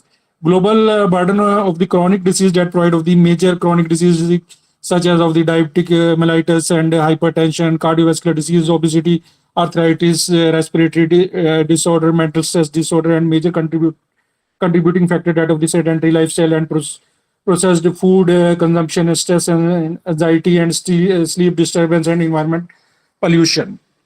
And a need for the integrative healthcare that of the challenging in the current healthcare that of the long-term medication dependency, adverse drug effect and high healthcare expenditure and poor lifestyle adherence and increasing of the mental health burden, and why the integrative healthcare is needed that provide of the reduced dependency on the drugs and fewer side effects and the cost-effective care and improve lifestyle and wellness and better mental health support that Ayurveda plus modern medicine provide of the sustainable holistic health care. Aim and object of this study, that of the aim of this study to evaluate the role of the Ayurveda in the preventing of the chronic disease, management of the lifestyle disorder, improvement of the quality of the life and promotion of the sustainable global health. And the objective of this study that provide of the analyzing of the Ayurvedic concept related to the chronic diseases and evaluate the effectiveness of the Ayurvedic intervention and assess the awareness and the adoption of the Ayurveda and that of the statically analyzing of the health improvement and explore of the future scope of the integrative healthcare. That of the research hypothesis, that of the null hypothesis that provided there is a no significant relation between of the Ayurvedic intervention and the improvement in chronic disease outcome, and alternative hypothesis that of the H1 that of provide of the Ayurvedic lifestyle intervention significantly improve of the chronic disease related healthcare outcome. That of the conceptual framework of Ayurveda that provide of the Panch Mahabhut and the three dosh theory and the other concept of the Agni, Yama and the Ojas. That the genesis of the chronic disease management as per Ayurvedic view that provide of the imbalance begin and the dosh aggravation and the dosh separate and dosh localized and the symptom appear and the chronic disease that of the Bheda Avastha, that of the early intervention prevent of the irreversibility of the pathology. That of the Ayurvedic therapy approach, that of the AHA, that fresh natural food and seasonal diet and digestive regulation. We have that of the lifestyle management, yoga, meditation, sleep regulation and physical activity, and panchakarma that provide of the detoxification therapy and resign that of the regenerate and the immunity enhancement. That Ayurveda in diabetes that provide of the management strategy, dietary regulation, weight management, herbal medicine, yoga and exercise, and panchakarma and important herb that of the gudmar, neem, turmeric, fenugreek and vijeshar. And the cardiovascular disease and hypertension that provide of the high blood pressure or the heart disease, and the stroke that Ayurvedic intervention that provide of the stress regulation, salt regulation and meditation and yoga and rasayan therapy, and common herb that of the arjuna, ashwagandha, garlic and sarvagandha that is used, and arthritis and musculoskeletal disorder that provide of the joint and inflammation and stiffness and joint damage that provide of the Ayurvedic approach that of the reduction of the ama, vat balance and the anti-inflammatory therapy, and the common drugs that of the Shalaki, Google, and Nirgundi that is also used, and the respiratory and mental health disorder that provide of the respiratory disorder, steam inhalation, and anesthesia therapy, and breathing exercise, and mental health disorder that provide the meditation, Shirodhara, and Medhya Rasayan, and common herb that of the Tulsi, Vasa, Brahmi, and Jatamansi, and scientific evidence and the research trend that of the scientific evidence reduce the inflammatory marker and better metabolic control and improve immunity and enhance the quality of the life and better stress management and pharmacological property that of the anti-inflammatory, antioxidant, adaptogenic, and immunomodulators that of the rest of the research methodology that is the research designed out of the mixed method, the approach, descriptive and analytic research and observational assessment and questionnaire survey and the sample of the 120 participant and the inclusive criteria that of the 65 to 25 to 65 year age of the chronic lifestyle disorder and minimum 3-month Ayurvedic intervention, and the data collection that of the primary data that we structure questionnaire interview and observation schedule and secondary data of the Ayurvedic classical text WHO report and research journal and Scopus index articles. Statistical analysis that of the percentage analysis, mean and standard deviation, chi-scale test and pair T test and correlation analysis is used, and the demographical distribution of the participation that of the gender male is 56.7% and the female 43.3%, and these are the disease distribution. Then the demographic distribution of the participant and the frequency and the percentage chart representation, and the awareness and the adoption of the Ayurvedic practice that provide the high awareness lead to the greater adoption, and these are the result of the mean health score before and after the Ayurvedic interventions that provide the positively result, and the statistical analysis of the pair T test that provide of the stress reduction and sleep improvement and digestive improvement, energy improvement, and overall well-being, and the major finding of this study that of the improve the overall health and well-being and reduce stress level and higher patient satisfaction and better sleep quality and improve digestive energy and reduce of the dependency on the symptomatically care, and the integrative health and the global relevance in Ayurveda that of the benefit of the integration of the preventive health care and cost-effective treatment and patient-centered care, and the global relevance of the personalized medicine and sustainable health care model and the global potential, and Ayurveda can of the contribute of the significant to the future global healthcare system, and the future scope of the Ayurveda that of the multi-centric clinical trial and the digital health monitoring and global collaboration research and AI in personalized Ayurveda and standardization therapy and the integrative healthcare development, and the recommendation for the integrative Ayurveda data recommendation of the promote of the evidence-based research, expand Ayush healthcare program and increase preventive and healthcare awareness and develop the standard of treatment protocol and encourage the interdisciplinary collaborations, and the discussion of this study that of the lifestyle regulation and dietary correction and detoxification therapy and yoga and meditation and the mind body balance that last the conclusion of this study that of the Ayurveda offer a holistic framework for the chronic disease management and significant improved observed in the healthcare indicator, and the integrative healthcare care can reduce of the chronic disease burden, and the Ayurveda support of the preventive, sustainable, and the patient-centric healthcare, and the scientific validation and the global collaboration are essentially for the future integration. That is from of the comprehensive data analysis of this study, and these are the references used in my study. And thank you very much, and thank you, sir. Thank you, sir. Thank you very much, sir, for my presentation. Next, serial number 74, Dr. Sony Gupta. Dr. Sony Gupta, ma'am. Yes, sir. Good evening, sir. Yes. Dr. Sony Gupta, ma'am, Amity University, Rajasthan. Please start. Yeah, so good evening, one and all present here. My name is Dr. Sony. I have just completed my PhD before 1 week. So it's a good news, and I'm very happy to inform you. So my paper is present. It's my privilege to present my paper in the 2 days international conference at New Zealand, and based on sustainability and education. So I have done research on the sensors, new design sensors. I have designed the sensors, FBG sensors. So first of all, I want to share my screen.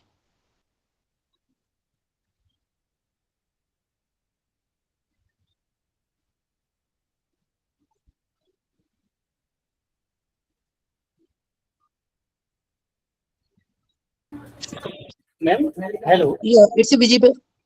It's visible. No, no. Now it's visible. No visible. Hello. Yeah, it's visible, sir. No, ma'am. No. Okay. I'm trying again. Give me 1 second.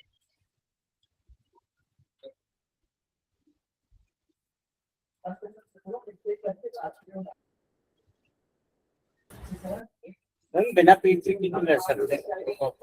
Okay. Okay, so I think here's some problem in the sharing screen. So 1 minute. Now I think it's now visible. Now it's visible. You can say, yeah. You visible now? Yeah. No, Sir, is yes, visible? yes, Okay. yes. Okay, so my topic is FBG based optical sensors designing and using in different places. So I have used this healthcare this FBG based sensor for diabetic detection. We know that 90% people are suffering from diabetic nowadays. So I have made one sensor, fiber break rating sensor. As my topic is from technical background, I am from technical background, BTech, MTech, and PhD in sensor and AI field. Electronics. So I designed one sensor which can sense diabetic level of any patient without doing any testing, blood test, any other test by any other device. Right? We have make one device in which we can do our diabetic continuously 24/7. So what we have done in this? So in this we have make one device which we can put on the hand. Nearby you can see it's nearby on the wrist. It is working for 3 months, and I have in this one needle is present in the device, and one sensor I integrate one FBG sensor in that, which I put some standard value. For example, at if the refractive index of blood, right, because in needle is connected with our blood is connecting with the needle continuously. It means in that device blood is coming 24/7, right? So our sensor will sense, it will find the value of refractive index which present in the blood continuously. It will give continuously recording and monitoring of your glucose level. So if blood coming in the sensor, so sensor will sense the refractive index value. If the refractive index value is 1.333, 1.333, it means patient have no diabetic, means it is a minimum value of the refractive index by which we can say the glucose level present in the body is normal, the patient have no diabetic. But if value is increasing day by day in the blood, for example, if some patient value is coming 1.335 or 1.36, it means patient glucose level is just on the average state, means he can, if he take some caring of the eating or something taking, so it can control the diabetic. But if the sensor giving the value more than 1.336, right, it means the value of glucose level is increasing in the body, right? It means we have to take care. It means sugar level is going very high level, and it is very dangerous for the body. So we make that device, a business device, which can control, not control, it can monitor of your glucose level continuously, right? And we make the app also in which your mobile phone is connect with the sensor, means hardware the sensor and software with the your mobile phone. So we integrate software and hardware, right? So whatever value is coming in the sensor, it will showing in your mobile app. The app name I also given glucose level monitoring app, and it is giving you 24/7 recording monitoring. So if you open the app, you have to put your name and your age and all the things. It will open, and you can continuously anytime if you open the app, it will showing some graph.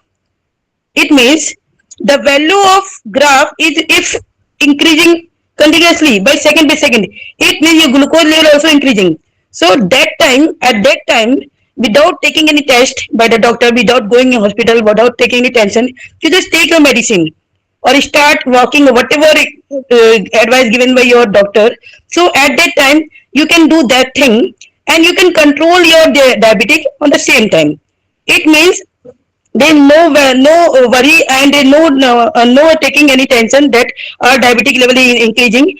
And it is very important for the senior citizens, because we can see that a senior citizen who is sleeping in the night, if glucose level is just increasing, right? Because we know that in our body all the things is increasing and decreasing continuously 24/7, right? And we can't put any doctor to see our glucose level continuously. We can't do anything for our body. So if we take this device and if we open the app, then in the night, if senior citizens is feeling that my diabetic level is increasing or I'm not feeling good, right? So that time they can open the app and they can see the diabetic level graph, what the graph is coming. If the graph is high, it means glucose level is increasing, right? So that time in the night, they can take the medicine and they can take control their diabetic.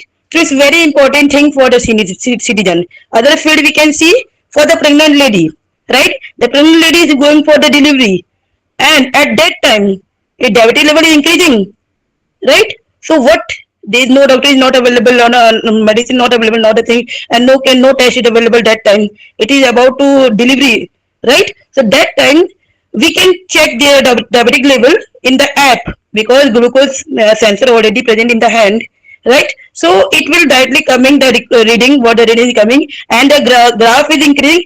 That time doctor can give the medicine or whatever, and they can serve the mother and child both, because we can do a perfect delivery that time without taking any tension. So this device is we are making this device for these persons, senior citizen, pregnant lady, and all the persons. So it can do you can be a doctor without going and every time for spending money 200 300 per test, right? Because if you're doing the test in the morning but the evening result is just different, right? The result is not same, right? So every time is going and spending money there 200 or 300 per day, Please right? conclude, ma'am. Please So conclude. it is very costly. So we have just make this device, and this is my research. So these are the different things which I integrate. As I told you, the role of artificial intelligence in diabetic detection also. So this is a role which app we have made in the this time. So it is also included in the paper, right? So this paper is very important for the doctors and all the patient who are suffering from the diabetic. So this is about my paper, and this is whatever research I have done during the PhD and whatever I am doing. So I have incorporated in this paper. Okay, so thank you so much. If any questions, so I am welcoming all the questions. Thank you, sir. Thank you so much, everyone. Thank you, sir.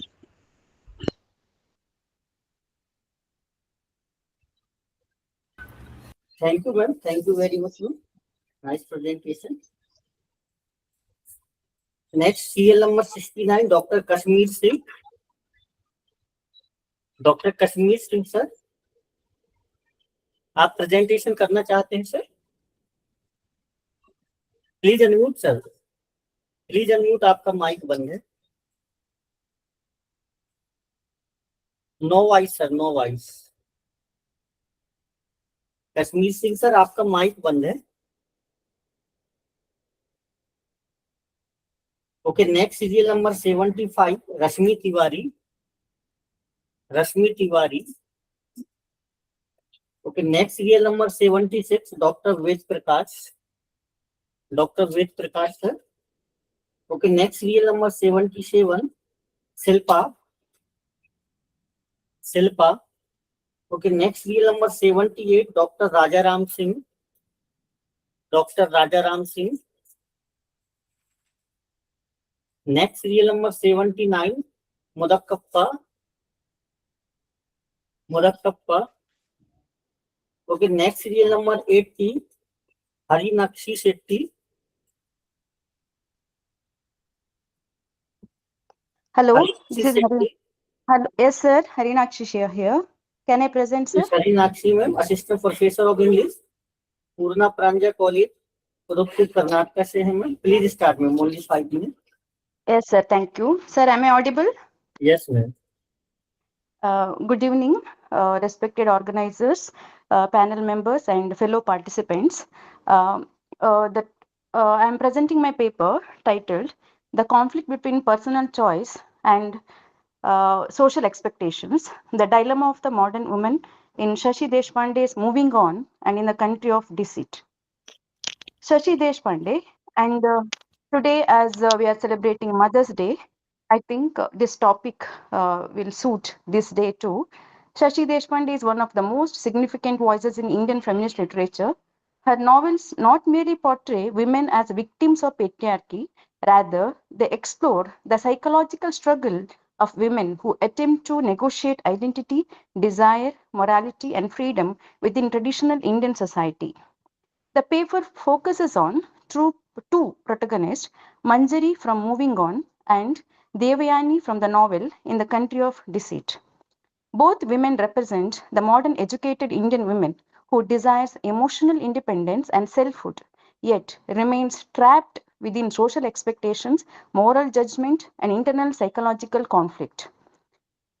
The research problem is the central problem addressed in this study is why does the modern women continue to experience emotional conflict and identity crisis even after gaining education and social visibility? Despite modernity and progress, women are still expected to sacrifice personal happiness for social approval. This contradiction creates psychological tension, silence, guilt, and emotional fragmentation. A woman may have a lot of dreams, but in some places they're not allowed to fulfill their dreams. It's because of family expectations, and at the same time, when they commit some mistakes, why society points out at them and don't forgive them because mistakes have happened unknowingly, not intentionally. This study is based on the following hypothesis. Modern women in Shashi Deshpande's novels experience a continuous conflict between personal desire and patriarchal social expectations. They face psychological trauma, silence, repression, significantly influence the identity formation of women protagonists. The research methodology which I have used is close reading of the selected novels, comparative literary analysis, feminist theoretical framework, and psychological and trauma theories. The two novels I have studied, Moving On and In the Country of Deceit. And the major theorists are Simon G. Beauvoir, Sigmund Freud, Judith Herman, and Kathy Carruth, because I have tried to study the psychology of women. Why she keeps silence even when she faces a lot of struggle in her family. The study applies feminist theory to examine patriarchy and women's agency, then psychoanalytical theory and trauma theory to understand memory, silence, and suffering. So, in the novel Moving On, Manjari rejects traditional expectations after experiencing betrayal and widowhood. So, she develops a relationship with a person called Raman and she faces a lot of problems in the society. In the country of deceit, Devayani, she did not want to get married because she feels that marriage is a country of deceit. But later, she develops a relationship with a man and she suffers from guilt, loneliness, and social morality. What makes Deshpande unique is that she does not portray women as entirely victorious or defeated. Instead, she presents autonomy as a painful and continuous negotiation between selfhood and responsibility. So, this study is very significant because it highlights a psychological dimension, emotional realism, and shows that empowerment is not merely external freedom but also internal self recognition. When a woman works, earns money, that is not called empowerment. When woman has a freedom to express her ideas, express her thoughts, fulfill her dreams, that is a real empowerment. Even today, many women continue to struggle between individual desires and societal expectations. Where we live is not society. Society is each and every corner of the world. There are women who are still suffering when it comes to their expressions. They don't have the right to express themselves. So, in conclusion, I would like to say that Shashi Deshpande portrays a modern woman not as a symbol of rebellion, but as a human being negotiating identity, Both Manjari and Devayani in the novel, they are the two representative of modern women who suffer still. Thus, Deshpande's novels challenge patriarchal definitions of womanhood and offer a nuanced feminist understanding and modern Indian women. So, on this meaningful occasion of Mother's Day, I feel honored to present my paper and thank you everyone. Thank you, sir. Thank you, ma'am. Thank you very much, ma'am. Nice presentation. Thank you, sir. Yeah, Dr. Kashmir Singh, sir. Yes, sir. I'm audible. Yes, sir. Audible, sir. Please start, sir. Only 5 minutes. Okay, sir. Thank you. Thanks for a lot. I am Dr. Kashmir Singh from Diet of Excellence, Amritsar, Punjab. So today is my topic is integrated curriculum approaches for fundamental education with the perspective of NEP 2020 and the transformation of education. The paper explores the integration curriculum approaches within foundational education in the life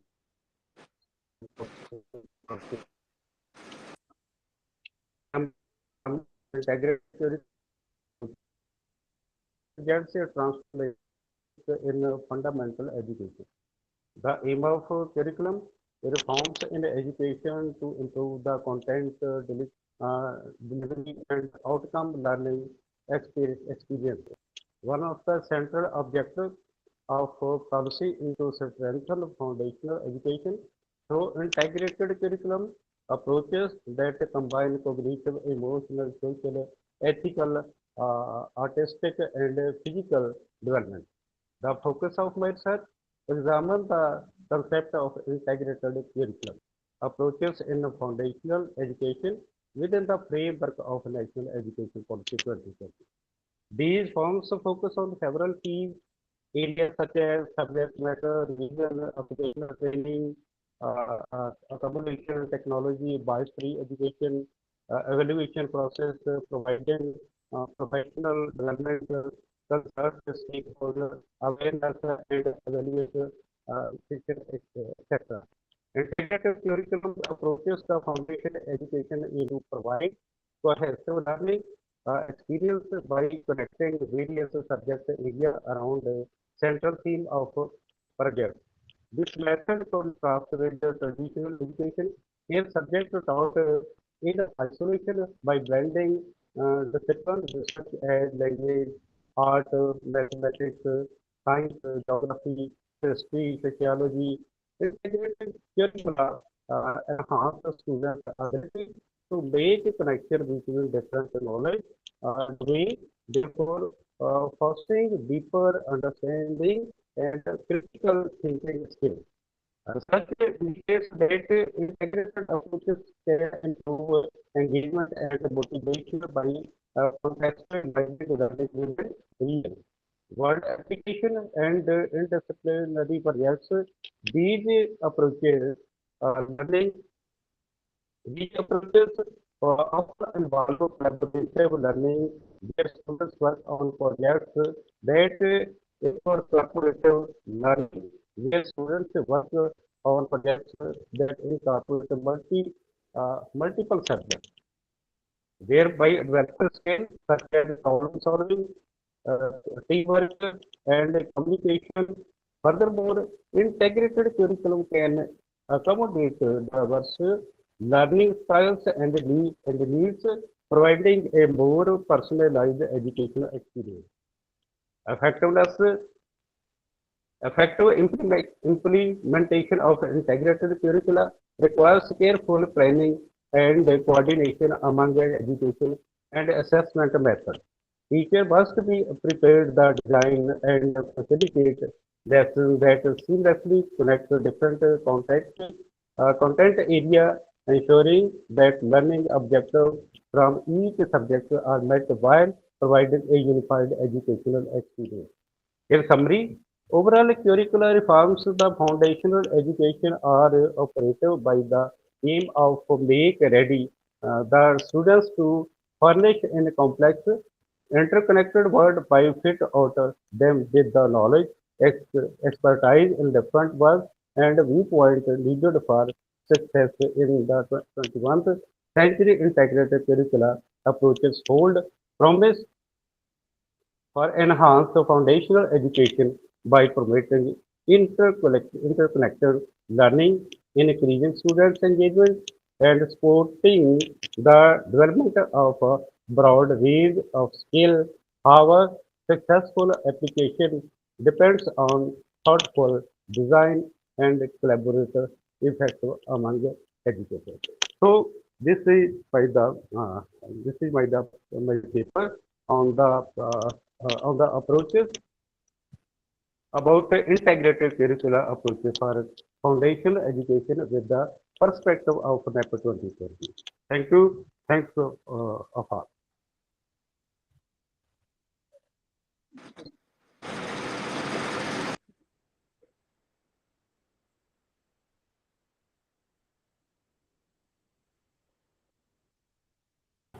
Thank you, sir. Thank you very much, sir. Nice presentation. Next serial number 81. Next serial number 170, sir, 177, please. 177. Sir, 81 is also ready, sir. Hello. Yes, Dr. CPS Madhuri, ma'am. Yes, Serial sir, I'm number ready, 81. sir. Yes, sir, I'm Yes. ready, sir. Academic consultant, Department of Performing Arts, Sri Venkateswara University, Tirupati. Yes, please start, ma'am. Only 5 minutes. Yes, sir. Thank you, sir. I'm sharing my screen, sir.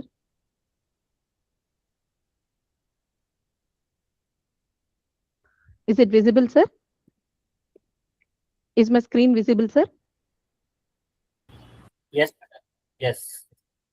Sir, thank you. Good evening, one and all. This is Dr. CPS Madhuri. I'm working in Department of Performing Arts, Sri Venkateswara University, Tirupati. Today's my paper is from temple to concert stage, cultural transformation in Carnatic music performance. Carnatic music is one of the major classical music traditions of India. Over centuries, it evolved within temples, royal courts, and devotional communities. However, during the 20th century, major cultural and social changes transformed both the context and presentation of Carnatic music. This paper examines that important journey from sacred spaces to the modern concert stage. Sir, is my PPT moving, sir?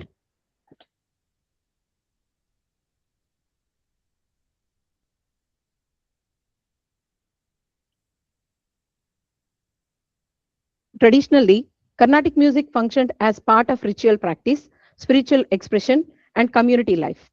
But factors such as urbanization, colonial modernity, social reform movements, technological developments, and Sabha culture gradually shifted music into organized concert platforms.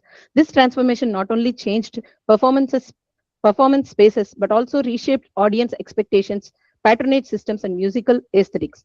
My paper studies how Carnatic music adapted to these changing cultural realities while preserving its artistic identity.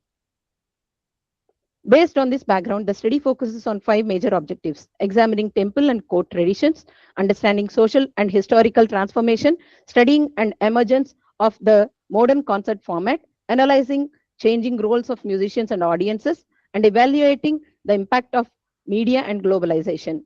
Before discussing modern concert culture, it is important to understand the earlier sacred context in which Carnatic music developed. Evolution of Carnatic music. The evolution of Carnatic music demonstrates that artistic traditions are never static. Music continuously adapts according to social, cultural, and historical changes. The earliest and most influential context for Carnatic music was the South Indian temple tradition.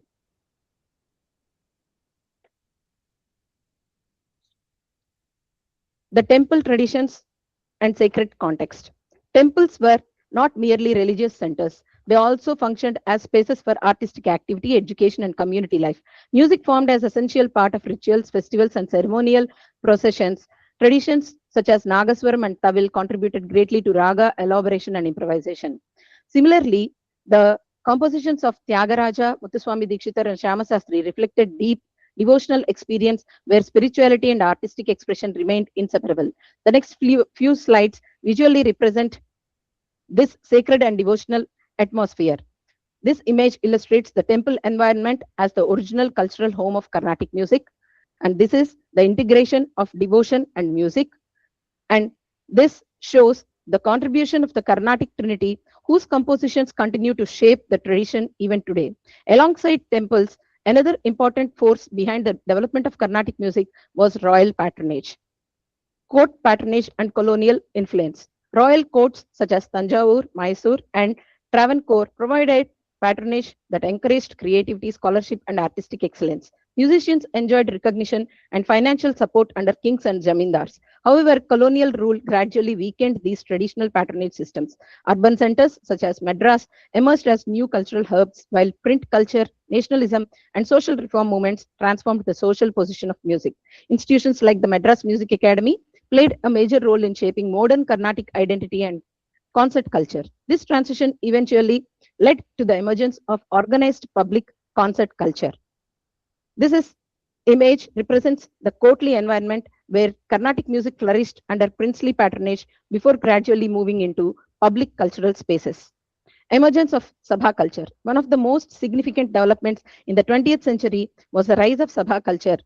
Sabha organized concerts, festivals, competitions, and lecture demonstrations. Unlike temple settings, where music formed part of ritual activities, Sabha concerts emphasized focused listening and aesthetic appreciation. Concerts became structured, time-bound, and audience-oriented. At the same time, Sabhas expanded access to music beyond hereditary communities and helped create modern public concert culture. The next slide visually reflects this growing institutional concert environment.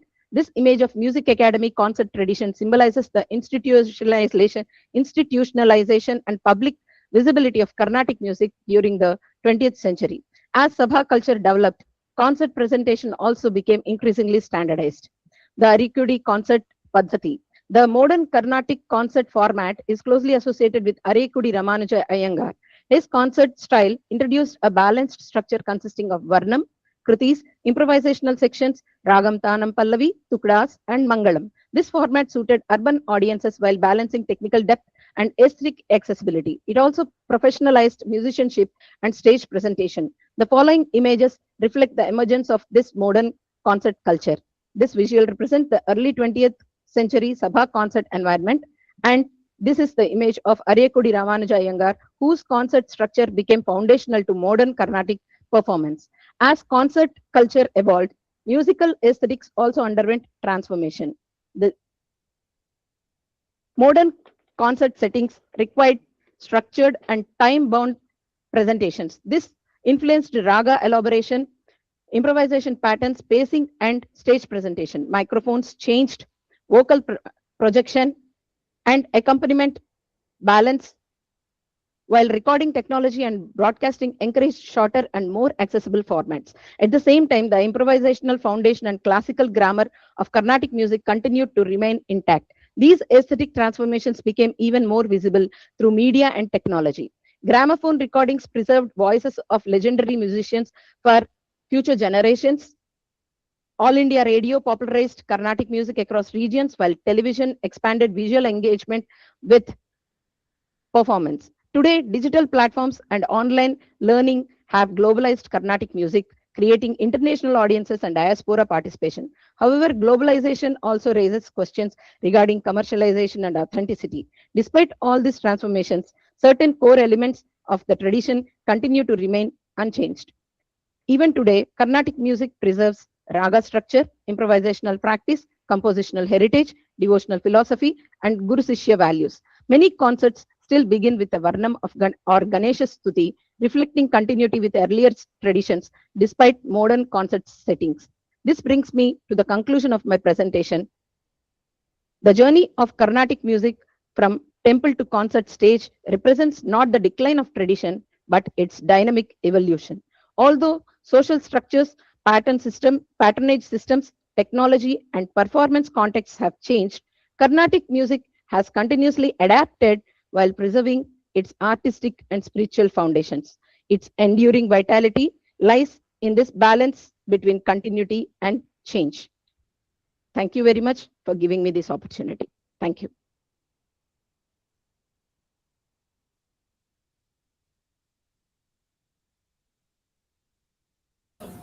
Thank you, ma'am. Thank you very much, ma'am. Nice presentation. Thank you, sir. Next serial number 82, Dr. A. Srinivas. Dr. A. Srinivas, Chadu, sir. Sir, 177, please. Yes, sir, I'm doing, sir. Yeah, Dr. A. Srinivas, sir. Yes, sir, I'm doing, sir. Of Education from Karnataka. Yes, please start, sir. Only 5 minutes. Sir, can you see my PPT, sir?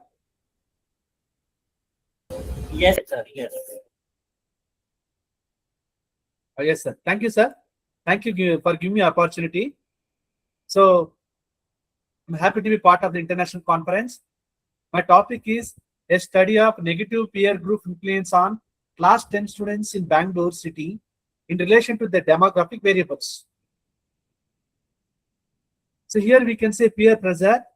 So peer group play a very important role in the socio-emotional development of adolescents. And even in fact, many times adolescents give more importance to their friends or family. And adolescents have different types of peer groups depending upon their lifestyle. The peer group means they can be at school, sport, hobby groups, or neighborhood. And if they're using social media, they may have contact with the peer group like that. Then what is the importance of this study? Why I have taken this study? Need and importance of the study.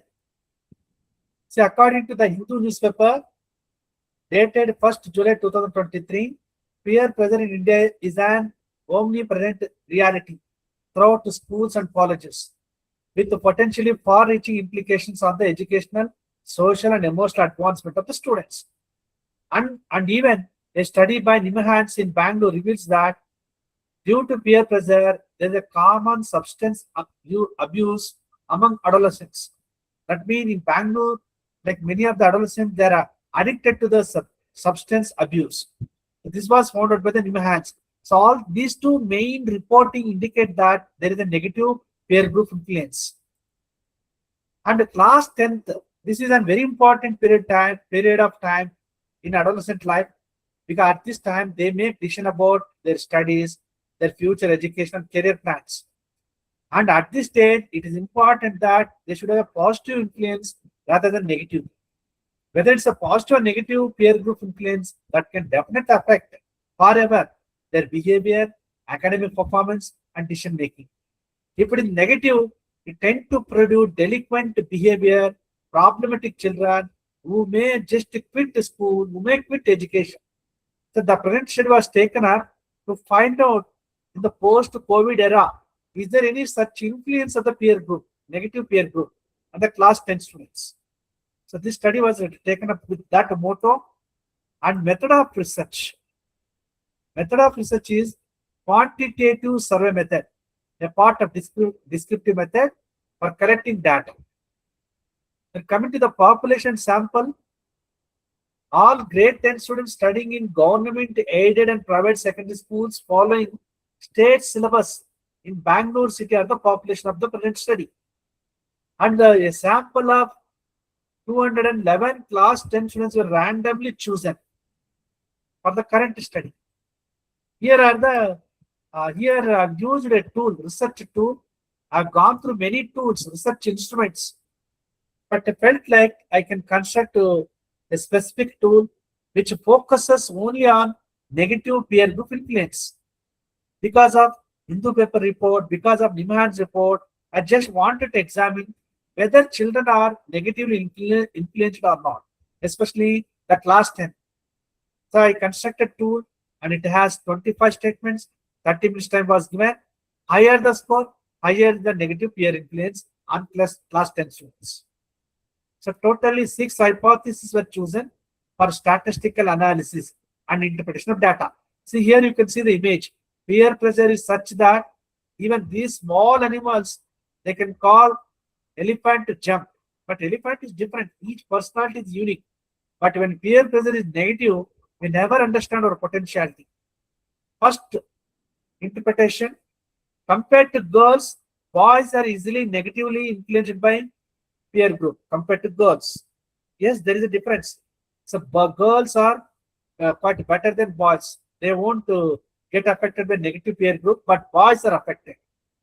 Coming to the next hypothesis, urban and rural. When we see the T value, we can say that whether it's urban or rural, they have similar level of negative peer group influence. Because nowadays we know that even urban, rural, in rural places it is becoming more like urban only. Everywhere technology is there. Almost all the facilities are available. Whatever that are available in the urban, they are extended to rural places. Similar exposure is there towards friends. Negative peer group influence in terms of nuclear family and joint family, and even type of family also did not get influenced. And whether it's a nuclear family or joint family, last 10 students at similar level of negative peer group influence. We say, when we say joint nuclear family, it's more rigid, all that and all. But nowadays, like the rules, regulation, everything is getting changed. The flexible atmosphere, children, whether they are brought up in nuclear or joint family, they are more addicted to the peer group. That is there. Now coming to the government aided, again here, whether it's children, class 10 students studying government or aided, they have similar level of peer group influence. Both are equally affected. Coming to the government private, here also same. Whether it's a government or private. So usually we think private schools means some kind of restrictions, all that. No, nothing like that. When it comes to peer group, negative peer group influence, whether it's a government or private, it remains same. The influence rate remains same. And even the similar comparison between aided, government aided and private also. Here also we can say that last 10 students of both aided and private schools have similar level of negative peer group influence on them. Now, what are education implications? What are the implications for parents and teachers? So parents should have good relationship with the adolescents, and they should help adolescents whenever they have problems instead of scolding them. Adolescents should have a confidence on parents. They should feel that my parents are open, and parents should be role model to the adolescents. Again, that gives a kind of confidence and inspiration to the adolescents. Parents should friendly suggest ways for adolescents to say no when they are feeling influenced to do something that they do not wish to do so.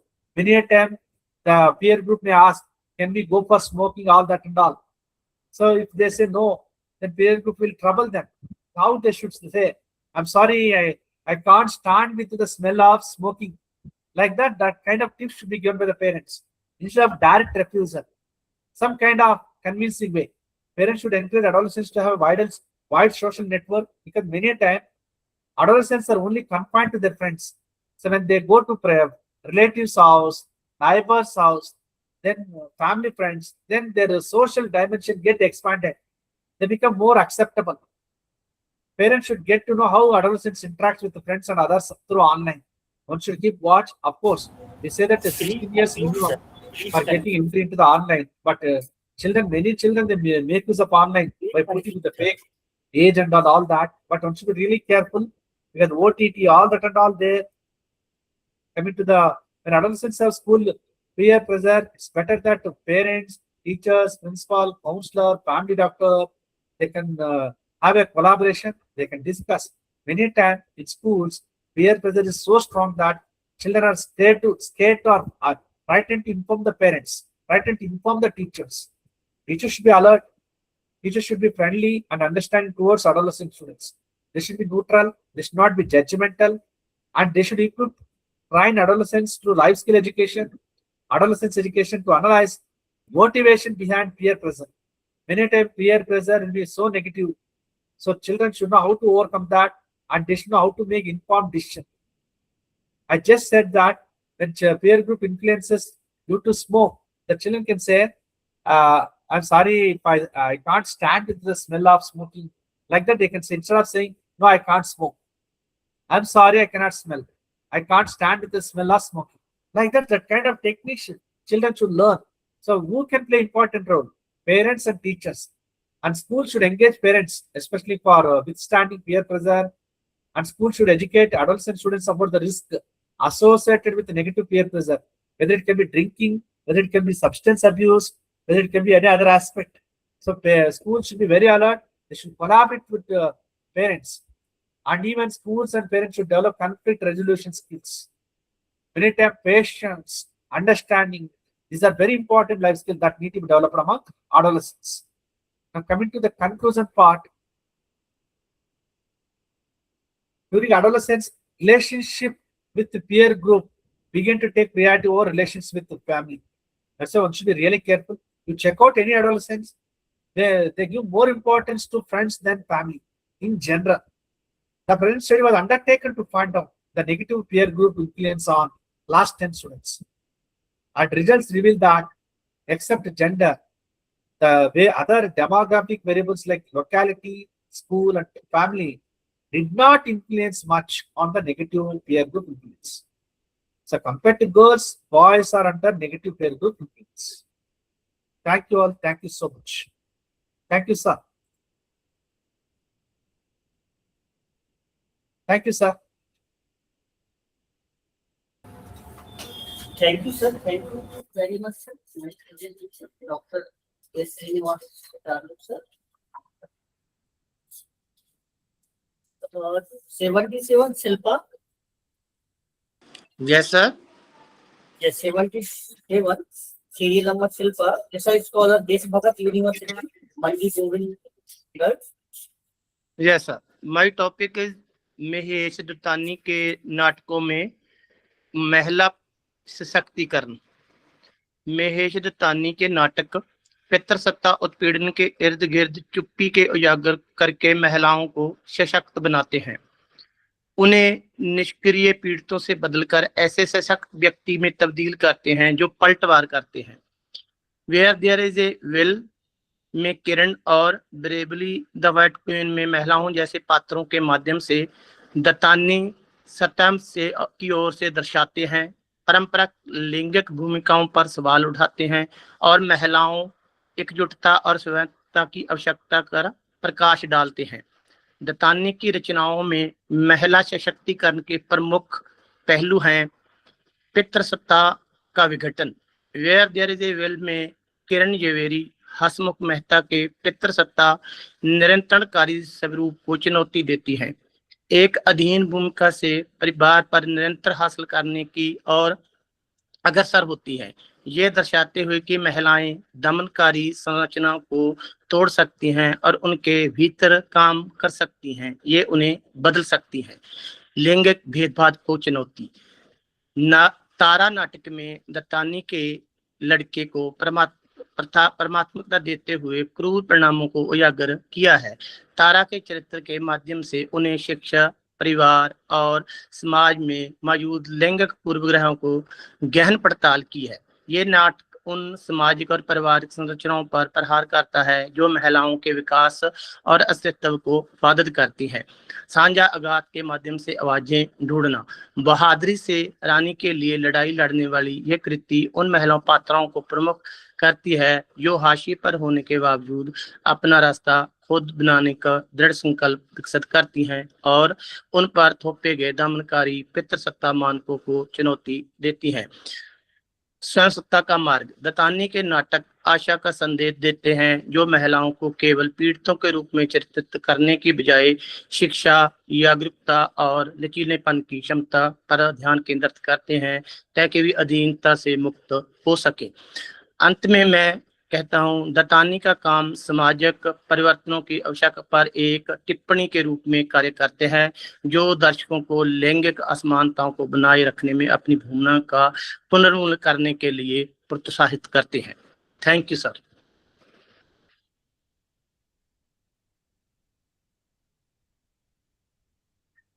Thank you sir.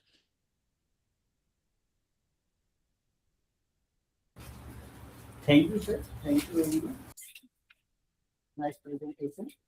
Next, serial number 83, Sudita Vinayak. Vinayak.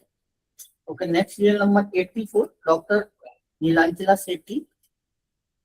Dr. Nilanchila Sethi. Hello. Am I audible?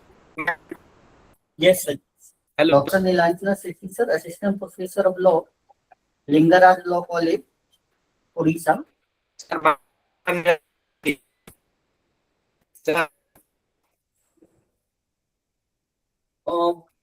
Not audible, sir. Nilanchila Sethi, sir. Your voice problem, sir. Please check.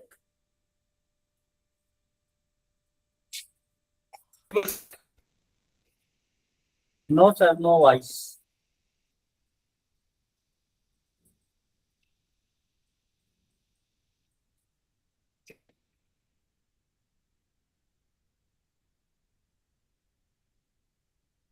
Dr. Nilanchila, sir. Your voice problem, please check.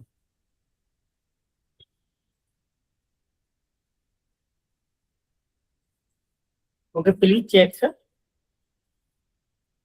Next, your presentation. Next serial number 85, Indrajit Kaur. Indrajit Kaur. Next serial number 86, Divya Ranu. Divya Ranu.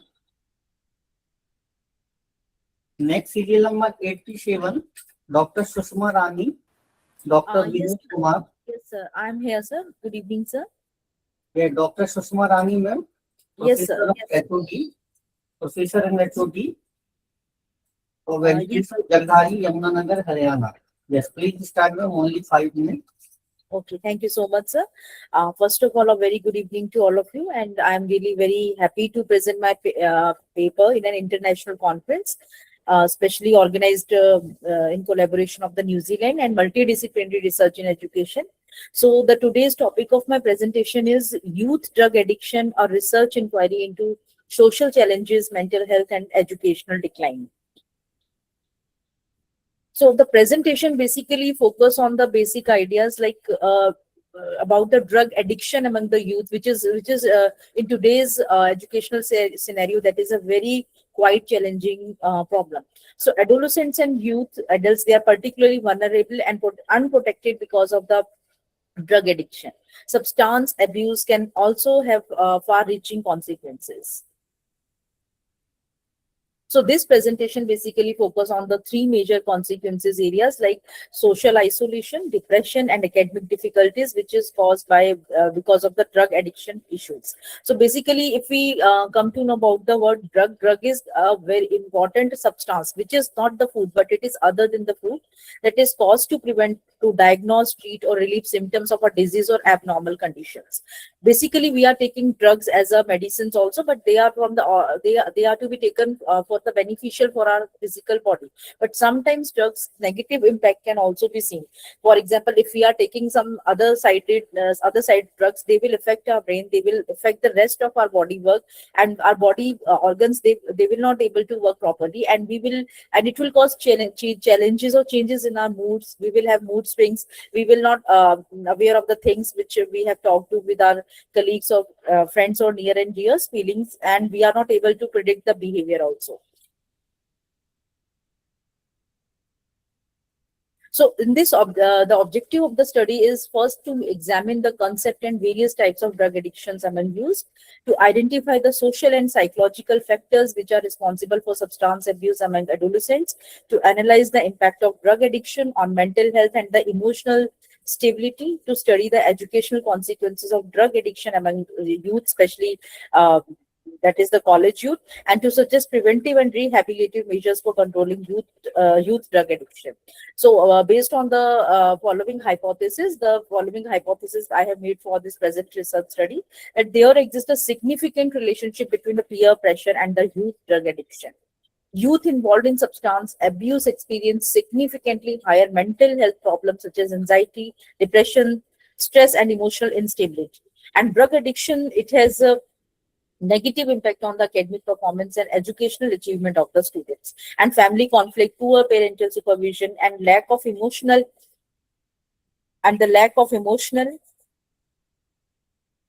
it's not working.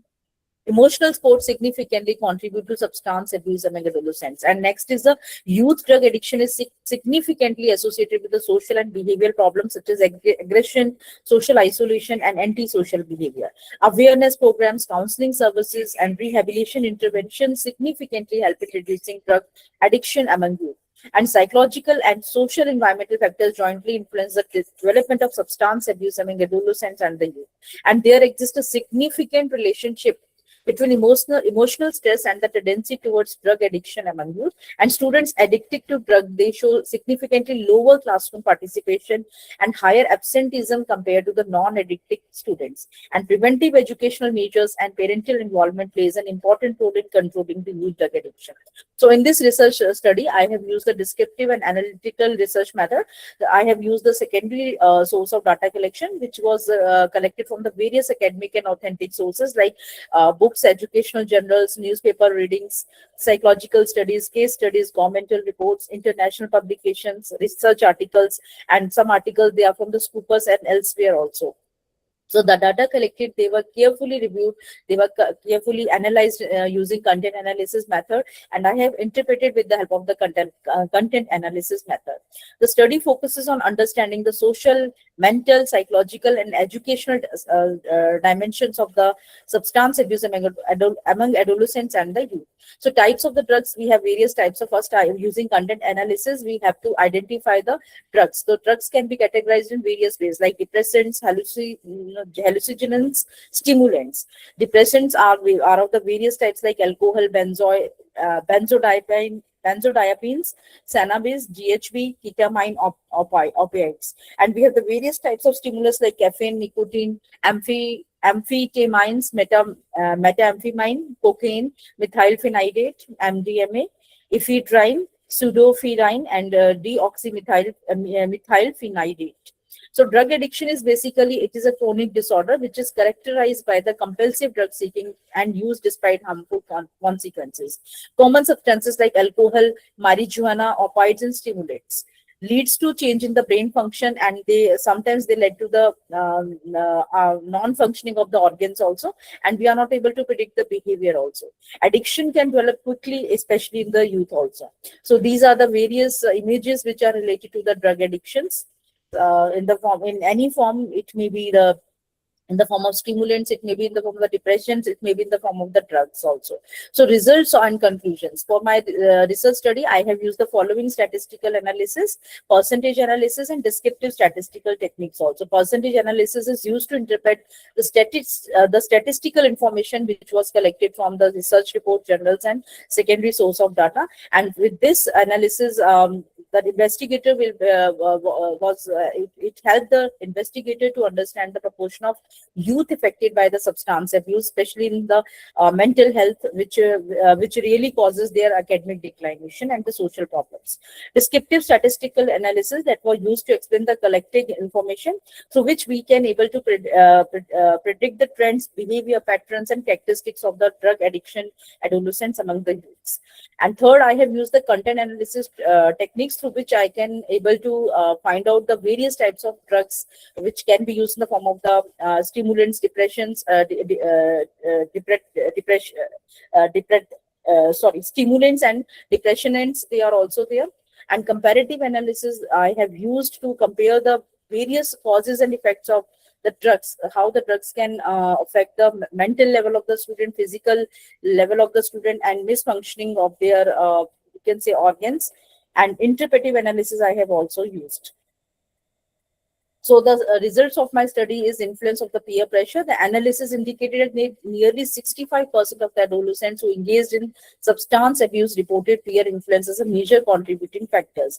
For example, that social acceptance and group influence, if we will give them the remedy like this, they play a very important role in initiating drug against the drug use among the youths. And mental health problems among drug users.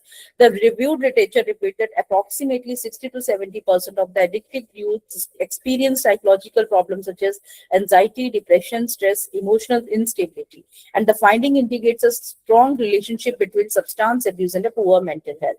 And third is the educational decline among addicted students. Statistical data have shown.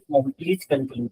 Yes, nearly 50% of the substance abusing students are found to have a low academic achievement, and family environment and addictions, in which we have seen 55% of the addicted adolescents, they belong to the family of experiencing conflict towards the provision of lack of emotional. And also the social and behavior problems, 45 to 60%, they are having their antisocial tendencies, irritability and social withdrawals. And this is the effectiveness of awareness and counseling programs also. So statistically, if we see this data, it comes, we can see it in the form of the pie chart diagram. So prevention can also be better than the cure. Early education about the drugs are very important. Strong family support and local communication should be there. School-based intervention program should be developed, and mental health counseling and guidance and peer support, self-help groups should be developed or maintained, and encouraging healthy hobbies and positive network should be there. So conclusion, drug addiction in youth leads to serious consequences such as social isolation, depression, and academic setbacks. And collaborative approach involving families, schools, and communities is very important and crucial. Early intervention and prevention can break the cycle, and let's work together to create a healthier environment for our youth. Thank you so much.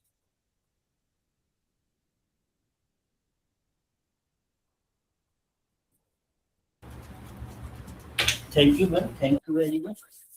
Nice presentation. Next serial number 88.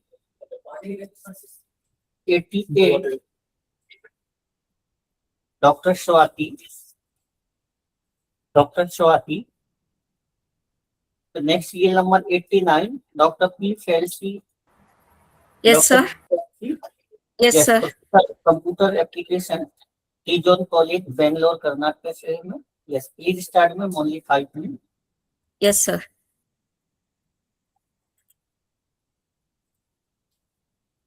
Sir, is my screen audible, sir? Yes, madam. Yes.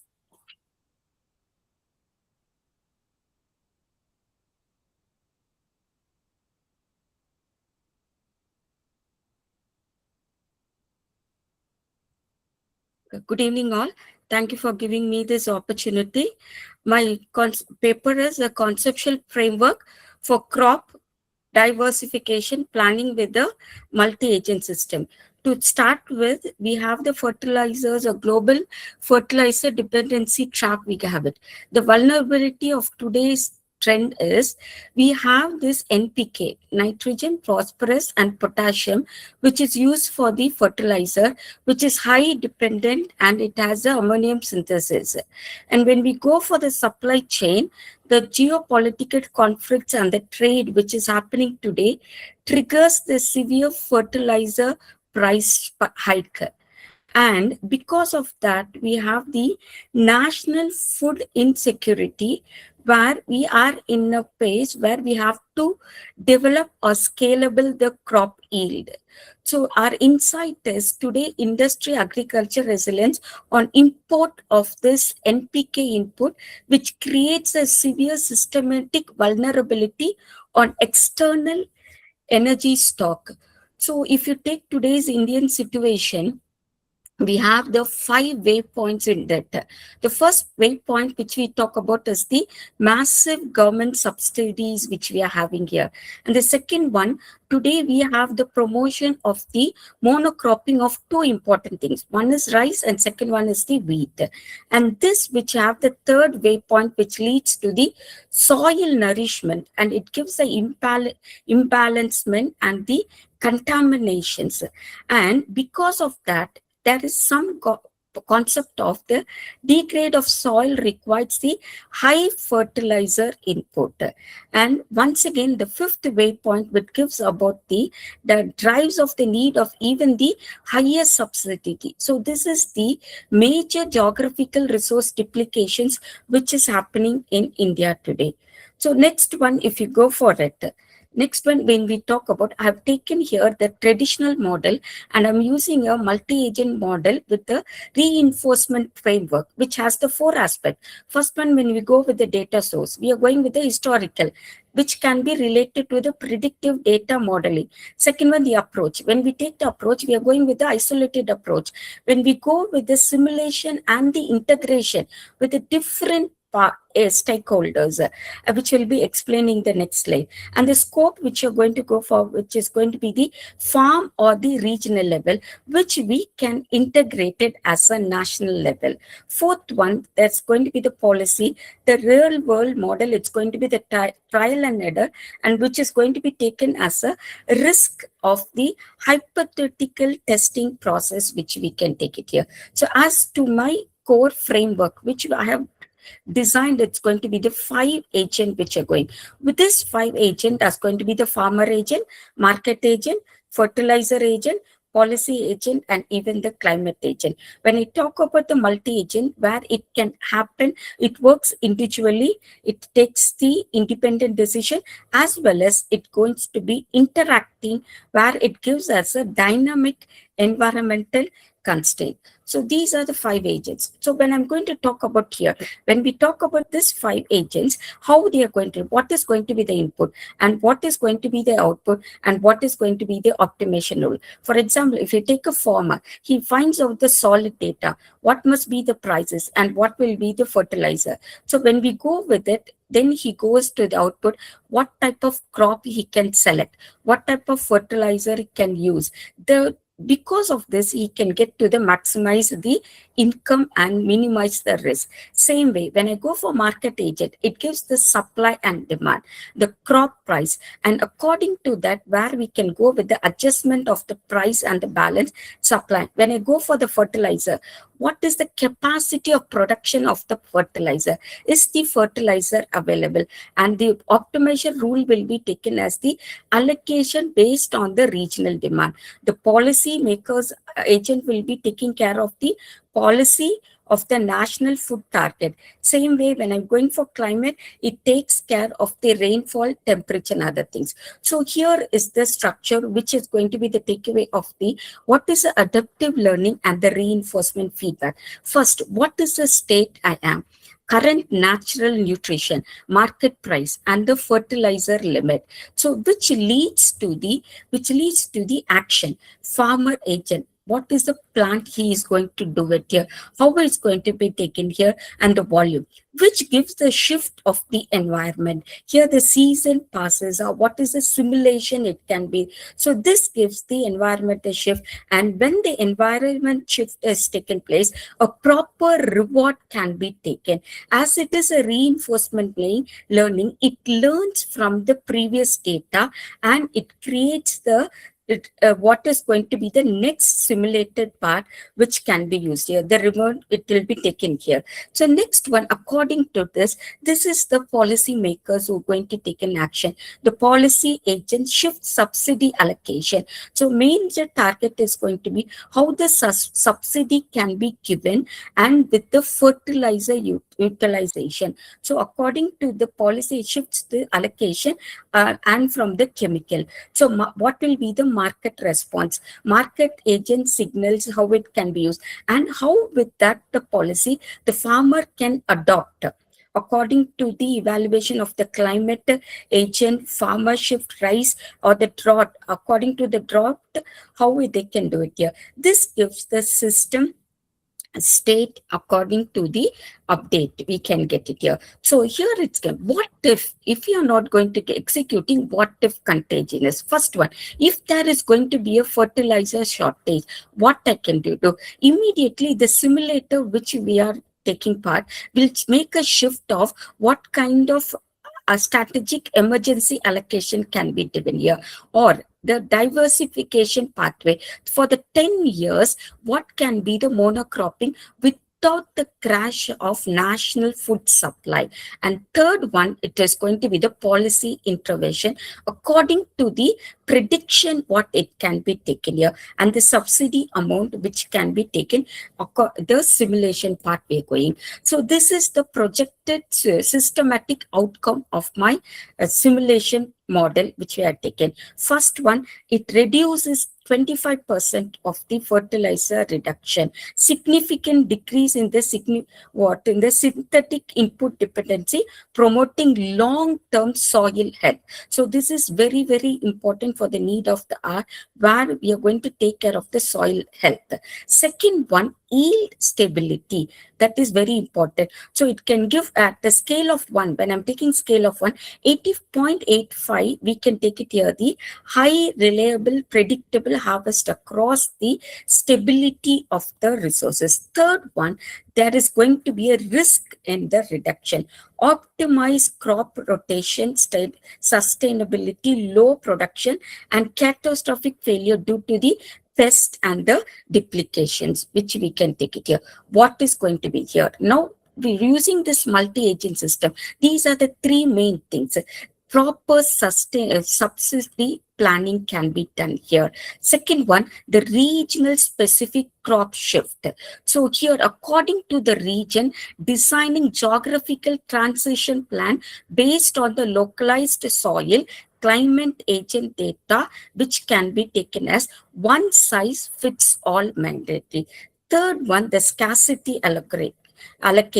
The algorithm tragic during the global subside talk reduced most critical agricultural zone receives limited fertilizer first. So which are the fertilizer required for which agricultural zone can be allocated. So this is the findings which can be used for this. So the last one which I'm going to take here is going to be the simulation, where using the real time, when I'm going to use the agent directly on live and with the satellite steward environmental, we can go with the transformation of the agriculture planning from reactive crisis management into a proactive, and with the help of the algorithmic resilience.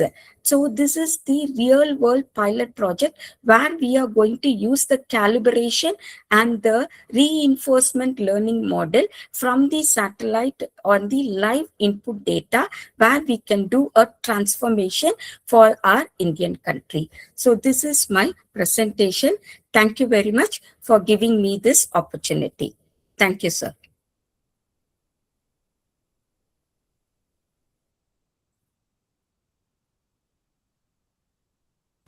Thank you, ma'am. Thank you very much, ma'am.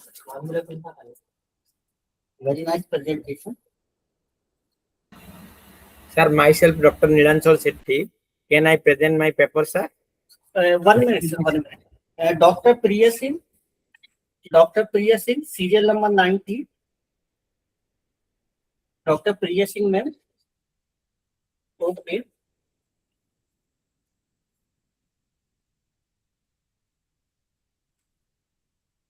Dr. Nilanchal, sir. Sir, myself, Dr. Nilanchal Sethi, sir. Thank you, sir. Okay.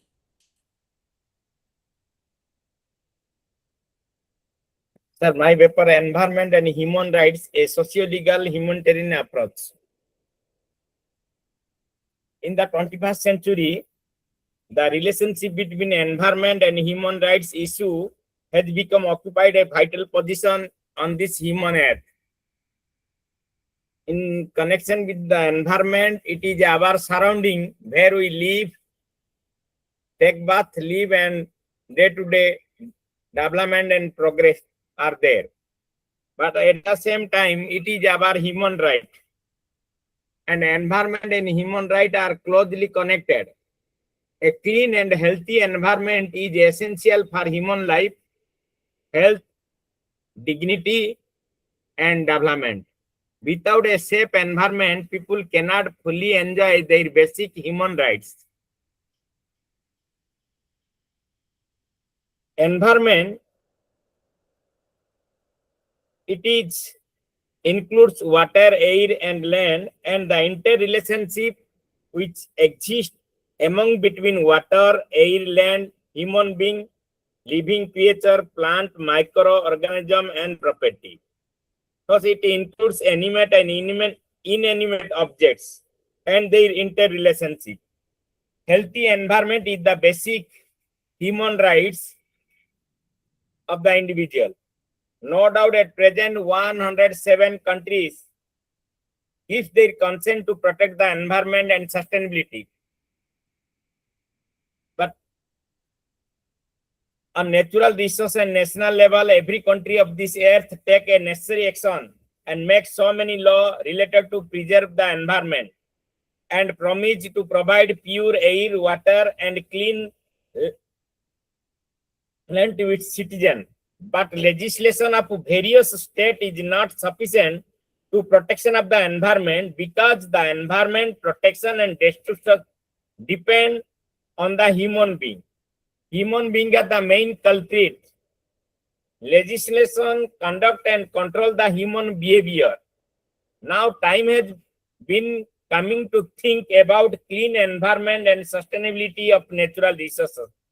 It is only possible change of our attitude towards the environment and revise our mindset of not only healthy environment is a basic human right, but also it is everyone's duty to take care of this human environment that is our mother environment.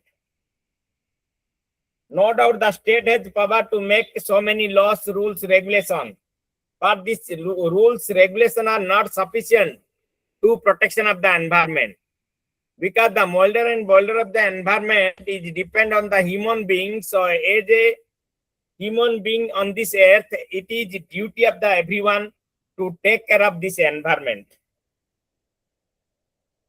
No doubt the international level, there are so many conventions are there. In the first time in the year of 1972, the Stockholm Conference was held, and first time whole involves think about the protection of the environment and also sustainable development.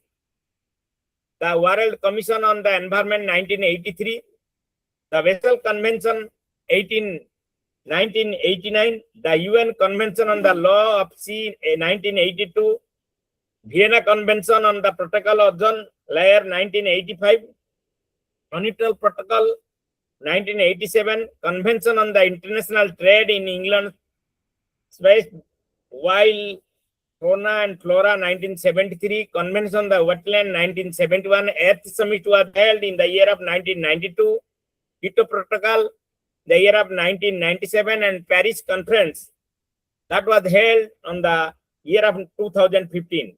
In the international level, there are so many rules, regulations are there. At the same time, in the year of 2022, the United Nations General Assembly declared that everyone on the planet has the right to clean, healthy, and sustainable environment. While not legal binding, it acts as a powerful catalyst for national legislation and litigation. So in every nation of this earth also try to make so many rules, regulations for the protection of the environment. But there must be highly essential. Today, the entire living world is threatened by the degradation and pollution of the environment. And all human beings think that how can he protect his present life and future generation? It is only possible by the human being, not by the law.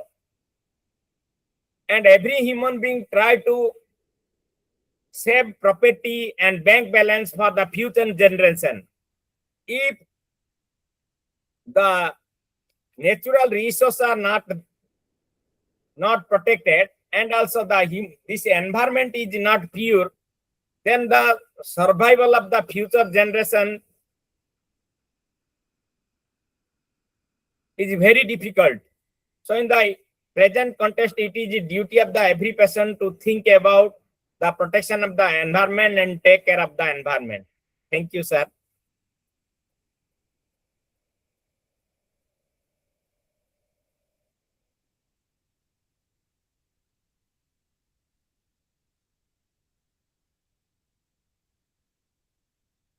Thank you, sir. Thank you, Dr. Nilanjana, sir. Very nice presentation. Next serial number. If any want to present this, अगर किसी का presentation रह गया है तो अपना presentation कर सकते हैं, क्योंकि मेरे पास जो लिस्ट था मैंने सभी का नाम अनाउंस किया है। अगर आप में से कोई प्रेजेंटेशन के लिए रह गया है तो अपना प्रेजेंटेशन दे सकते हैं, और अगर किसी का लिस्ट में नाम भी नहीं है वो भी अपना प्रेजेंटेशन देना चाहते हैं तो अपना दे सकते हैं। If anyone to presentation? Sir, shall I present Swarup Wagmare? Thanks, Fatima. I want to present my paper, sir. Okay, one by one, आप 4 मिनट्स में अपना प्रेजेंटेशन कर सकते हैं। अभी करो sir. Yes. Yes, Sharup ma'am. हाँ, yes sir, yes sir. I'll just share my screen.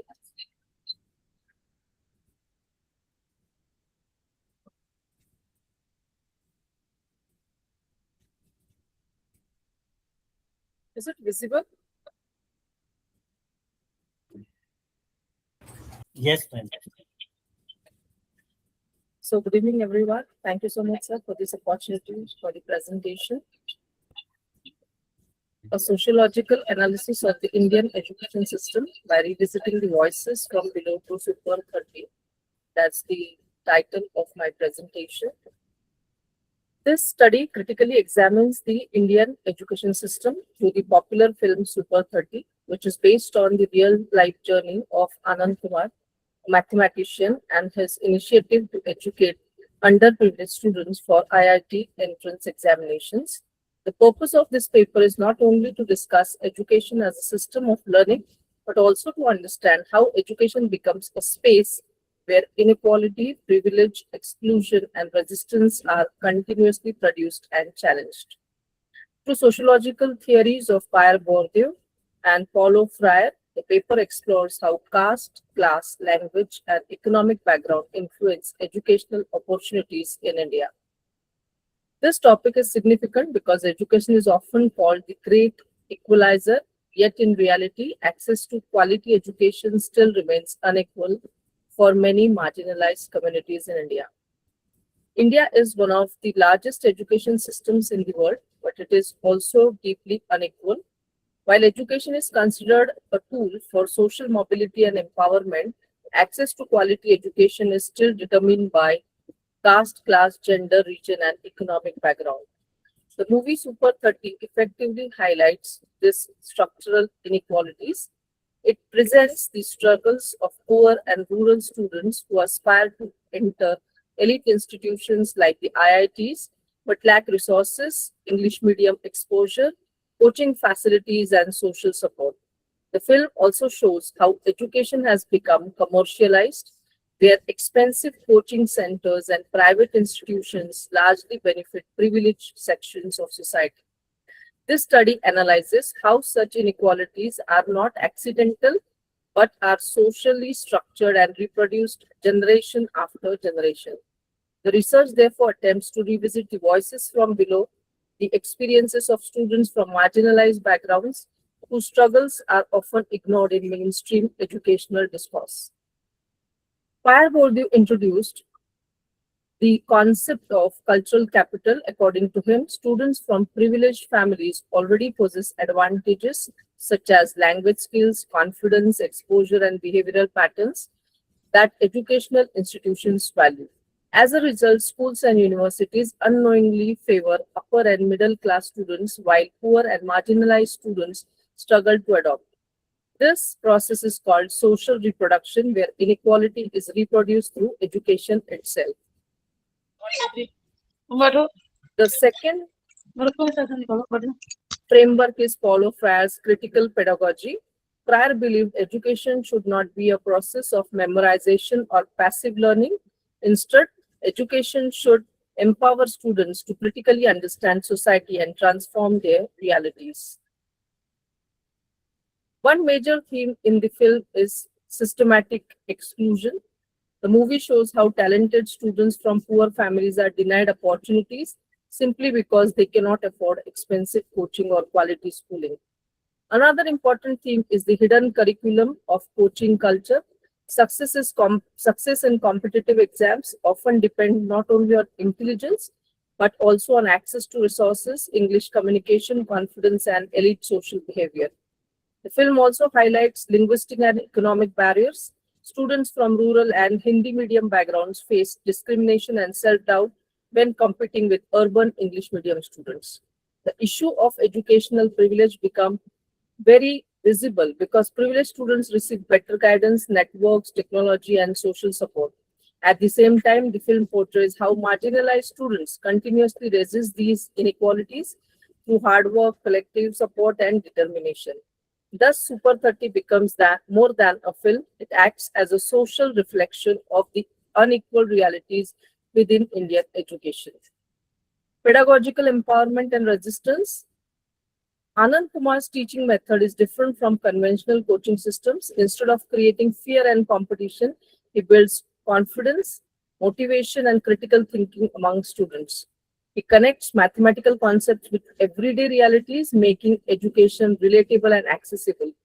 This reflects Paulo Freire's idea of dialogical education, where teachers and students learn together through interaction and lived experiences. The film also shows that education can challenge caste class operation. For these students, cracking the IIT examination is not only academic success, but also a symbolic act of resistance against social exclusion and poverty. Their success challenges dominant stereotypes that poor or rural students are less capable. However, the film also reminds us that individual success stories alone cannot solve structural inequality. Real social transformation requires institutional reforms, inclusive policies, and equal educational opportunities for all. Although Super 30 is inspiring, the paper critically examines its limitations as well. The film celebrates meritocracy and hard work, but it may also romanticize the idea that anyone can succeed solely through determination. In reality, millions of talented students continue to face structural barriers. Therefore, educational inequality cannot be solved only through individual efforts or philanthropic initiatives. Strong public education systems, inclusive pedagogy, reservation policies, and affordable quality education are essential for social justice. The paper concludes that education in India continues to function as both a site of oppression and liberation. On one hand, it reproduces privilege and inequality through cultural capital and social structures. On the other hand, education also has the transformative potential to empower marginalized communities and create social change. By revisiting voices from below to popular culture, this study attempts to humanize the debate on educational inequality and encourage a more inclusive vision of education in India. Thank you so much.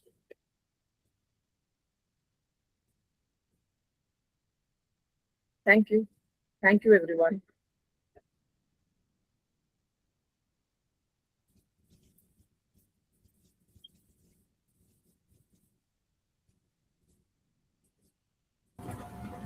Thank you, ma'am. Thank you very much, ma'am. Nice presentation. Thank you. Right, Fatima, ma'am. I'm sharing my screen. Yes, right, Fatima, ma'am. Please start your knowledge for me. Is it my screen is visible, sir?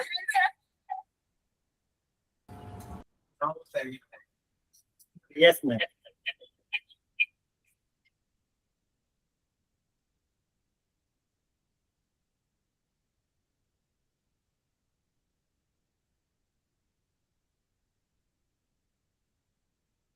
Hello, welcome to all. Good evening. Good evening, sir. Thank you for giving me this opportunity without registration also. Sir, welcome to New Zealand 2 days international conference on multidisciplinary research in education equity, employment, entrepreneurship, business, and sustainable economic development. And 9th and 10th May, today is the 10th May, I am presenting my paper, sir. So is it my screen is visible, sir? Yes, madam. Yes. AIG, my topic is AI in artificial intelligence in 5G and 6G technology powering India's digital future. So, Viksit Bharat of my aim is 2047 to 2075. My research paper aim is exploring the transformative convergence of artificial intelligence and next generation telecommunication, charting India's path towards the technological sovereignty and global leadership in AI-driven network era. So by presenting, my name is Dr. Rais Fatima, lecturer in computer science and application, Government Degree College for Women, Hussain Yalam, Hyderabad. So my abstract of introduction of this paper, the AI native network revolution. So the paradigm shift, the transition from 5G advanced to 6G represented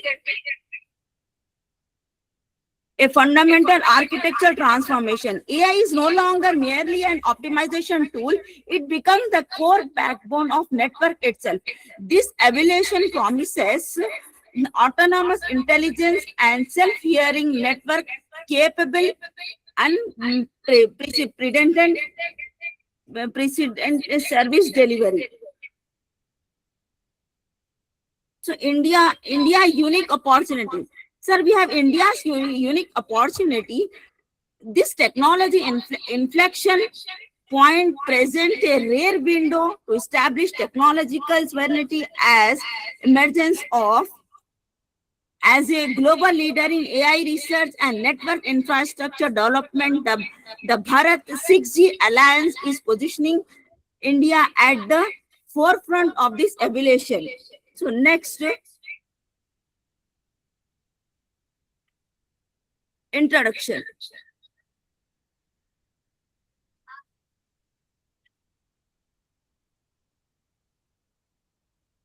Objective of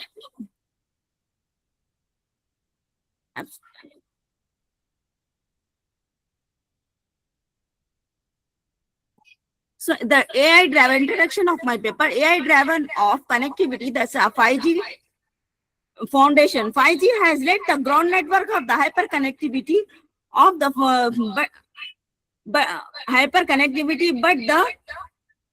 but going on the demands of the Internet of everything and the Internet of things and Internet of everything extended the reality extended and autonomous system necessitates the next generation leap. And the sixth envision ultra low latency, sub-millisecond extreme data rates, ubiquitous intelligence and the global hyper connectivity, enabling the applications previously considered science and fiction. So the Bharat technology, India's national initiative, is driving focus on vision for 6G anchored is in a ubiquitous coverage, affordability and sustainability, ensuring no citizen is left behind in the digital future.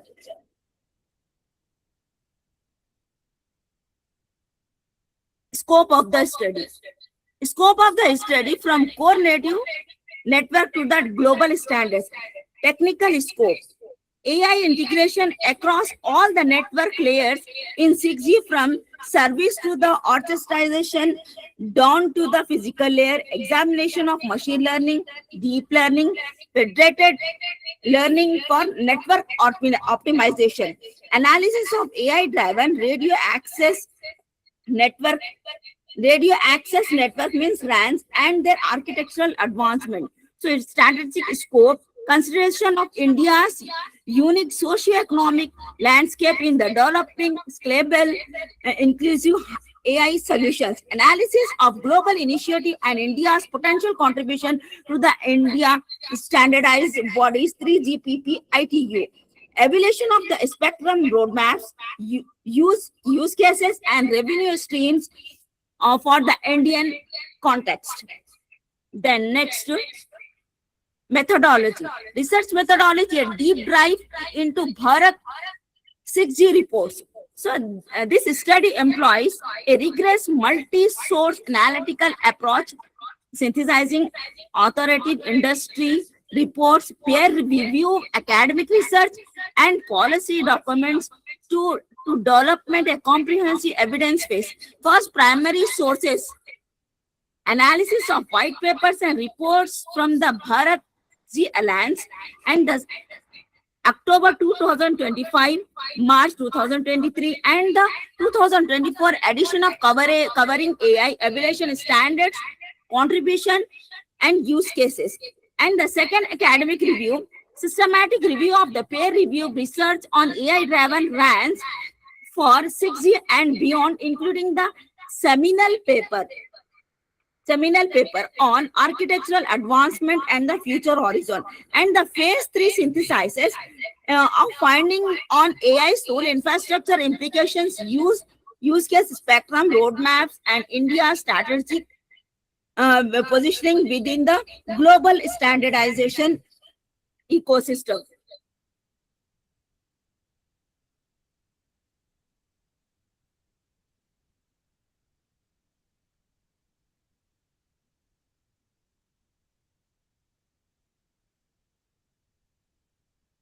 Analysis and the finding.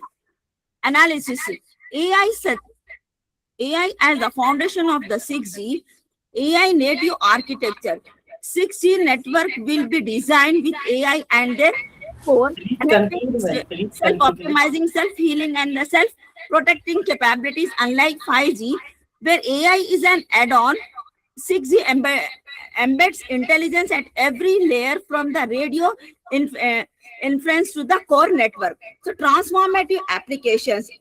AI integrated 6G will power immersive virtual environment precisions, healthcare, autonomous transportations, and the Internet of Sense applications that demands ultra-reliable, intelligent connectivity at the scalable.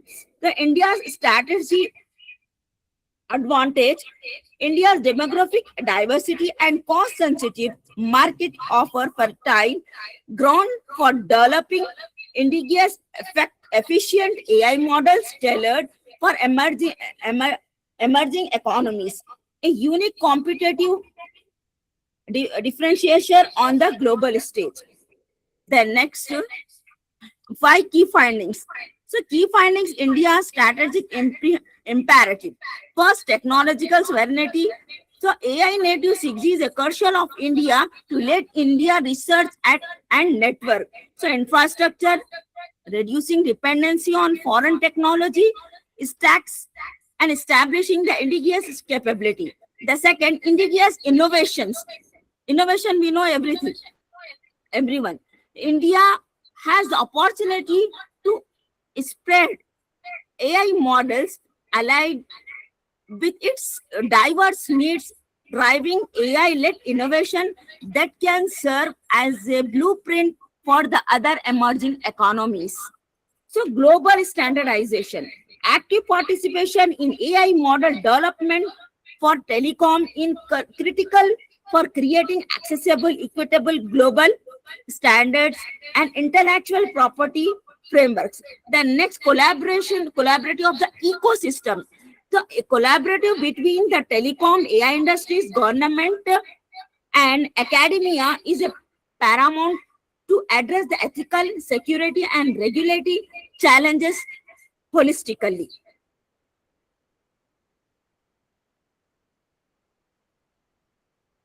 Then,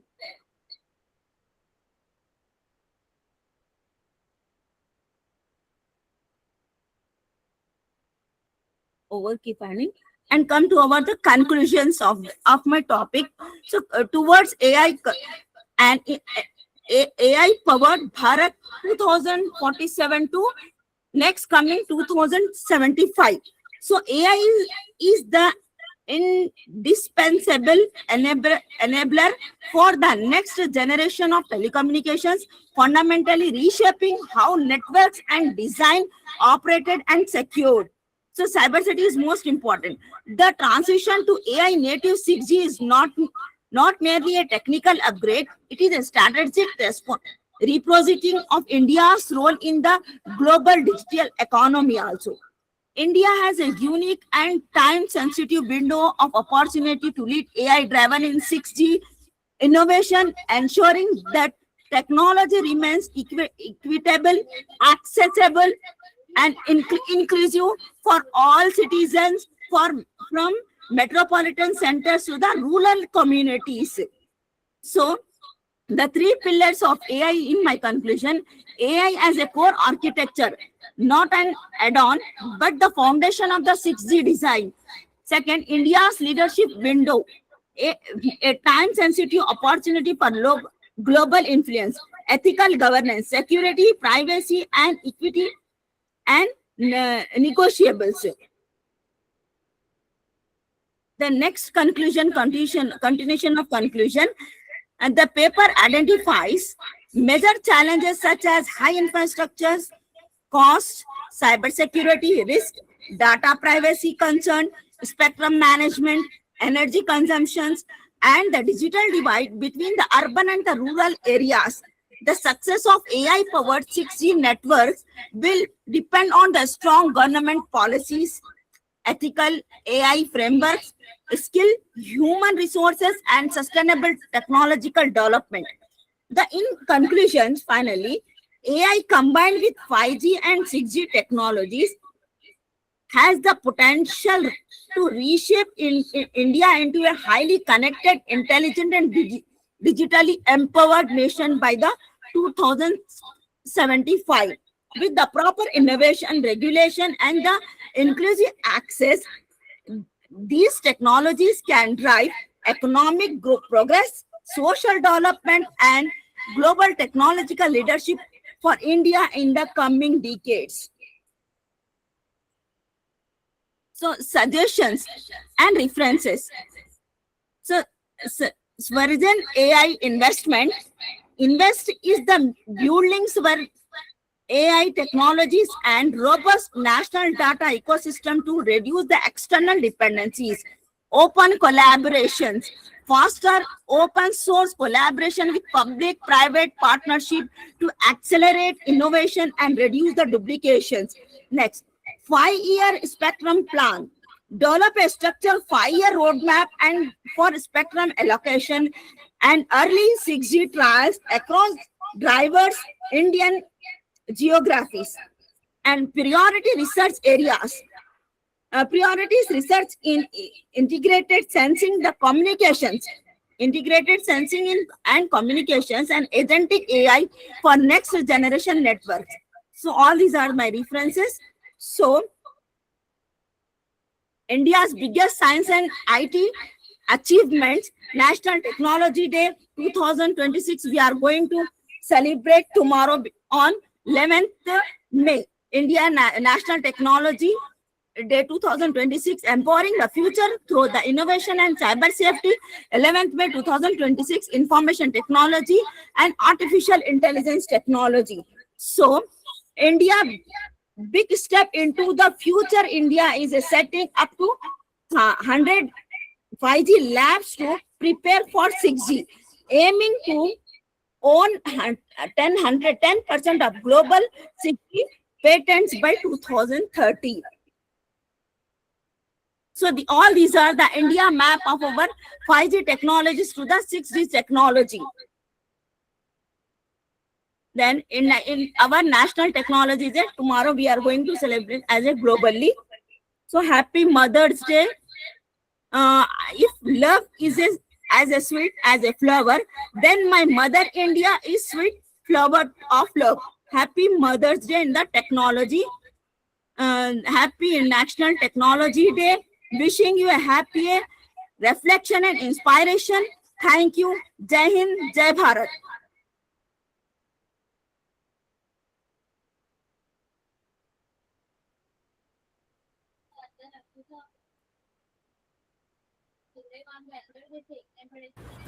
Thank you, ma'am. Thank you very much, ma'am. Nice presentation. Thank you, sir. Thank you so much. Thanks for giving this opportunity for me.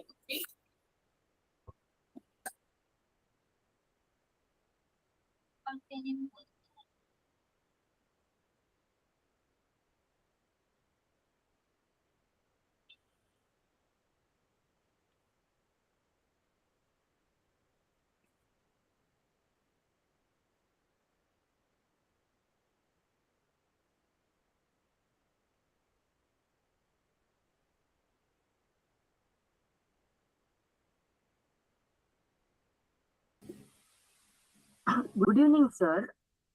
Can I do the presentation? It was yesterday to be done. Can I do it now? Your serial number, ma'am? 130, sir. 120? 130, Shweta Y. 130. Okay, please start, ma'am. Only 4 minutes. Yeah, sir. Thank you, sir.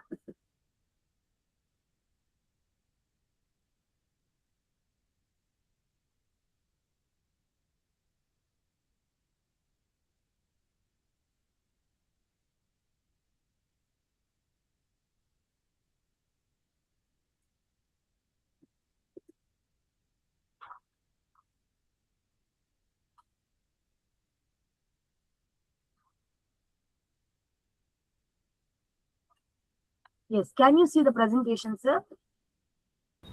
Yes, madam. Yes. Good evening, sir. Good evening, everyone. So I will be, my name is Shweta Y. I am assistant professor at SDM College of Business Management, Mangalore.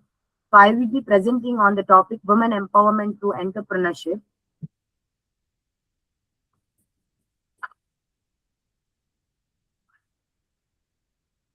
Slide is not made.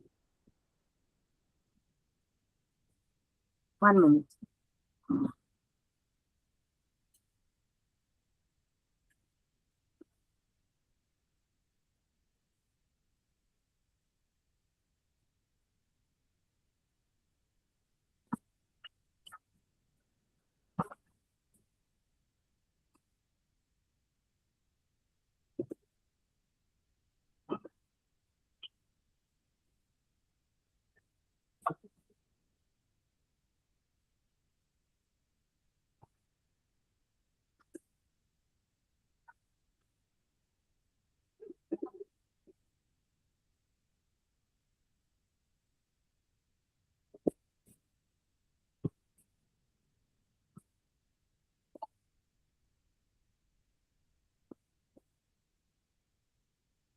I am unable to move the slides, sir.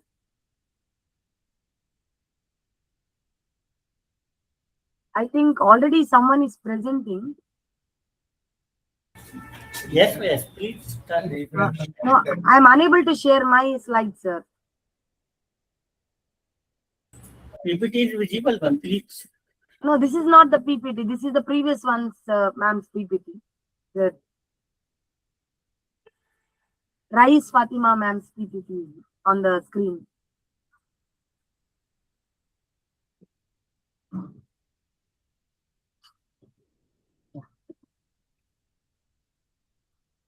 Yes.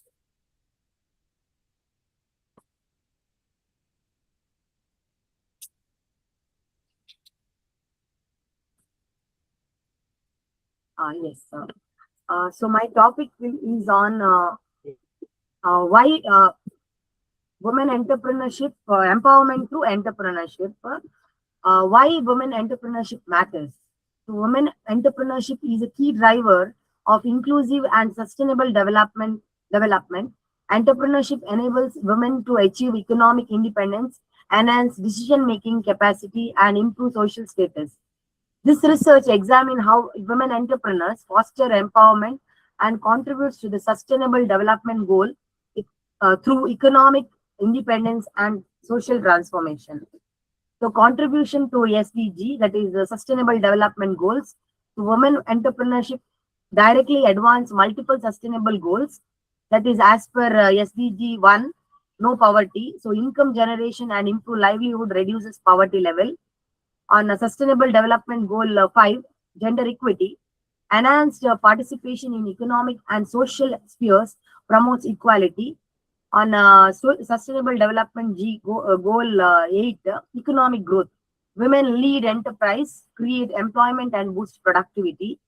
And on SDG 9, innovation, driving innovation and support small scale industry. SDG 10, reduce inequality, that is reducing gender disparity in income and opportunity.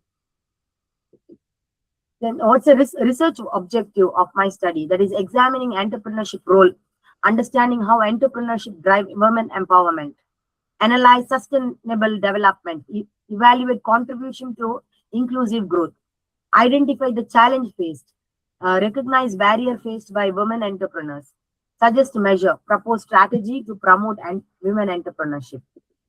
What is women entrepreneurship? It's a multidimensional concept involving economic, social, and political aspect. So it is said by Kabir in process through which women gain ability to make strategic life choice where their ability was preserved or denied. Sen says that expansion of individual freedom and capabilities and emphasizing agencies in improving well-being. Malhotra and other authors says key dimension economic participation, decision making, access to education and health. Roland says it is transformative process enabling women to challenge power structure and achieve autonomy. Women entrepreneurship key insights, that is women entrepreneurship insights manage business ventures taking financial risk to achieve independence and profits. Impact, women entrepreneurs contribute significantly to economic growth and employment generation, particularly in the developing countries. Context, that is the social and institutional context shapes opportunities and challenges. A conceptual framework, that is women entrepreneurship, independent variable initiating empowerment through income, resource, and economic opportunity, which leads to women entrepreneurship, that is mediating variable encompassing economic, social, and psychological dimension, and sustainable development, that is dependent variable representing economic growth, social inclusion, and environmental sustainability. Key findings, that is economic empowerment, income generation improves living standard, reduces poverty and strength bargaining within the households, power within the households. Then social empowerment, enhanced self-confidence, social recognition and decision-making capacity, challenges tradition and gender role, reduces inequalities, access to financial resources, markets and networks, bridge gender gap in income and employment. Digital platforms, social media and digital technology overcome the geographical constraint, enabling home-based business. In challenges and solutions, challenges faced is limited access to finance and collateral, lack of education and training, social cultural constraint, work-life balance issue. Measures, policy measures, financial inclusion initiatives, entrepreneurship trained program, digital literacy enhancement, and institutional support system. Conclusion, women empowerment through entrepreneurship is a powerful pathway to sustainable development, enhancing economic independence and promoting gender equality. Strengthen support system, collaborative efforts from government, institution, and society will help it. Enhance financial inclusion, gender sensitive lending policies and microfinance program. Promote skill development. Entrepreneurship training and mentorship and networking should be provided. Yeah. Thank you, sir.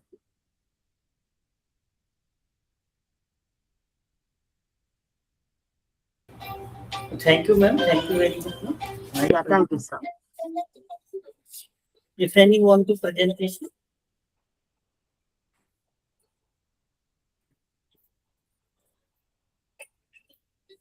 If any want to Yes, I am Dr. Yes, I am Dr. Ghanshyam Soni. Yes, Ghanshyam Soni, sir. Yes, please start, sir. Yes. Only for Government College, Solan, Himachal Pradesh. Yes, sir. My research paper topic is sustainable development through digital empowerment, the role of the entrepreneurship education in reducing economic inequalities. My research is want to bridge the gap between the high-level sustainable development goals and the practical boots on the ground reality of the entrepreneurship. In my research structure, elaborate of the designed for 7 and 8 minutes presentation.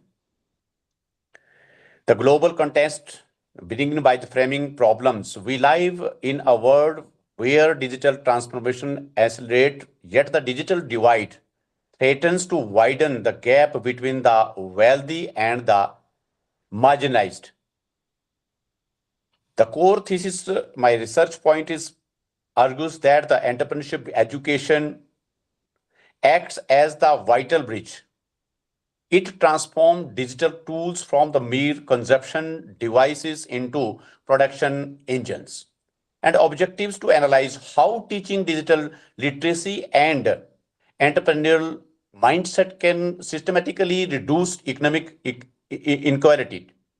The conceptual framework explained the interplay between three main pillars: digital empowerment, first one, and providing access to technology, hardware, internet, and skill to use the effectively. Entrepreneurship education, second one, not just how to start a business, but developing a mindset of the opportunity, recognitions, risk management, and resourcefulness, sustainable development, SDG 10, and specifically addressing the United Nations goal of the reduce inequalities, the role of entrepreneurship education.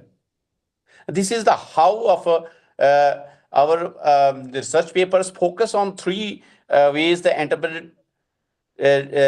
internet education changes economic landscape: democratizations of the opportunity, digital platforms, e-commerce, freelance, marketplace, lower the barrier to entry, and people how to navigate these platforms to generate income regardless from their physical locations, specifically, and the marginalized communities. Small scale artisans to service providers can reach global market through the digital marketing, breaking local cycle of the poverty and multiplier effect. Entrepreneurship education creates a job creator, not just as job seekers, which strengthens the local economy from the bottom up. And addressing economic inequalities, how exactly does the reduce to gap income diversifications in volatile economies? Digital entrepreneurship provides the secondary safety net, gender and youth inclusion. Digital empowerment allows women and youth in restrictive high unemployment environments and achieve financial independence. So breaking the capital barriers, digital business often required sweet equity and knowledge rather than the massive upfront financial capital, which is the primary hurdle of the economical disadvantage. Of policy recommendations and challenges, in my research, briefly touch upon what needs to change the make this is a reality curriculum integrations. Entrepreneurship education must be integrated into the non-business degrees and vocational trainings, infrastructure, sports, digital empowerment, and impossible without stable internet and interactivity. Addressing the infrastructure gap, mentorship, ecosystems. Education alone is not enough. Students need access to digital mentor and incubators. At last conclusion, my research summarized your finding with the forward-looking statement: sustainable development is not merely about the environmental preservation. It is about creating an equitable economic flow by leveraging digital empowerment through the lens of the entrepreneurship education. We shifted the narrative of the marginalized populations from vulnerable to valuable through sustainability to achieve when the digital revolution leaves no one behind. Thanks all. This is my the research paper, Sustainable Development Through Digital Empowerment, Role of the Entrepreneurship Education, Reducing Economic Inequalities. Kindly. Thanks a lot.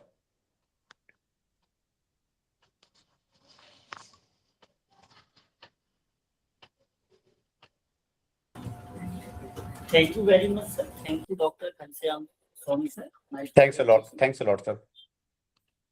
If anyone, यदि और कोई present करना चाहता है, तो हम सत्र को समापन की ओर करेंगे. Already times है बच्चों का.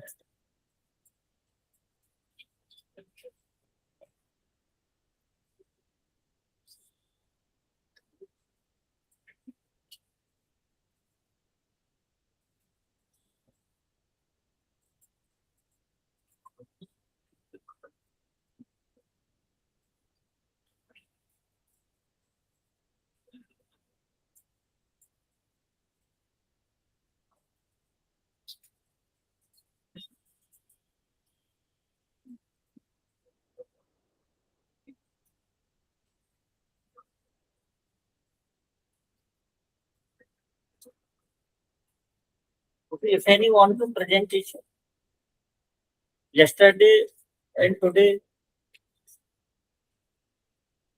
सेशन, यदि जिनका कल भी था वो भी प्रेजेंटेशन नहीं हो पाया है, वो भी अपना प्रेजेंटेशन कर सकते हैं।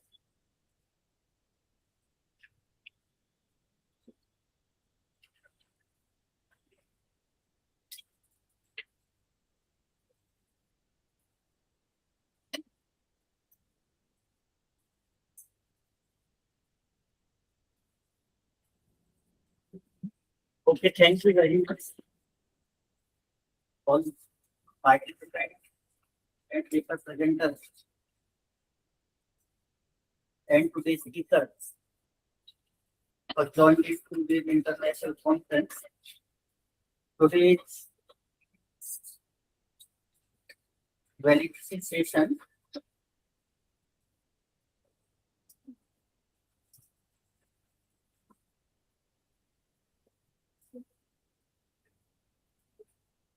आप सभी का स्वागत,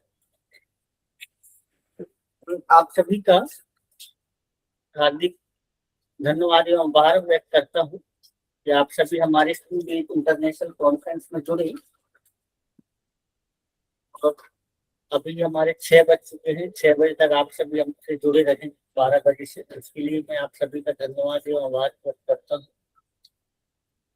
और अच्छे पेपर्स हमारे पास आज प्रेजेंटेशन हुए हैं, मैक्सिमम 30 से 40 लोगों ने प्रेजेंटेशन दिया है।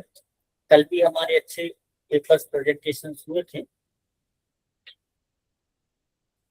आज भी हमारे पास अच्छे प्रेजेंटेशन हुए हैं। उसमें भी हमने आज का जो कल भी हमारा बेस्ट 3 प्रेजेंटेशन था और आज भी हमारे 3 बेस्ट प्रेजेंटेशन हैं।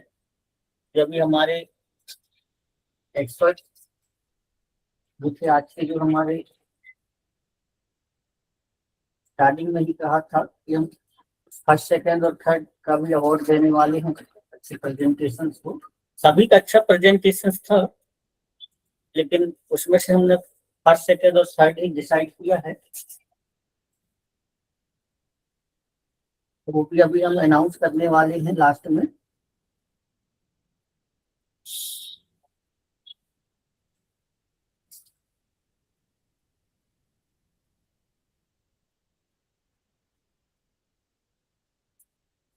आप सभी का इस 2 दिवसीय अंतरराष्ट्रीय conference organized by social science and management welfare association, arrow research consultancy limited, Auckland, New Zealand, and open university of enterprises trainership and enterprises development, New Zealand, global forum for peace and development organized this 2 days international conference on education, equality, employment, entrepreneurship, business and sustainable economic development में आप सभी इसमें जुड़े, उसके लिए मैं आप सभी का हार्दिक एवं आभार व्यक्त करता हूं कि आप इसमें जुड़े।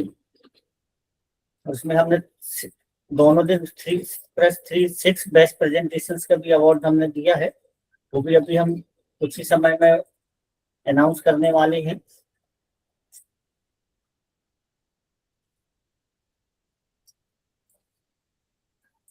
जब तक मैं, जैसे ही मेरे पास लिस्ट आता है, जब तक मैं कुछ लोगों से डायरेक्ट फीडबैक लेना चाहूंगा कि हमारा जो 2 दिन का कॉन्फ्रेंस था कैसा लगा, उसमें हम क्या और कर सकते हैं। तो आप 1 मिनट में अपना फीडबैक दे सकते हैं direct.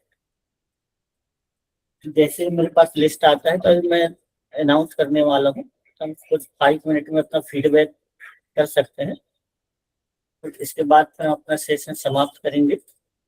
If any want to feedback for today's international conference, please unmute your mic.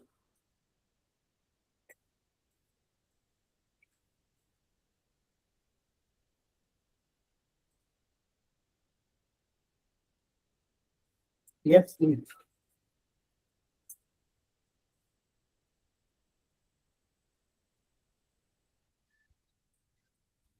Good evening, Yes, sir. Sony. Yeah.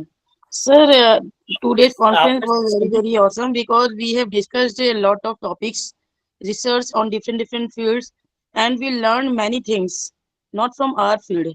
We have learned from different fields what's research is going in all the fields. So I think it's very good conference in multidisciplinary, and I learned too much things by this conference. Thank you, sir. Thank you so much. Thank you, ma'am. Thank you very much. Sir, good afternoon. Good evening, sir. I want to give some feedback of our conference.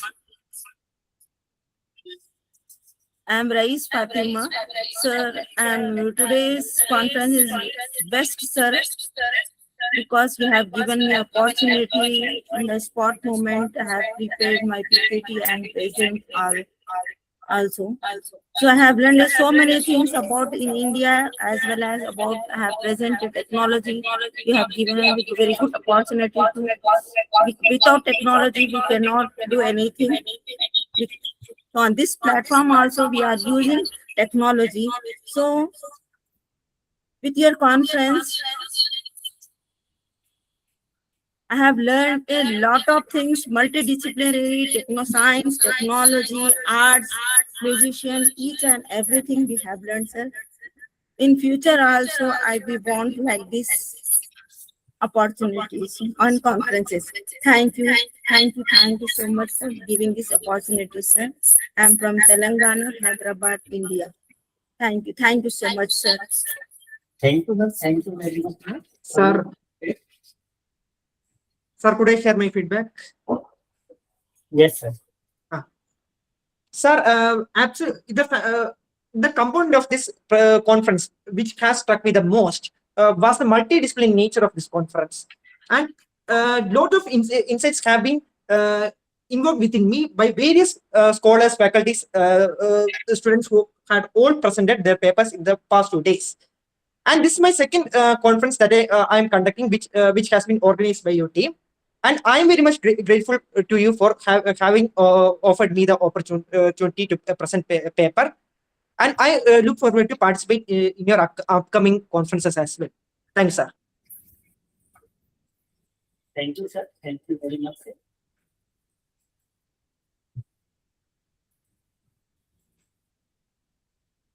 If any.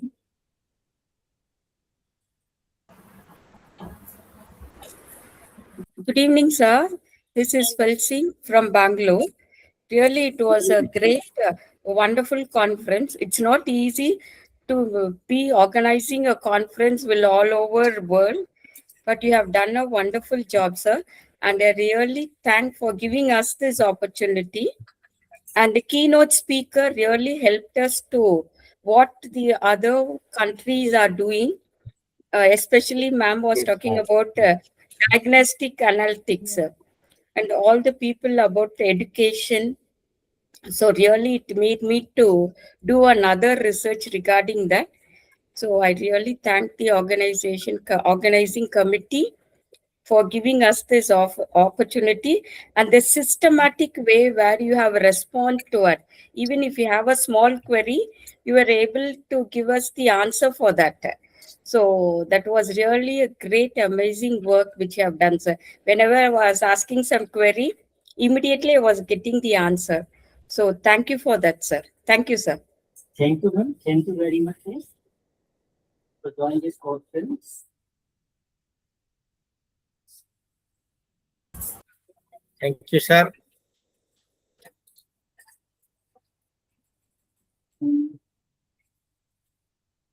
If any want to feedback.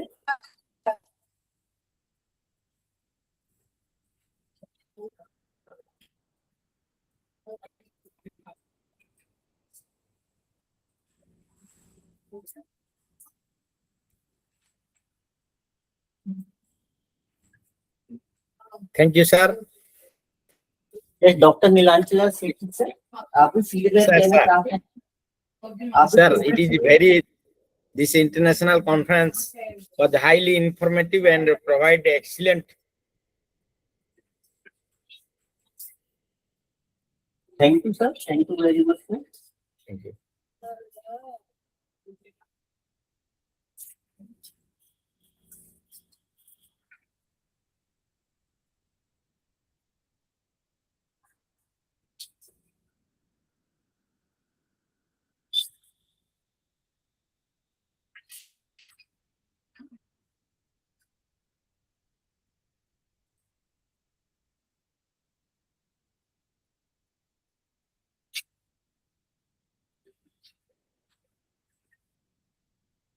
If any want to feedback, आप 2-3 minutes में और दे सकते हैं. जैसे ही अभी list ऐसी best presentation का list announce करने वाले हैं 3 मिनट्स में, तो आप कुछ लोग और फीडबैक दे सकते हैं जब तक.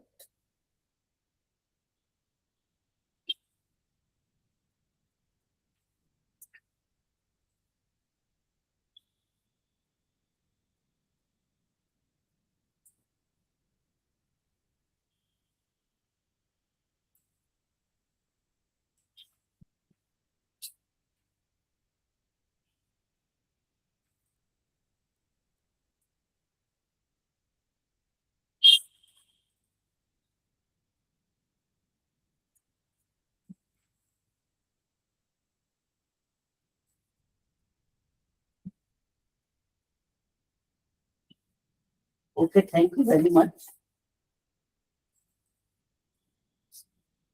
1 मिनट में बेस्ट प्रेजेंटेशन का नाम अनाउंस करने वाला हूँ.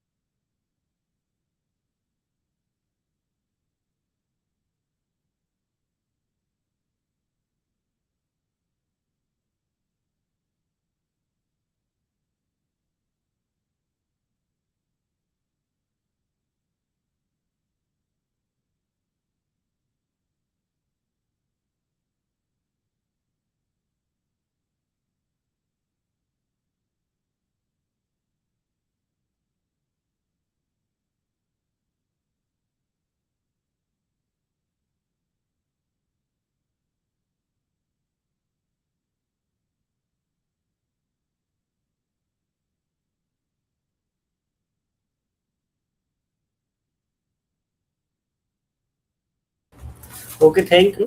बेस्ट प्रेजेंटेशंस का नेम आ गया है, मैं अनाउंस करने वाला हूँ और अभी हम लिस्ट भी ग्रुप में शेयर करेंगे। जो हमारा फर्स्ट डे का बेस्ट प्रेजेंटेशंस नेम थे, जो सीरियल नंबर 20, जो फर्स्ट है serial number doctor Monika Panchani, serial number 20 है। और जो सेकेंड है best presentation serial number 24 Adeline जुकेसा जे। एंड जो थर्ड है जो हमारे फर्स्ट डे के serial number 13 doctor Deepali Kailash Manikar ma'am है। जो आज का जो हमारा डे सेकेंड का बेस्ट प्रेजेंटेशन है serial number 65 miss Anju madam है। और जो सेकेंड है जो आज के हमारे best presentation serial number 54 Dharani D ma'am है। और जो थर्ड है जो हमारे आज के best presentation serial number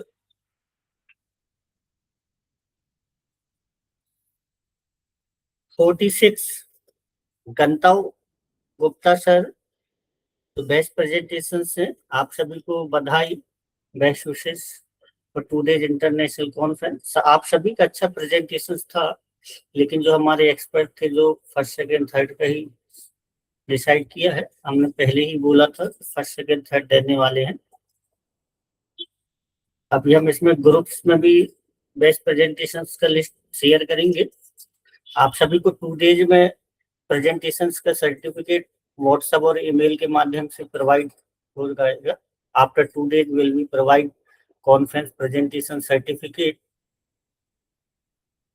if any corrections, your name, college name and title and subject, please send your correct name conference email today or tomorrow। तो आपको कल टुमारो नाइट या 12 को आपको सर्टिफिकेट व्हाट्सएप और ईमेल के माध्यम से मिल जाएगा। If any corrections your name, तो please send your correct detail. और इसमें आप में से किसी ने फुल पेपर्स नहीं भेजा है तो हमें 20 मई तक भेज सकते हैं। Last date of full paper submission 20 May. Research papers will be publish Unnati international journal of multidisciplinary research, peer reviewed refereed journal है। उसका हार्ड कॉपी भी आपको 1 मंथ में मिल जाएगा। अभी हम 20 डेज में आपको सॉफ्ट कॉपी प्रोवाइड कर देंगे। अभी हमारे पास जितने पेपर्स आए हैं उसको हम फर्स्ट इशू में पब्लिश कर देंगे, बाकी जो बाद में भेजेगा उसको हम सेकेंड इशू में पब्लिश करने वाले हैं। तो आप जल्द से जल्द अपना फुल पेपर 10 डेज में भेज सकते हैं, अगर नहीं भेजा है तो। Okay, thank you. आप सभी जुड़े इसके लिए धन्यवाद एवं आभार। यह सत्र यहीं पे समाप्त होता है। And session. किसी का डाउट या प्रॉब्लम होगा तो आप कॉल या ईमेल के माध्यम से संपर्क कर सकते हैं। Okay, thank you very much. अभी जो हमारा नेक्स्ट कॉन्फ्रेंस है जो नेक्स्ट संडे होने वाला है, लाइब्रेरी एंड इंफॉर्मेशन साइंस पे है, तो आप भी उसमें पार्टिसिपेट कर सकते हैं। जो हमारा नेक्स्ट सैटरडे है लाइब्रेरी, तो 23 और 24 मई को होने वाला है। Importance and utility of library in the age of technology, जो हमारा नेक्स्ट है। और उसके बाद जो हमारा नेक्स्ट कॉन्फ्रेंस होने वाला है एनवायरनमेंट डे पर हम करने वाले हैं, जो जून में रहेगा। उसमें भी आप अपना पेपर्स भेज सकते हैं। Okay, thank you very much. And this session. आप सभी लेफ्ट हो सकते हैं।